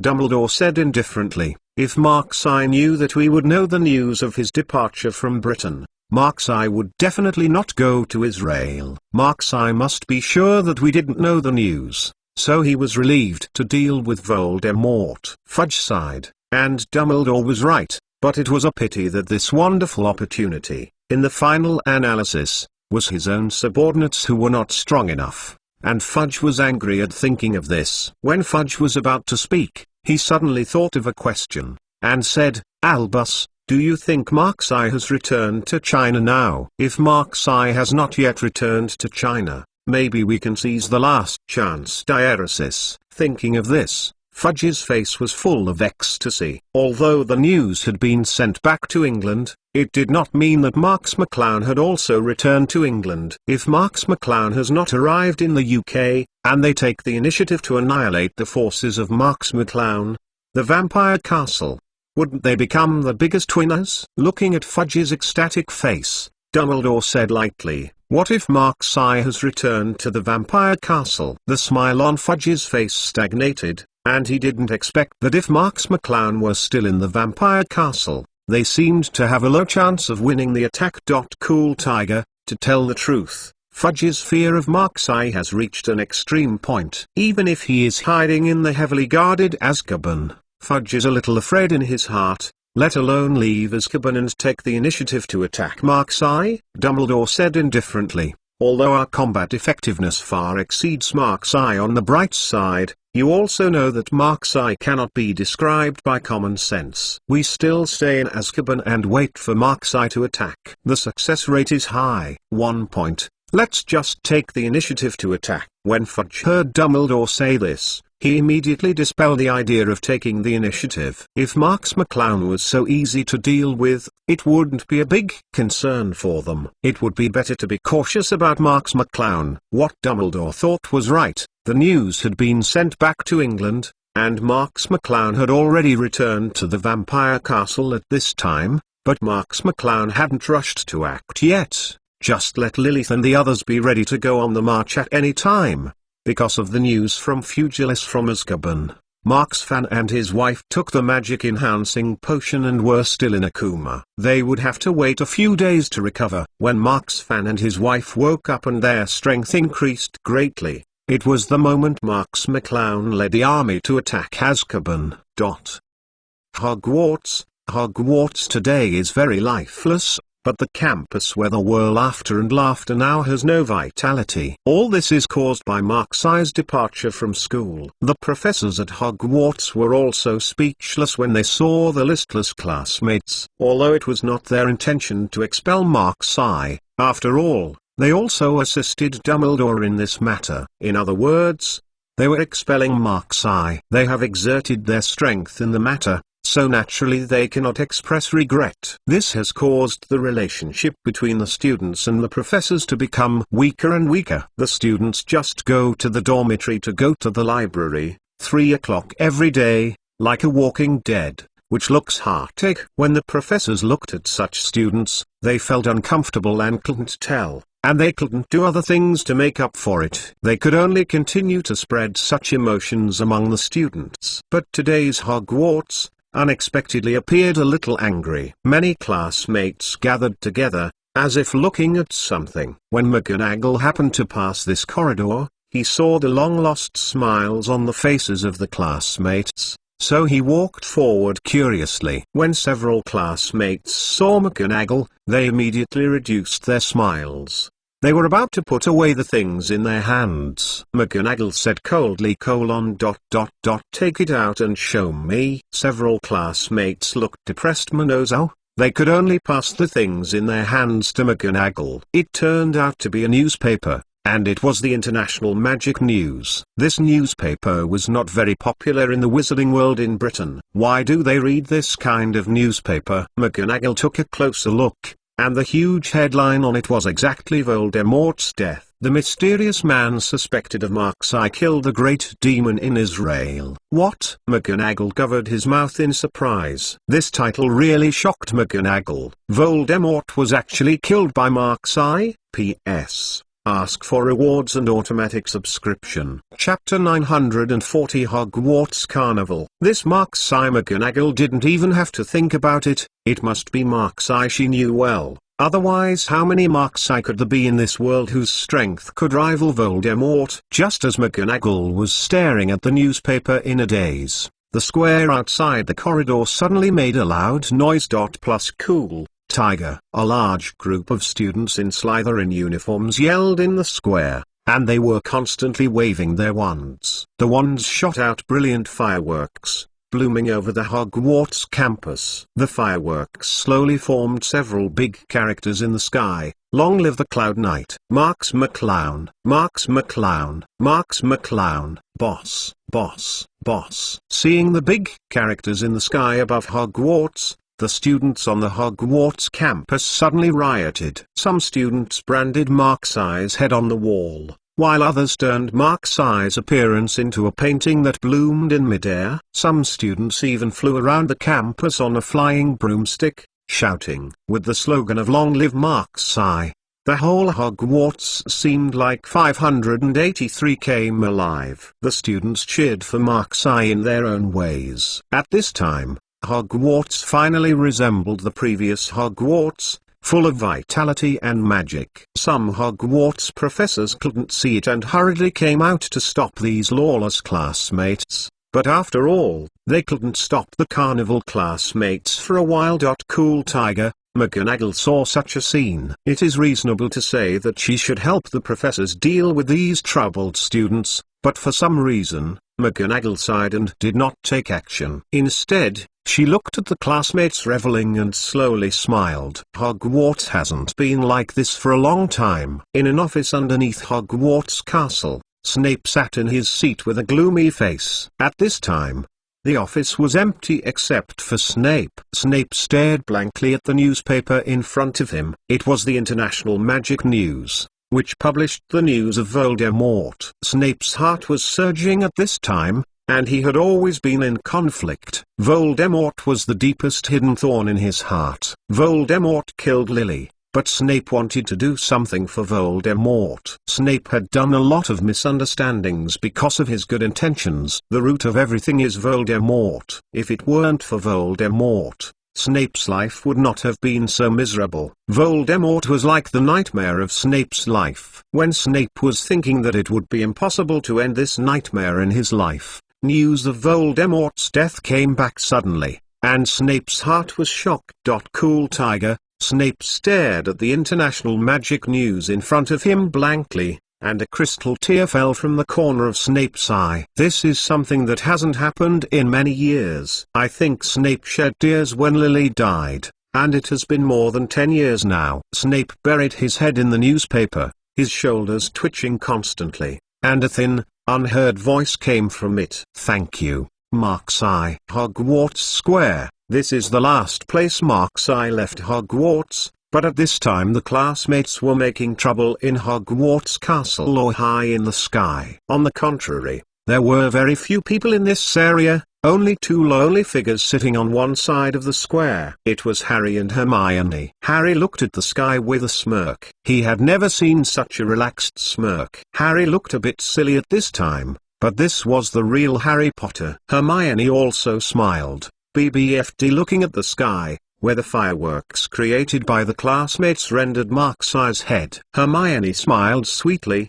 Marks McClown did it, Marks McClown did it. Hardy stretched his arms and lay straight on the ground, saying, "McClowns, Mr. Marks did it." Hermione seemed to have thought of something suddenly, and looked at Harry. "Don't you hate Marks-Eye? Voldemort should be for you to deal with. You have always been called the savior, but now Marks-Eye." Harry laughed and said, "Hermione, who do you think of me? Am I the kind of person who fights for fame and love?" Hermione was stunned, then looked at Harry with a smile on her face. Harry closed his eyes and said, "Actually, I am a delinquent boy with no goals. I will do whatever you say. If you ask me to deal with Voldemort, I will use my best to deal with Voldemort. In fact, I am very tired." Hermione stayed for a while. Unexpectedly Harry would say something like this. Harry continued, "Actually, when I saw Mr. Marks, I was thinking, if I was just an ordinary kid,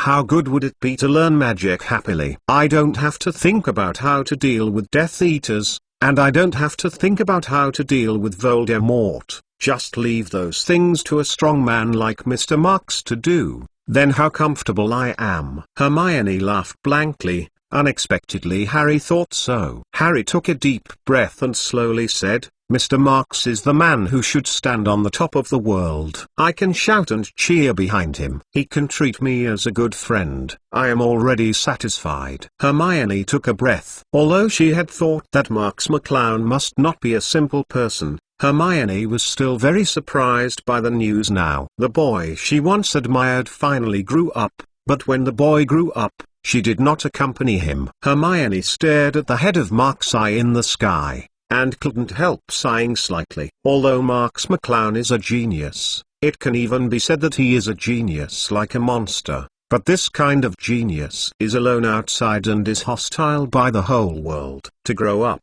he has experienced countless sufferings. Thinking of the suffering Marks McClown might have suffered during this period of time, Hermione couldn't help taking a long breath. How much she hopes to be able to appear next to Marks McClown and spend this time with Marks McClown. Harry Potter, The Most Powerful Mage, Chapter 941, Jankius Love. But fortunately, Marks McClown finally got through it. Now Marks McClown is already a hero in the wizarding world. What she can do is only in Hogwarts. Looking up at Marks McClown secretly.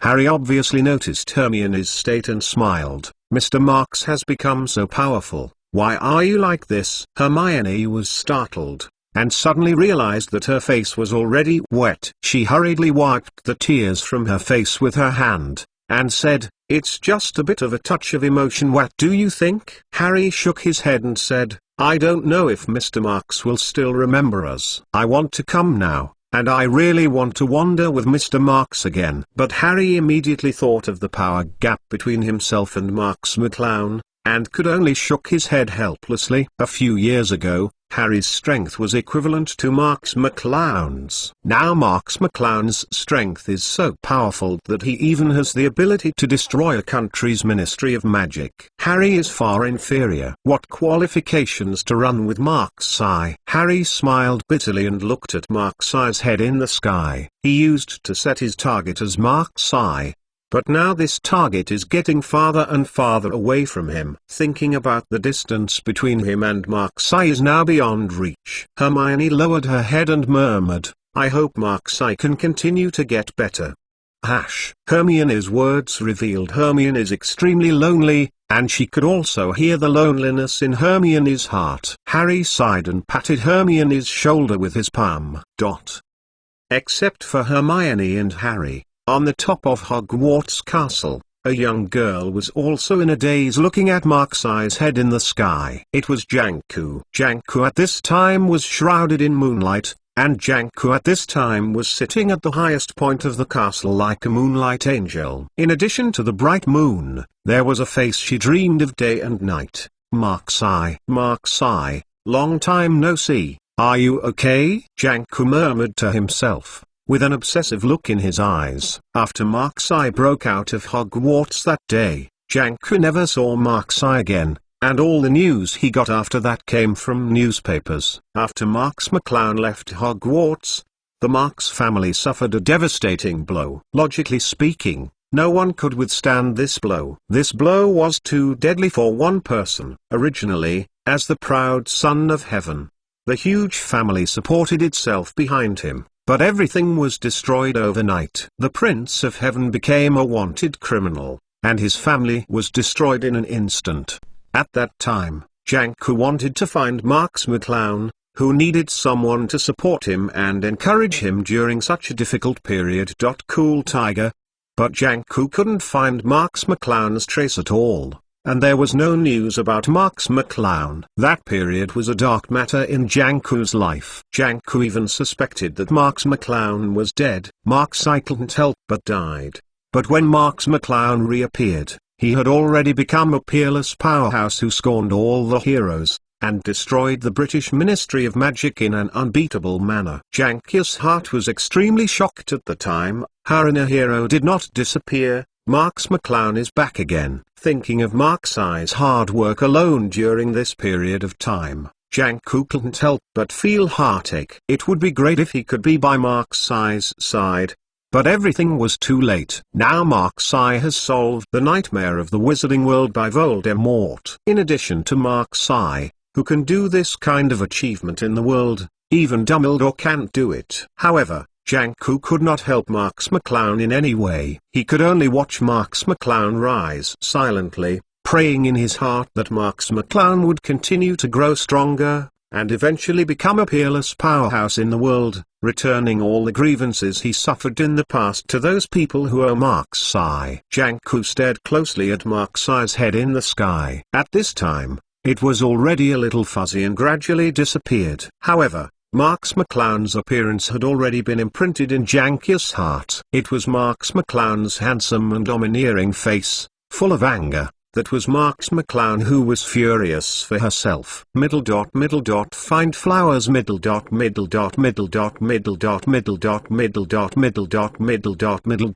This face of Marx McClown appeared once. It was when Marx McClown escaped into the small world of Hogwarts, hoping that she could give him 10 seconds. In the last few seconds, Dumbledore blatantly launched an attack on Marx. He blocked Marx and blocked Dumbledore's attack, allowing Marx to safely hide in the small world. Marx McClown was furious because of being attacked. Thinking of this, Janku's heart was extremely sweet. If he did it again, Janku would still stand in front of Marx McClown desperately, just for Marx McClown to be angry again. Marx, you said that next time you come back to the hall, you are playing right out of Hogwarts, and you have done it. But when will you come back? And what will happen when you come back? Janku looked at the head of Marx slowly disappearing in the sky. His eyes gradually blurred. The riots caused by Hogwarts news about Marx slowly disappeared. Some professors finally joined hands to catch the troubled classmates. Hogwarts seemed to be calm again, but many Hogwarts students knew that Marx was in their hearts. The waves will not stop there. Tonight, many people will have many thoughts and even insomnia because of this incident, because Marx was once the pride in their hearts, and the object of their worship. Tonight is destined to be unstable. The news that Marx killed Voldemort quickly spread among the British wizarding world. This news undoubtedly dropped a nuclear bomb on the British wizarding world, and the shock was not less than that of the previous Ministry of Magic falling into the hands of Marx. However, compared with the panic of everyone in the wizarding world last time, the atmosphere this time is undoubtedly a lot more cheerful. Many people celebrated this event with great fanfare, just like having Christmas in advance. P.S. Ask for rewards and automatic subscription. Chapter 942 The Final Battle. You know, Voldemort is a nightmare in the British wizarding world. If it weren't for Harry's family, Voldemort's reign of terror may have begun for more than 10 years. And everyone will live in the black terror of Voldemort. Plus Cool Tiger. People don't even dare to say Voldemort's name, which shows how terrifying Voldemort is in people's hearts. But it was such a character who was actually killed by Marx, and it was confirmed by the International Magic News. This news was simply a depth bomb, directly exploding the stagnant water of the British Wizarding Festival. In Diagon Alley, countless wizards celebrated like a festival. Many people danced impromptu on the street. Some shops even lowered prices to attract customers under the banner of Voldemort's death. Many originally hid at home. The Wizard of Zero also took advantage of this time to search Diagon Alley for what he wanted. Diagon Alley finally came to life again, in sharp contrast with the sporadic people in the huge Diagon Alley before. And Rolling Alley is also crowded with people. Rolling Alley is a place where dark magic prevails. Voldemort's death will logically affect the popularity of Rolling Alley,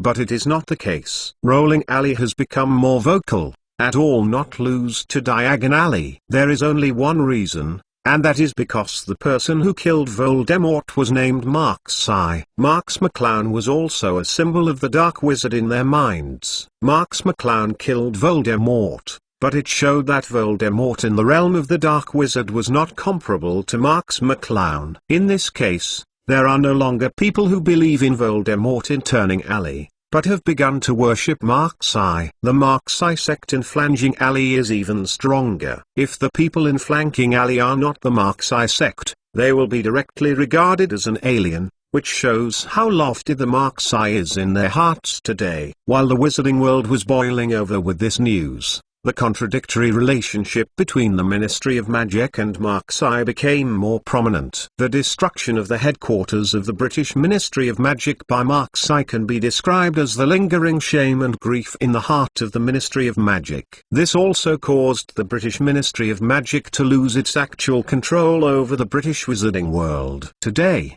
the British wizarding world is mixed. Various forces have emerged. Among them, the most powerful is the Marks-Eye sect in Flanking Alley. Although Marks-Eye has nothing to do with them, they shouted that Marks-Eye is their boss, which to a certain extent shows that the people support Marks-Eye. If this goes on, Marks McClown will control the British wizarding world sooner or later. Then there is no need for the British Ministry of Magic to exist. The important officials of the British Ministry of Magic will be even more angry and clamour for this situation. To fight Marks-Eye decisively. Cool Tiger, British Overseas, Azkaban, Fudge Office. Fudge slammed the documents aside with a ferocious expression, and said angrily, "These people really have no brains. And Marks McClown doesn't recognize them. They still worship Marks McClown so much. Are they really sick?" On one side, Bonds said, "Mr. Minister, don't be angry. This kind of person is so mindless.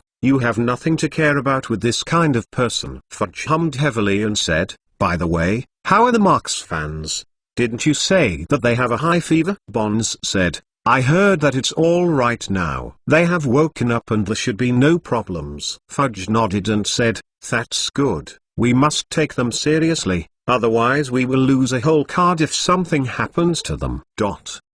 The Vampire Castle. At this time, before Marks McClown was in the Vampire Castle, she looked at the Marks family elites and vampire elites in front of her. Although the number of their elites did not rise much during this period of time, everyone's combat power had generally improved. The reason, of course, comes from the careful guidance of Lilith and others. If it is placed at other times, Lilith and the others will certainly not spend too much time to guide them.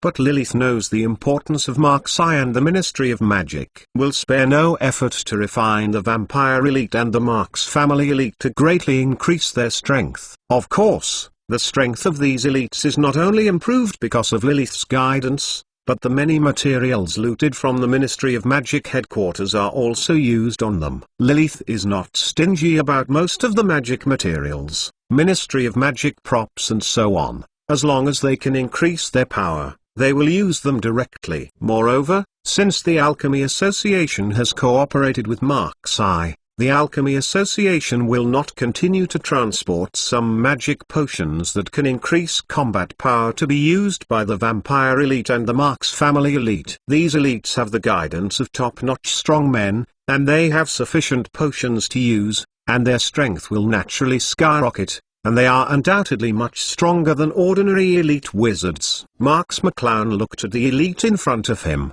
and was also very satisfied. This was the most powerful force in his hand. At this time Lilith stepped forward and said, Marx McClown, we are almost ready to do it. The Alchemy Association has already sent us a message. Your parents have awakened and their strength has greatly increased. Now we are waiting for you. Marx McClown was taken aback for a moment, then nodded faintly, and said, "It's almost time to make a move." Lilith pondered for a moment and said, "Marx McClown, are you sure? I heard that Azkaban has gathered the most powerful wizard army in the world. There are countless top wizards and we are fighting against them. It's really not necessarily able to gain the upper hand at 5.5. Marx McClown smiled faintly and said, "Do you think you will win the last time you attacked the Ministry of Magic?" Lilith paused and shook her head with a wry smile. Many things Marx McClown did seem to be very risky. In Lilith's opinion,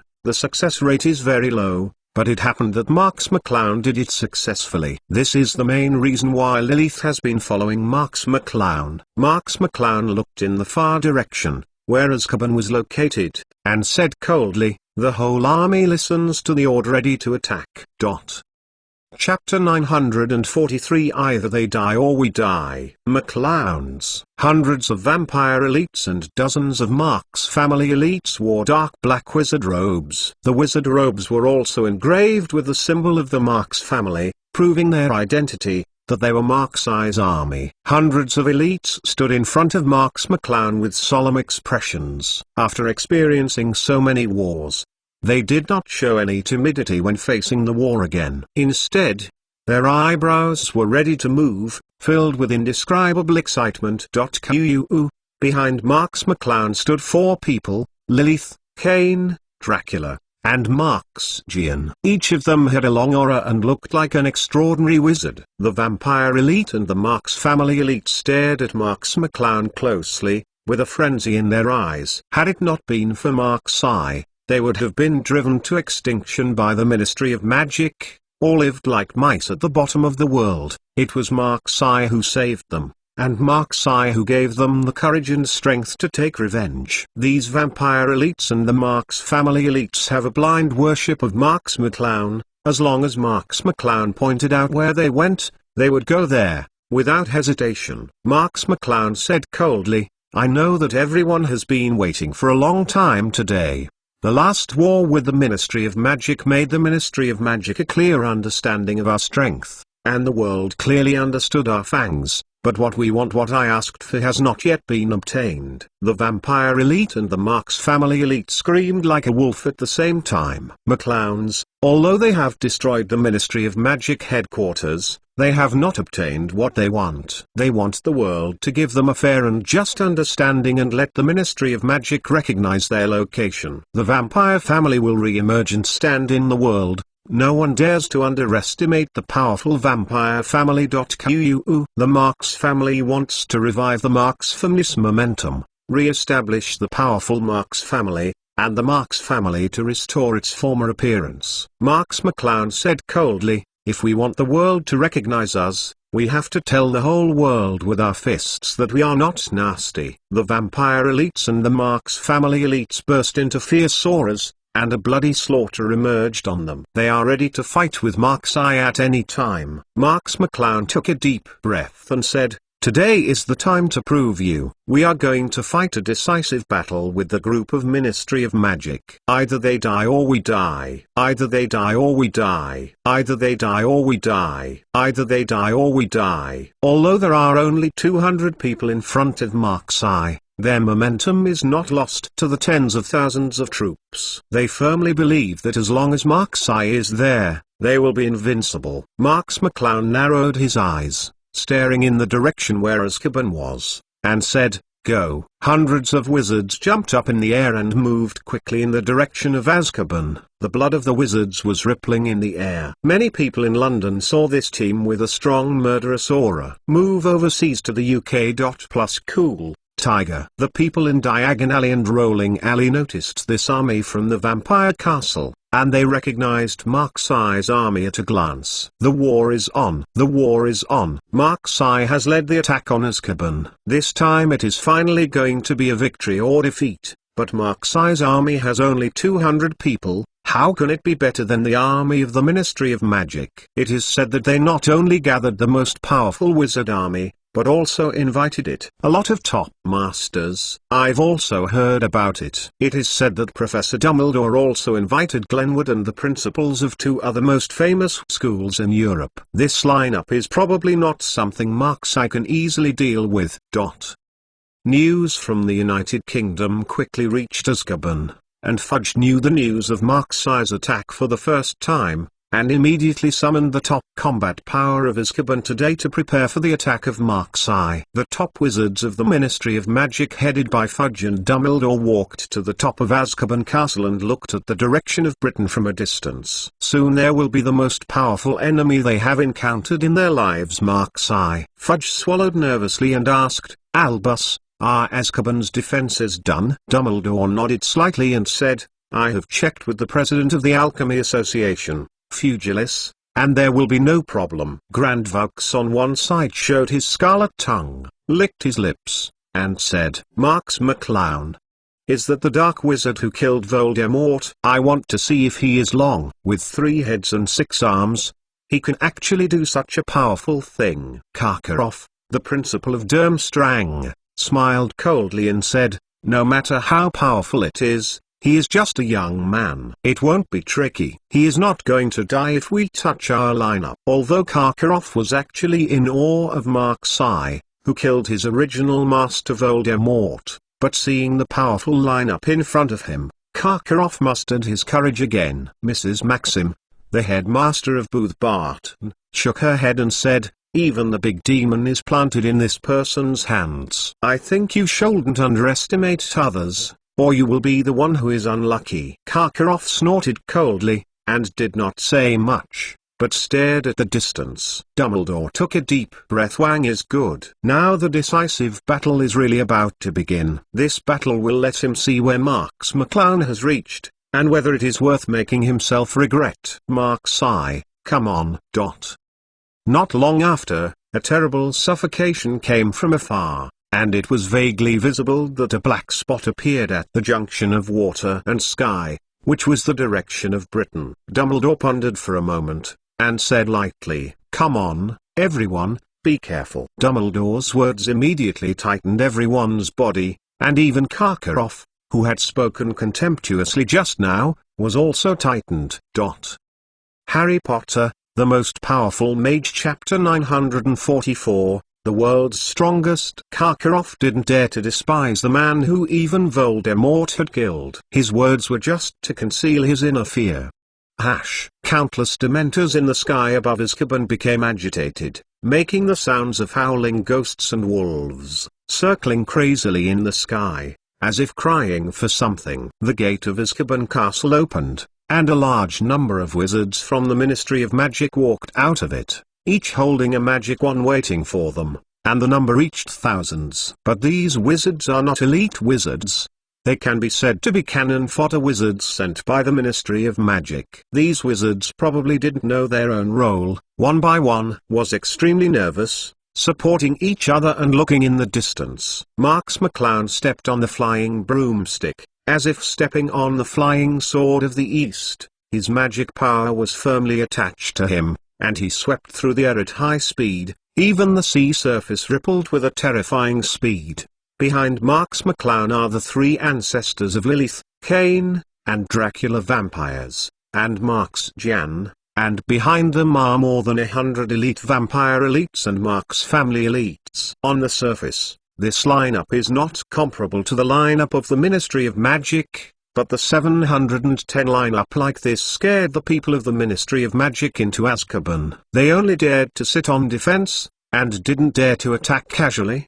Plus cool, Tiger. Although Marks McClown stepped on the flying broomstick, with Marks-Eye's strength, Marks-Eye stood in the air and moved quickly without any problems. The reason why Marks-Eye used the flying broomstick was just to keep in line with the large forces. The army led by Marks McClown quickly stopped in the high sky in the distance of Azkaban. Here, Marks-Eye clearly saw the faces of Fudge, Dumbledore and others above Azkaban Castle. Some of these people are very strange, and some Marks McClown is very familiar. Looking at these people, Marks McClown can't help but feel a little sigh. Dumbledore looked at Marks McClown's face from a distance and sighed secretly, But soon Dumbledore gathered his temperament, took a step forward, crossed Fudge, and said lightly, "Marks McClown, you finally came." Marks McClown took a light breath and said, "Professor Dumbledore, we meet again." A sentence from Professor Dumbledore by Marks McClown made Dumbledore's face slightly moved. BBDG. This professor touched Dumbledore a lot. Dumbledore suppressed his emotions and said coldly,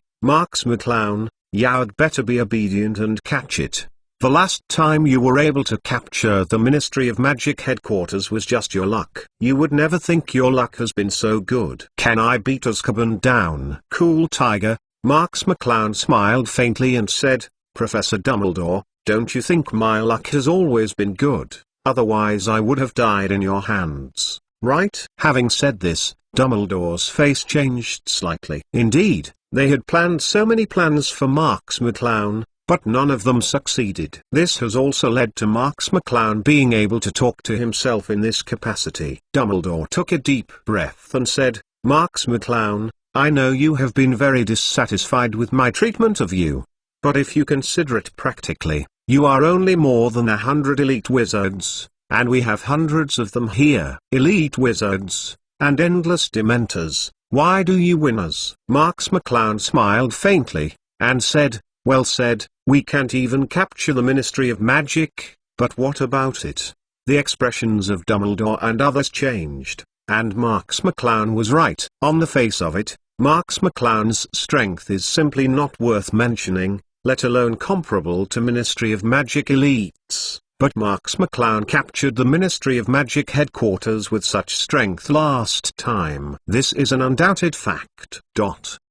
Fudge stepped forward angrily and shouted angrily, "Marks McClown, last time you just attacked the Ministry of Magic headquarters. Is this kind of thing worth bragging about for so long? I tell you, since you are here today, you don't want to leave. Now, when we catch you, wait for your parents to stay in Azkaban for the rest of your life." Marks McClown said coldly, "I'm afraid you don't have the ability to speak big words." Dumbledore's palm rested on Fudge's shoulders, stopping the agitated Fudge.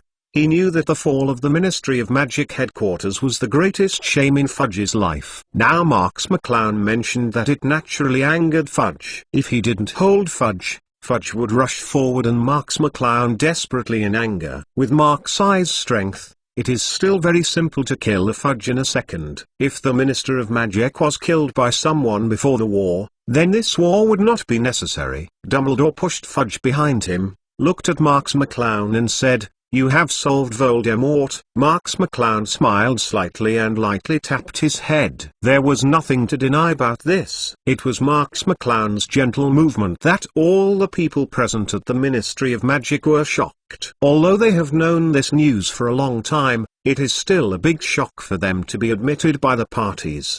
Dumbledore grinned and said, "Sure enough, it didn't disappoint me, Marks.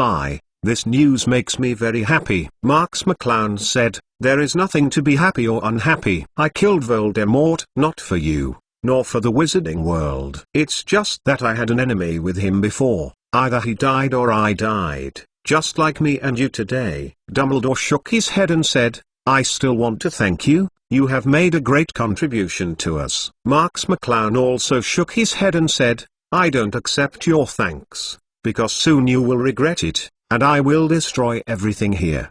Boy, don't be shameless, it's hard to take it back when you praise haiku." A gloomy person behind Dumbledore suddenly spoke. It was Greenwood. Marks McClown glanced at Granwood indifferently, and said, "You are Granwood, right, the original Dark Lord." Chapter 945, Call the Wind and Call the Rain, Control the Sea. After a pause, Marks McClown continued, "Although I haven't seen you, you are actually helping Dumbledore, which surprised me a bit." Grandvox's scarlet tongue licked his lips again, and said, "What's so surprising? I want to kill the top black wizard today, this is the reason I shot." Listening to Grindelwald's words, Marks didn't take it to heart. Grindelwald thought he was the top dark wizard, so he wanted to use Marks as a stepping stone. But Grindelwald also needs to have matching abilities. In Marks' eyes, Grindelwald, who has lost his old wand, has no power to threaten him. Dumbledore took a deep breath and said, Mark-Sai, come on. This will be a decisive battle between us. Today your path to genius is about to end. I won't let you go. Marx McClown smiled faintly, and said, that's what I meant, Professor Dumbledore. It's time to decide the winner today. Dumbledore glanced at Fudge. Fudge understood, and made a gesture behind his back. And immediately an elite wizard from the Ministry of Magic passed the order, and the entire Azkaban entered the first level of alert and wanted to fight Mark-Sai. Lilith, Marx Gian and others behind Marx McClown also had serious expressions.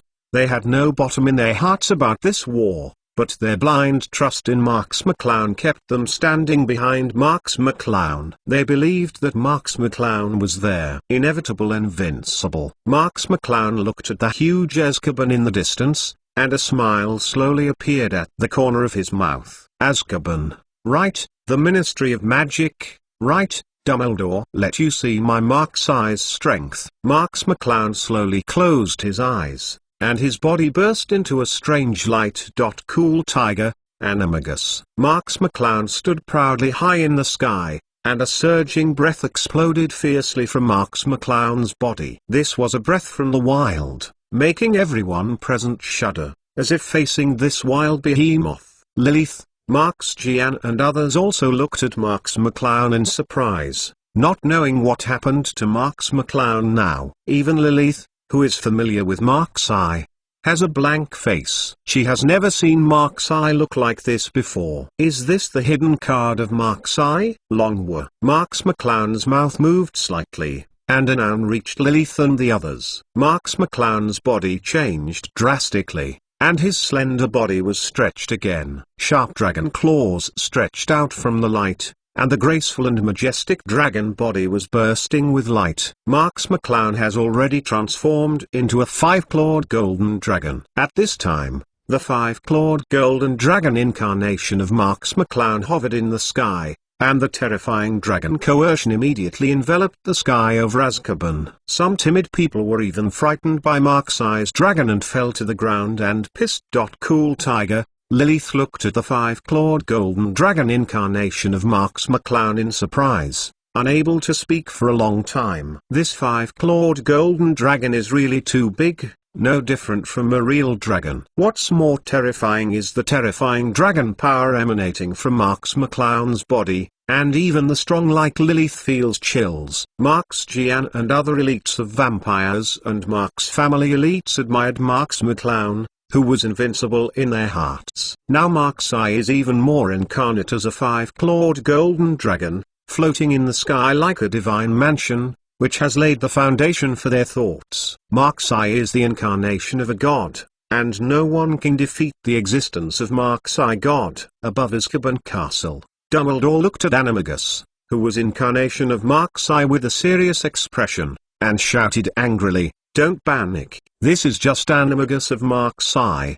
Animagus C just gives people the magic to transform into animals, and it won't have very strong offensive power. This is just Mark-Sai's trick to scare us. Although Dumbledore said so, many people still softened their heels when facing Mark-Sai Longwai. Mark-Sai's terrifying Longwai is simply an irresistible force for them, and Dumbledore's comforting words can't help at all when they are afraid. Fudge was also one of them. If Fudge hadn't pressed the pier on the castle of Azkaban, Fudge would have been scared to the ground.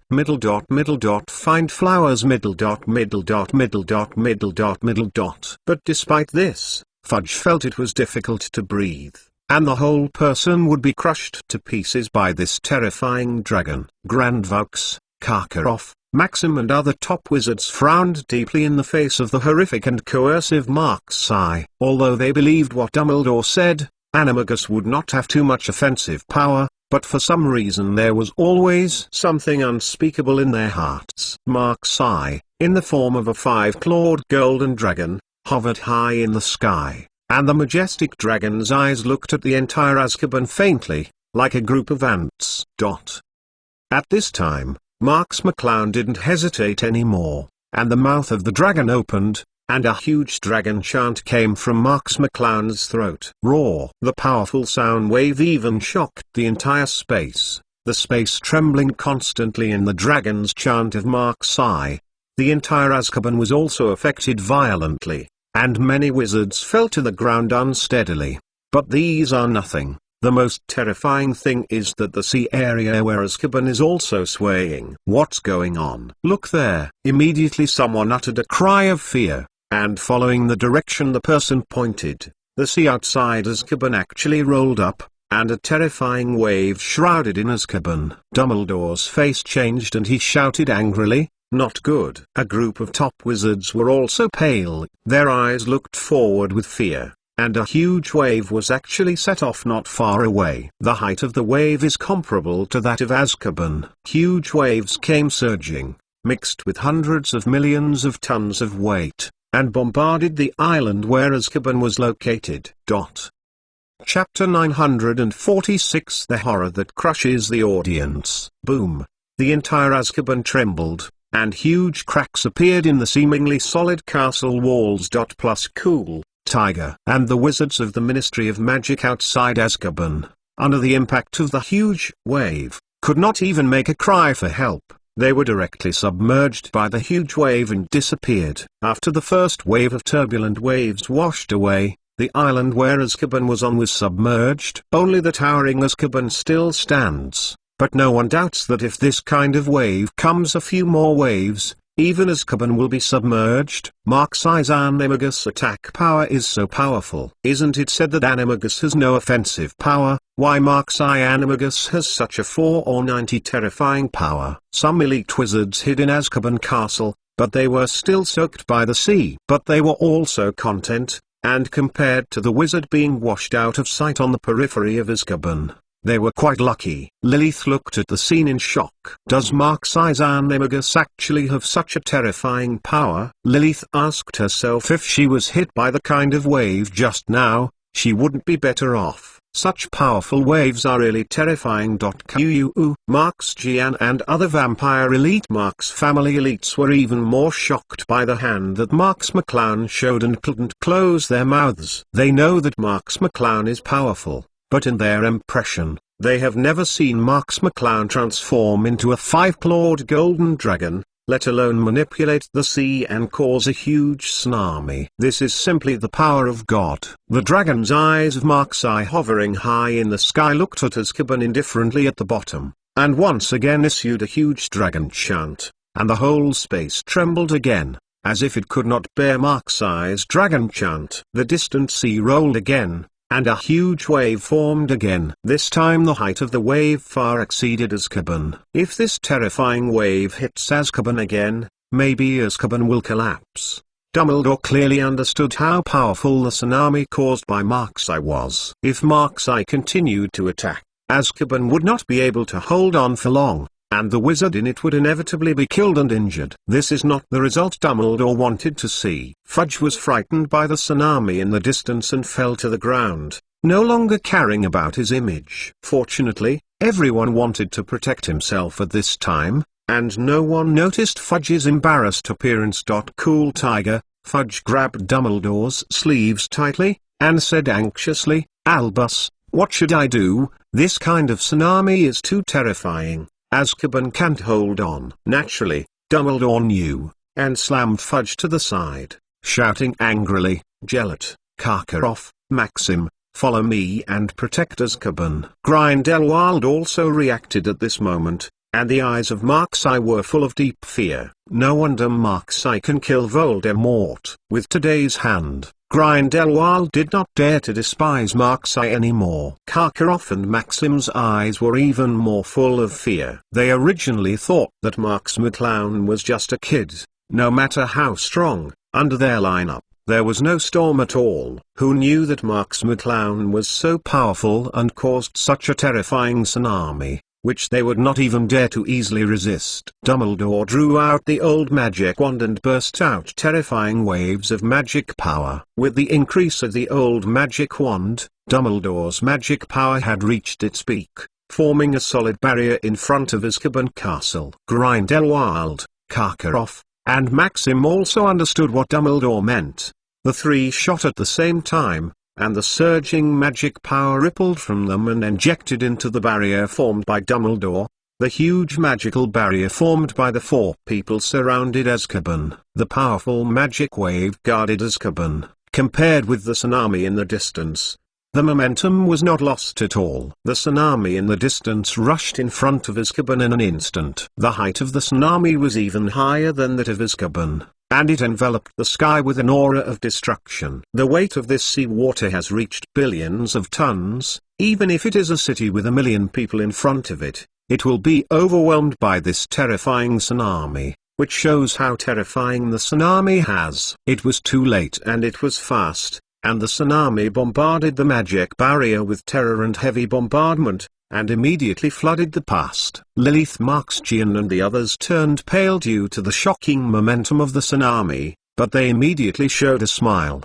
Dumbledore probably couldn't resist a tsunami of this magnitude. Azkaban should be destroyed by the tsunami. However, the huge tsunami was like hitting a hard rock and was split in half abruptly, and countless snow-white waves rolled away, revealing the whole picture of Azkaban.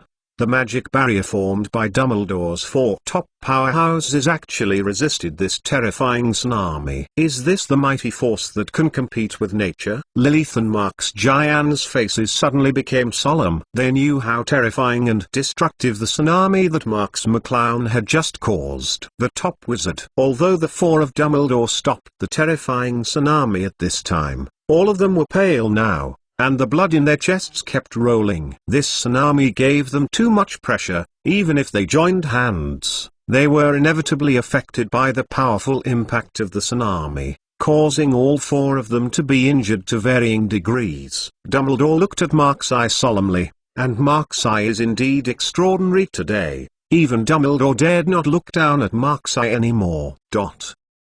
The most powerful mage of Harry Potter Chapter 947. This time you will completely overthrow the Ministry of Magic and Azkaban. If Dumbledore takes it lightly, I am afraid that the next Voldemort will end up. Grindelwald's eyes are getting stronger and stronger, and the more powerful he is facing Grandvux, the more excited he is. The Marxi in front of him is undoubtedly the kind of opponent who can make Grandvux's whole body excited. On the contrary, both Karkaroff and Maxim showed horror, and their eyes were full of fear when they looked at Marxi.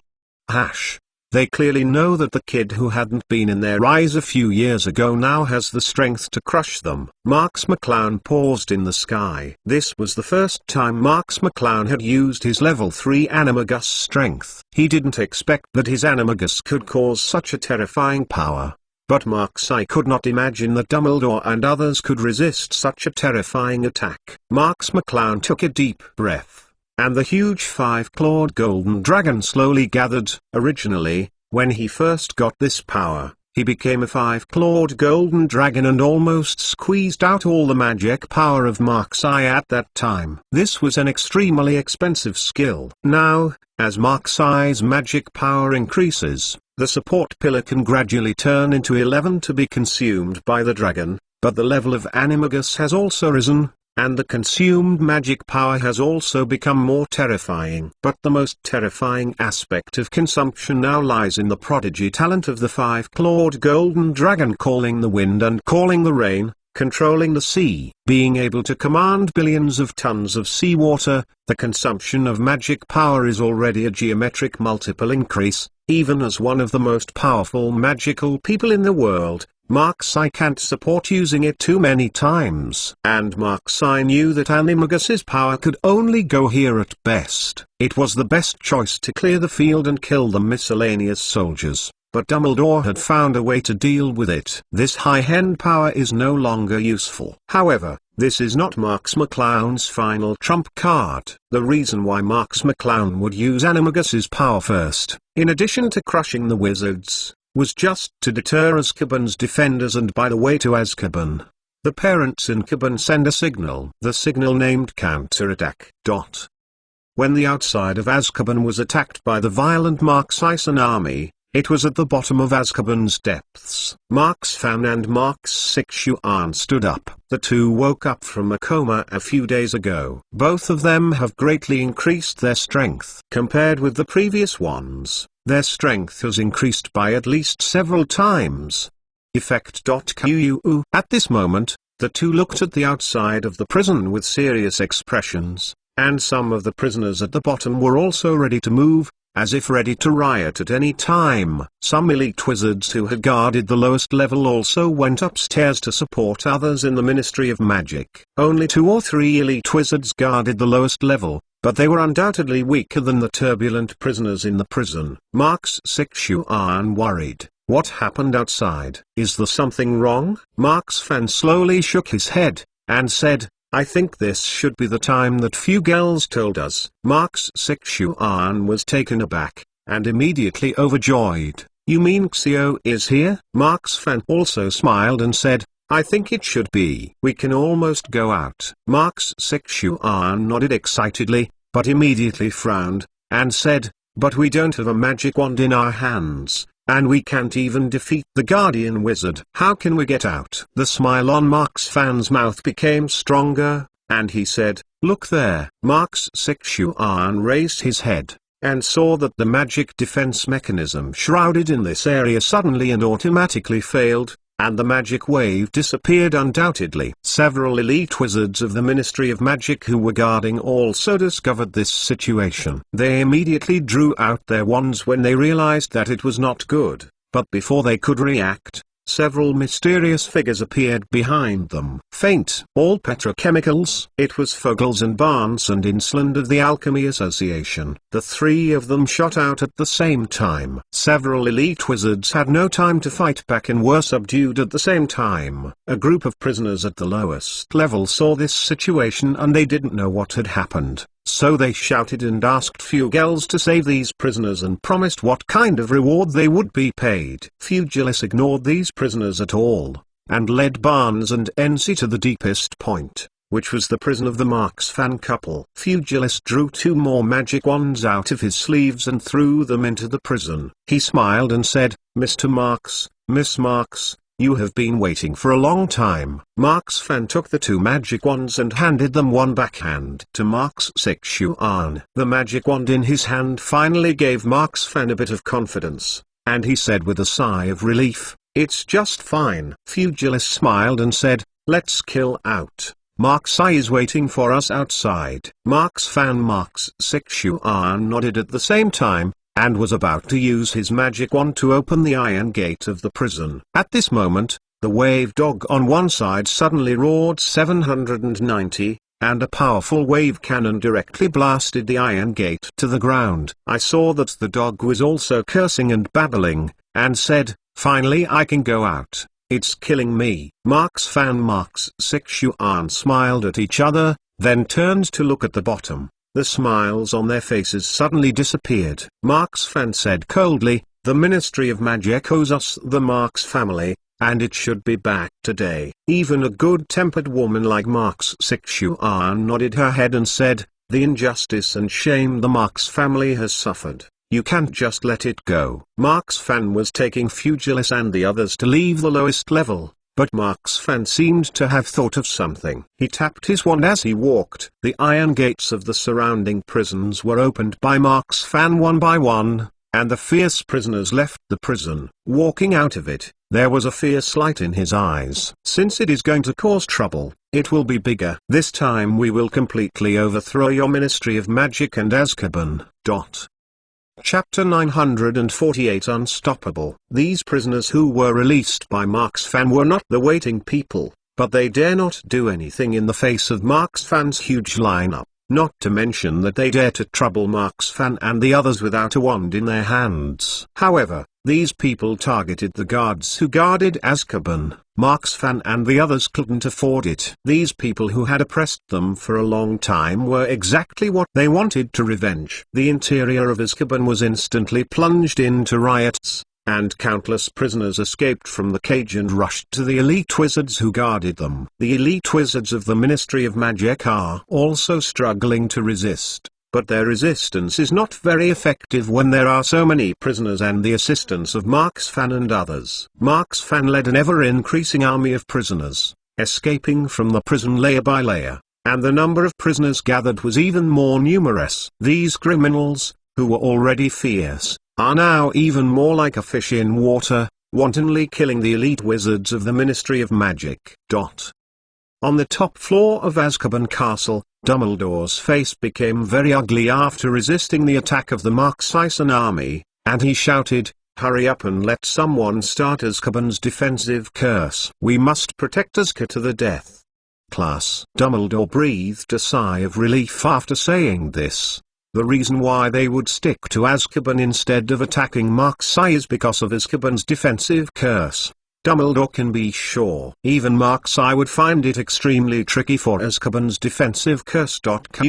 In this way they can deal with Mark-Sai better and they will be invincible. It's not good, Mr. Minister, Professor Dumbledore, the defensive curse has failed, and it cannot be activated at all. An elite wizard of the Ministry of Magic ran over in a panic, with fear on his face. Dumbledore's heart sank and he shouted angrily, "What's the matter? Didn't you let the president of the Alchemy Association come over to fix it? What about the Fuggles?" Fudge was even more unbelievable, unable to say a word. The most crucial Azkaban defensive spell actually failed. The elite wizard hesitated. Fugilis has disappeared, and I don't know where he has gone. Dumbledore's face turned pale. If he doesn't know what's going on in the current situation, he's not Dumbledore. I didn't expect Marks McClown to prepare so well that even the Alchemy Association bought it. It's really Marks McClown's habit. The means. Fudge fell to the ground with all thoughts at this time. The current situation was similar to that at the Ministry of Magic headquarters. At that time, he was overcast by Mark-Sai, but he did not expect him to be calculated by Mark-Sai now in Azkaban.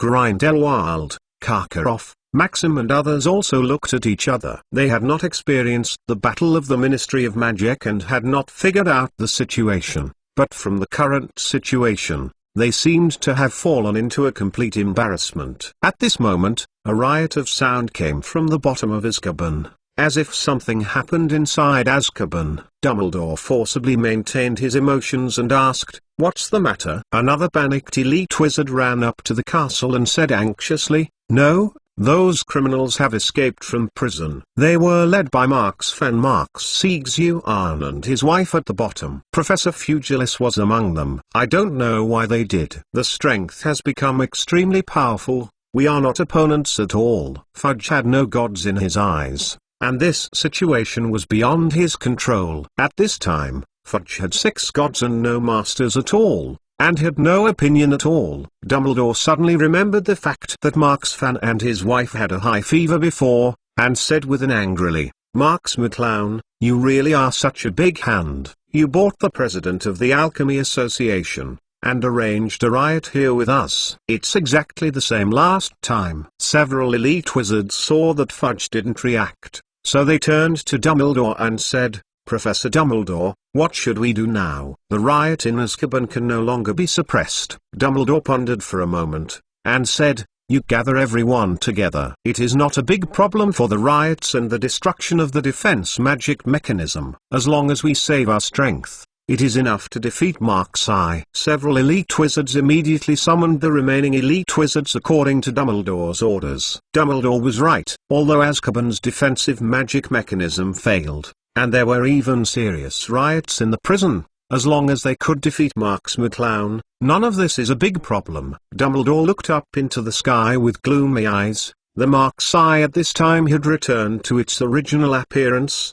looking at Dumbledore lightly, as if he didn't know what had happened to Azkaban. Dumbledore took a deep breath and said slowly, "Mark-Sai, you are so amazing. We are calculated by you again." Marks McClown raised his eyebrows slightly and said lightly, "It's not that I am superb, but you are stupid. You are still hit by the same moves on you." Dumbledore said coldly, "What can you do with so many tricks? This is just exposing your guilty conscience. You think you can't beat us at all, that's why so many tricks." Marks McClown said lightly, "Perhaps, Professor Dumbledore, think whatever you like." Marks-Sai looked inside Azkaban Castle and saw the restlessness inside. I think Fugilis had found Marks Fan and his wife. They caused a riot in the prison, otherwise Dumbledore would not. There will be such a thing to say. Marks McClown's spiritual exploration engulfed the entire island in an instant. and he realized that the magic of Marx Fan and his wife was constantly evaporating. Many elite wizards of the Ministry of Magic were simply vulnerable in front of them,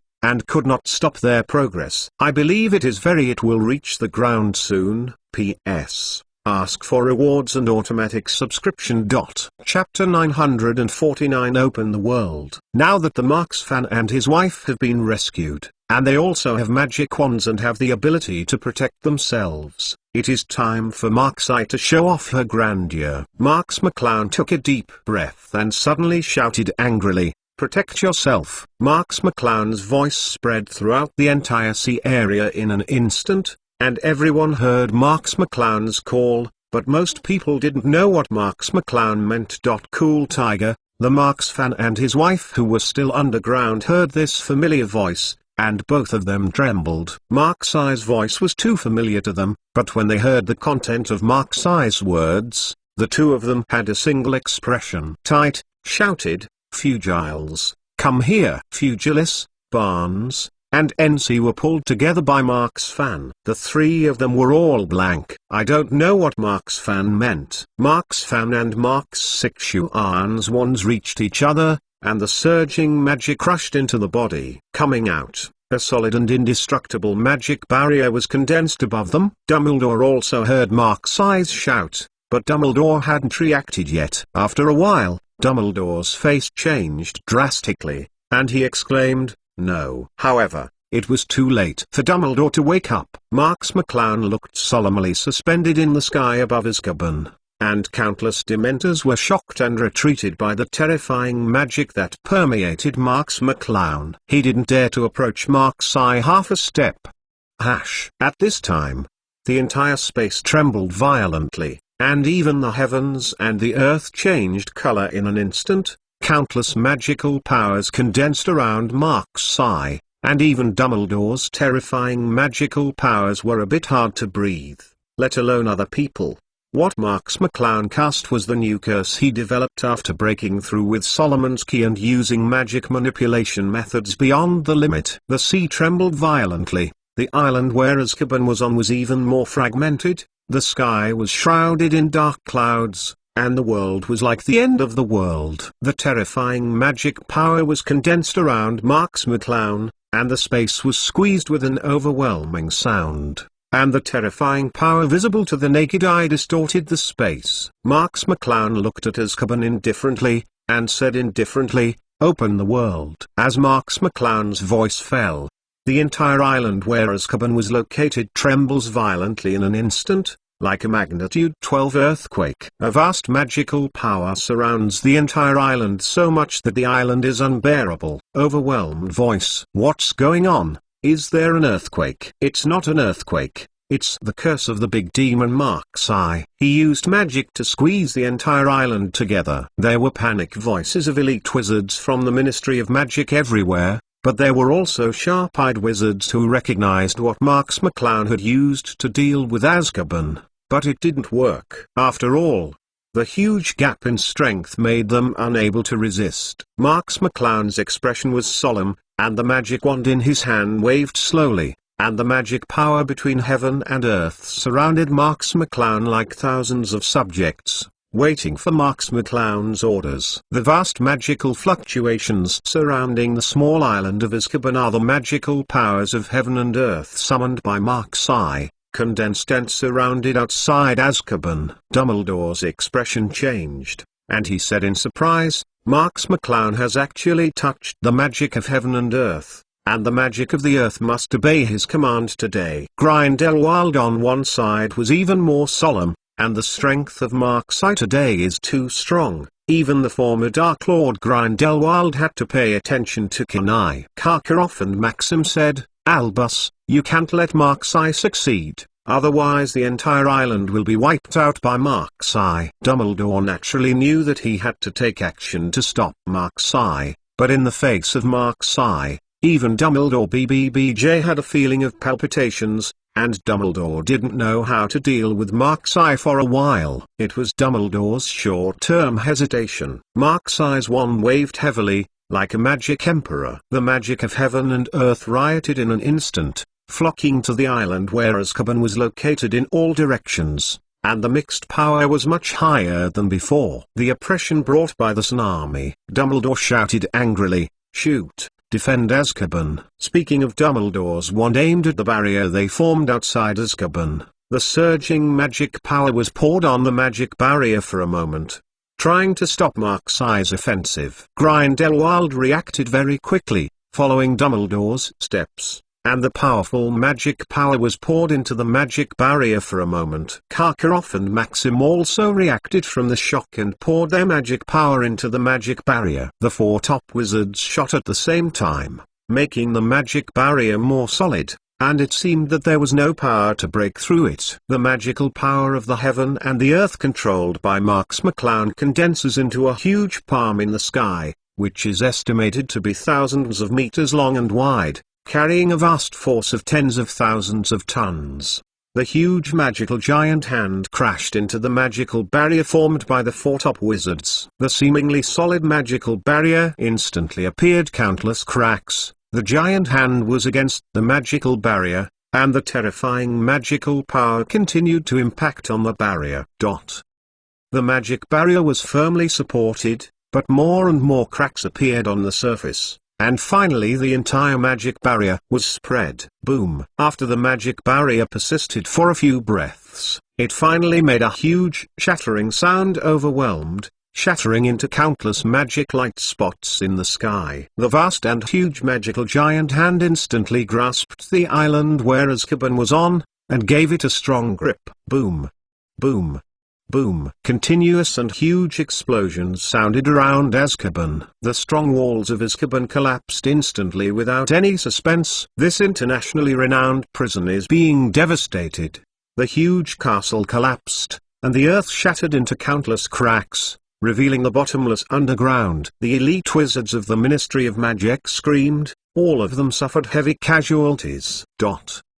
Chapter 950 Revenge. Either they were smashed down by the huge wall and turned into bloody mud, or they fell directly into the bottomless seam, and could never crawl out. The small island where Azkaban was located seemed to be the end of the world, with crying and crying voices everywhere, and the dead Ministry of Magic elites everywhere, losing their lives under the assault of the Cloud and Night. Marks McClown exhaled heavily. It was a new curse he realized after breaking through Solomon's key. It was so powerful that even Marks McClown used it. It took a lot of power. However, judging from the current situation, the effect of this new curse still makes Marks McClown very satisfied. Today's Azkaban has become a ruin.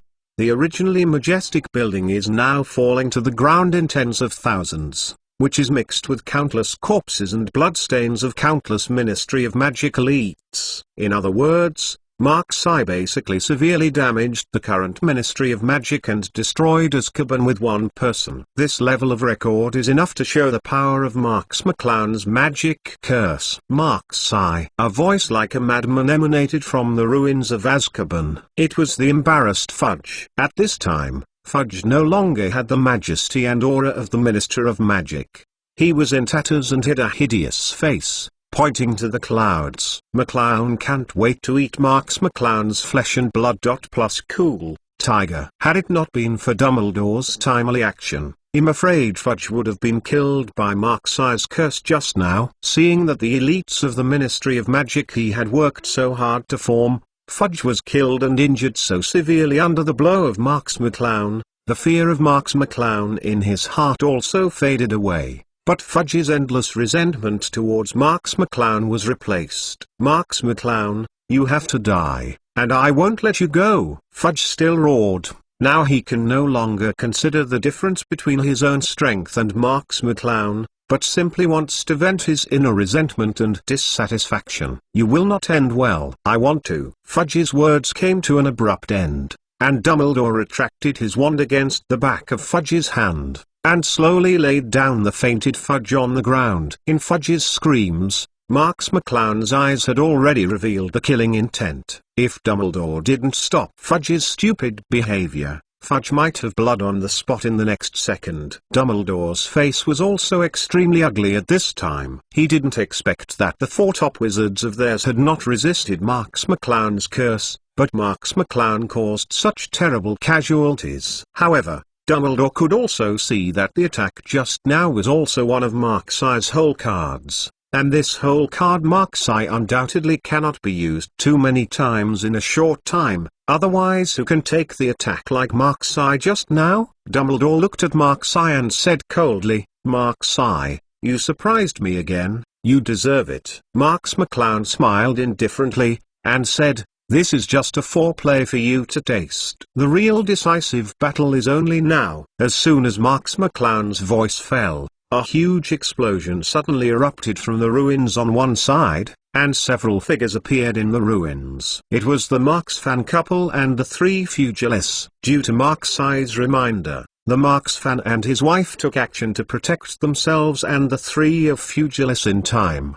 They did not suffer any harm. When Marks-Eye took action, he also paid attention, destroying Azkaban, and attacking the underground. The attack slowed down a lot. When Dumbledore saw the Marx fan and his wife, his eyes couldn't help but squinted. Marks-Eye will really rescue the two of them. It is indeed Marks-Eye, it is really a good method. When Grindelwald, Karkaroff and Maxim looked at the Marx fans, they were also shocked in their hearts. Originally, Marx fan and his wife were the best bargaining chips in their hands. Who knew that Marx McClown could reverse the situation? This Marx McClown really can't be underestimated. Marx fan and his wife came out from the ground and saw Dumbledore at a glance. It can be said that the enemy was extremely jealous when they met. Marx fan angrily shouted, "Dumbledore, you have the face to stand in front of me, you shameless old man."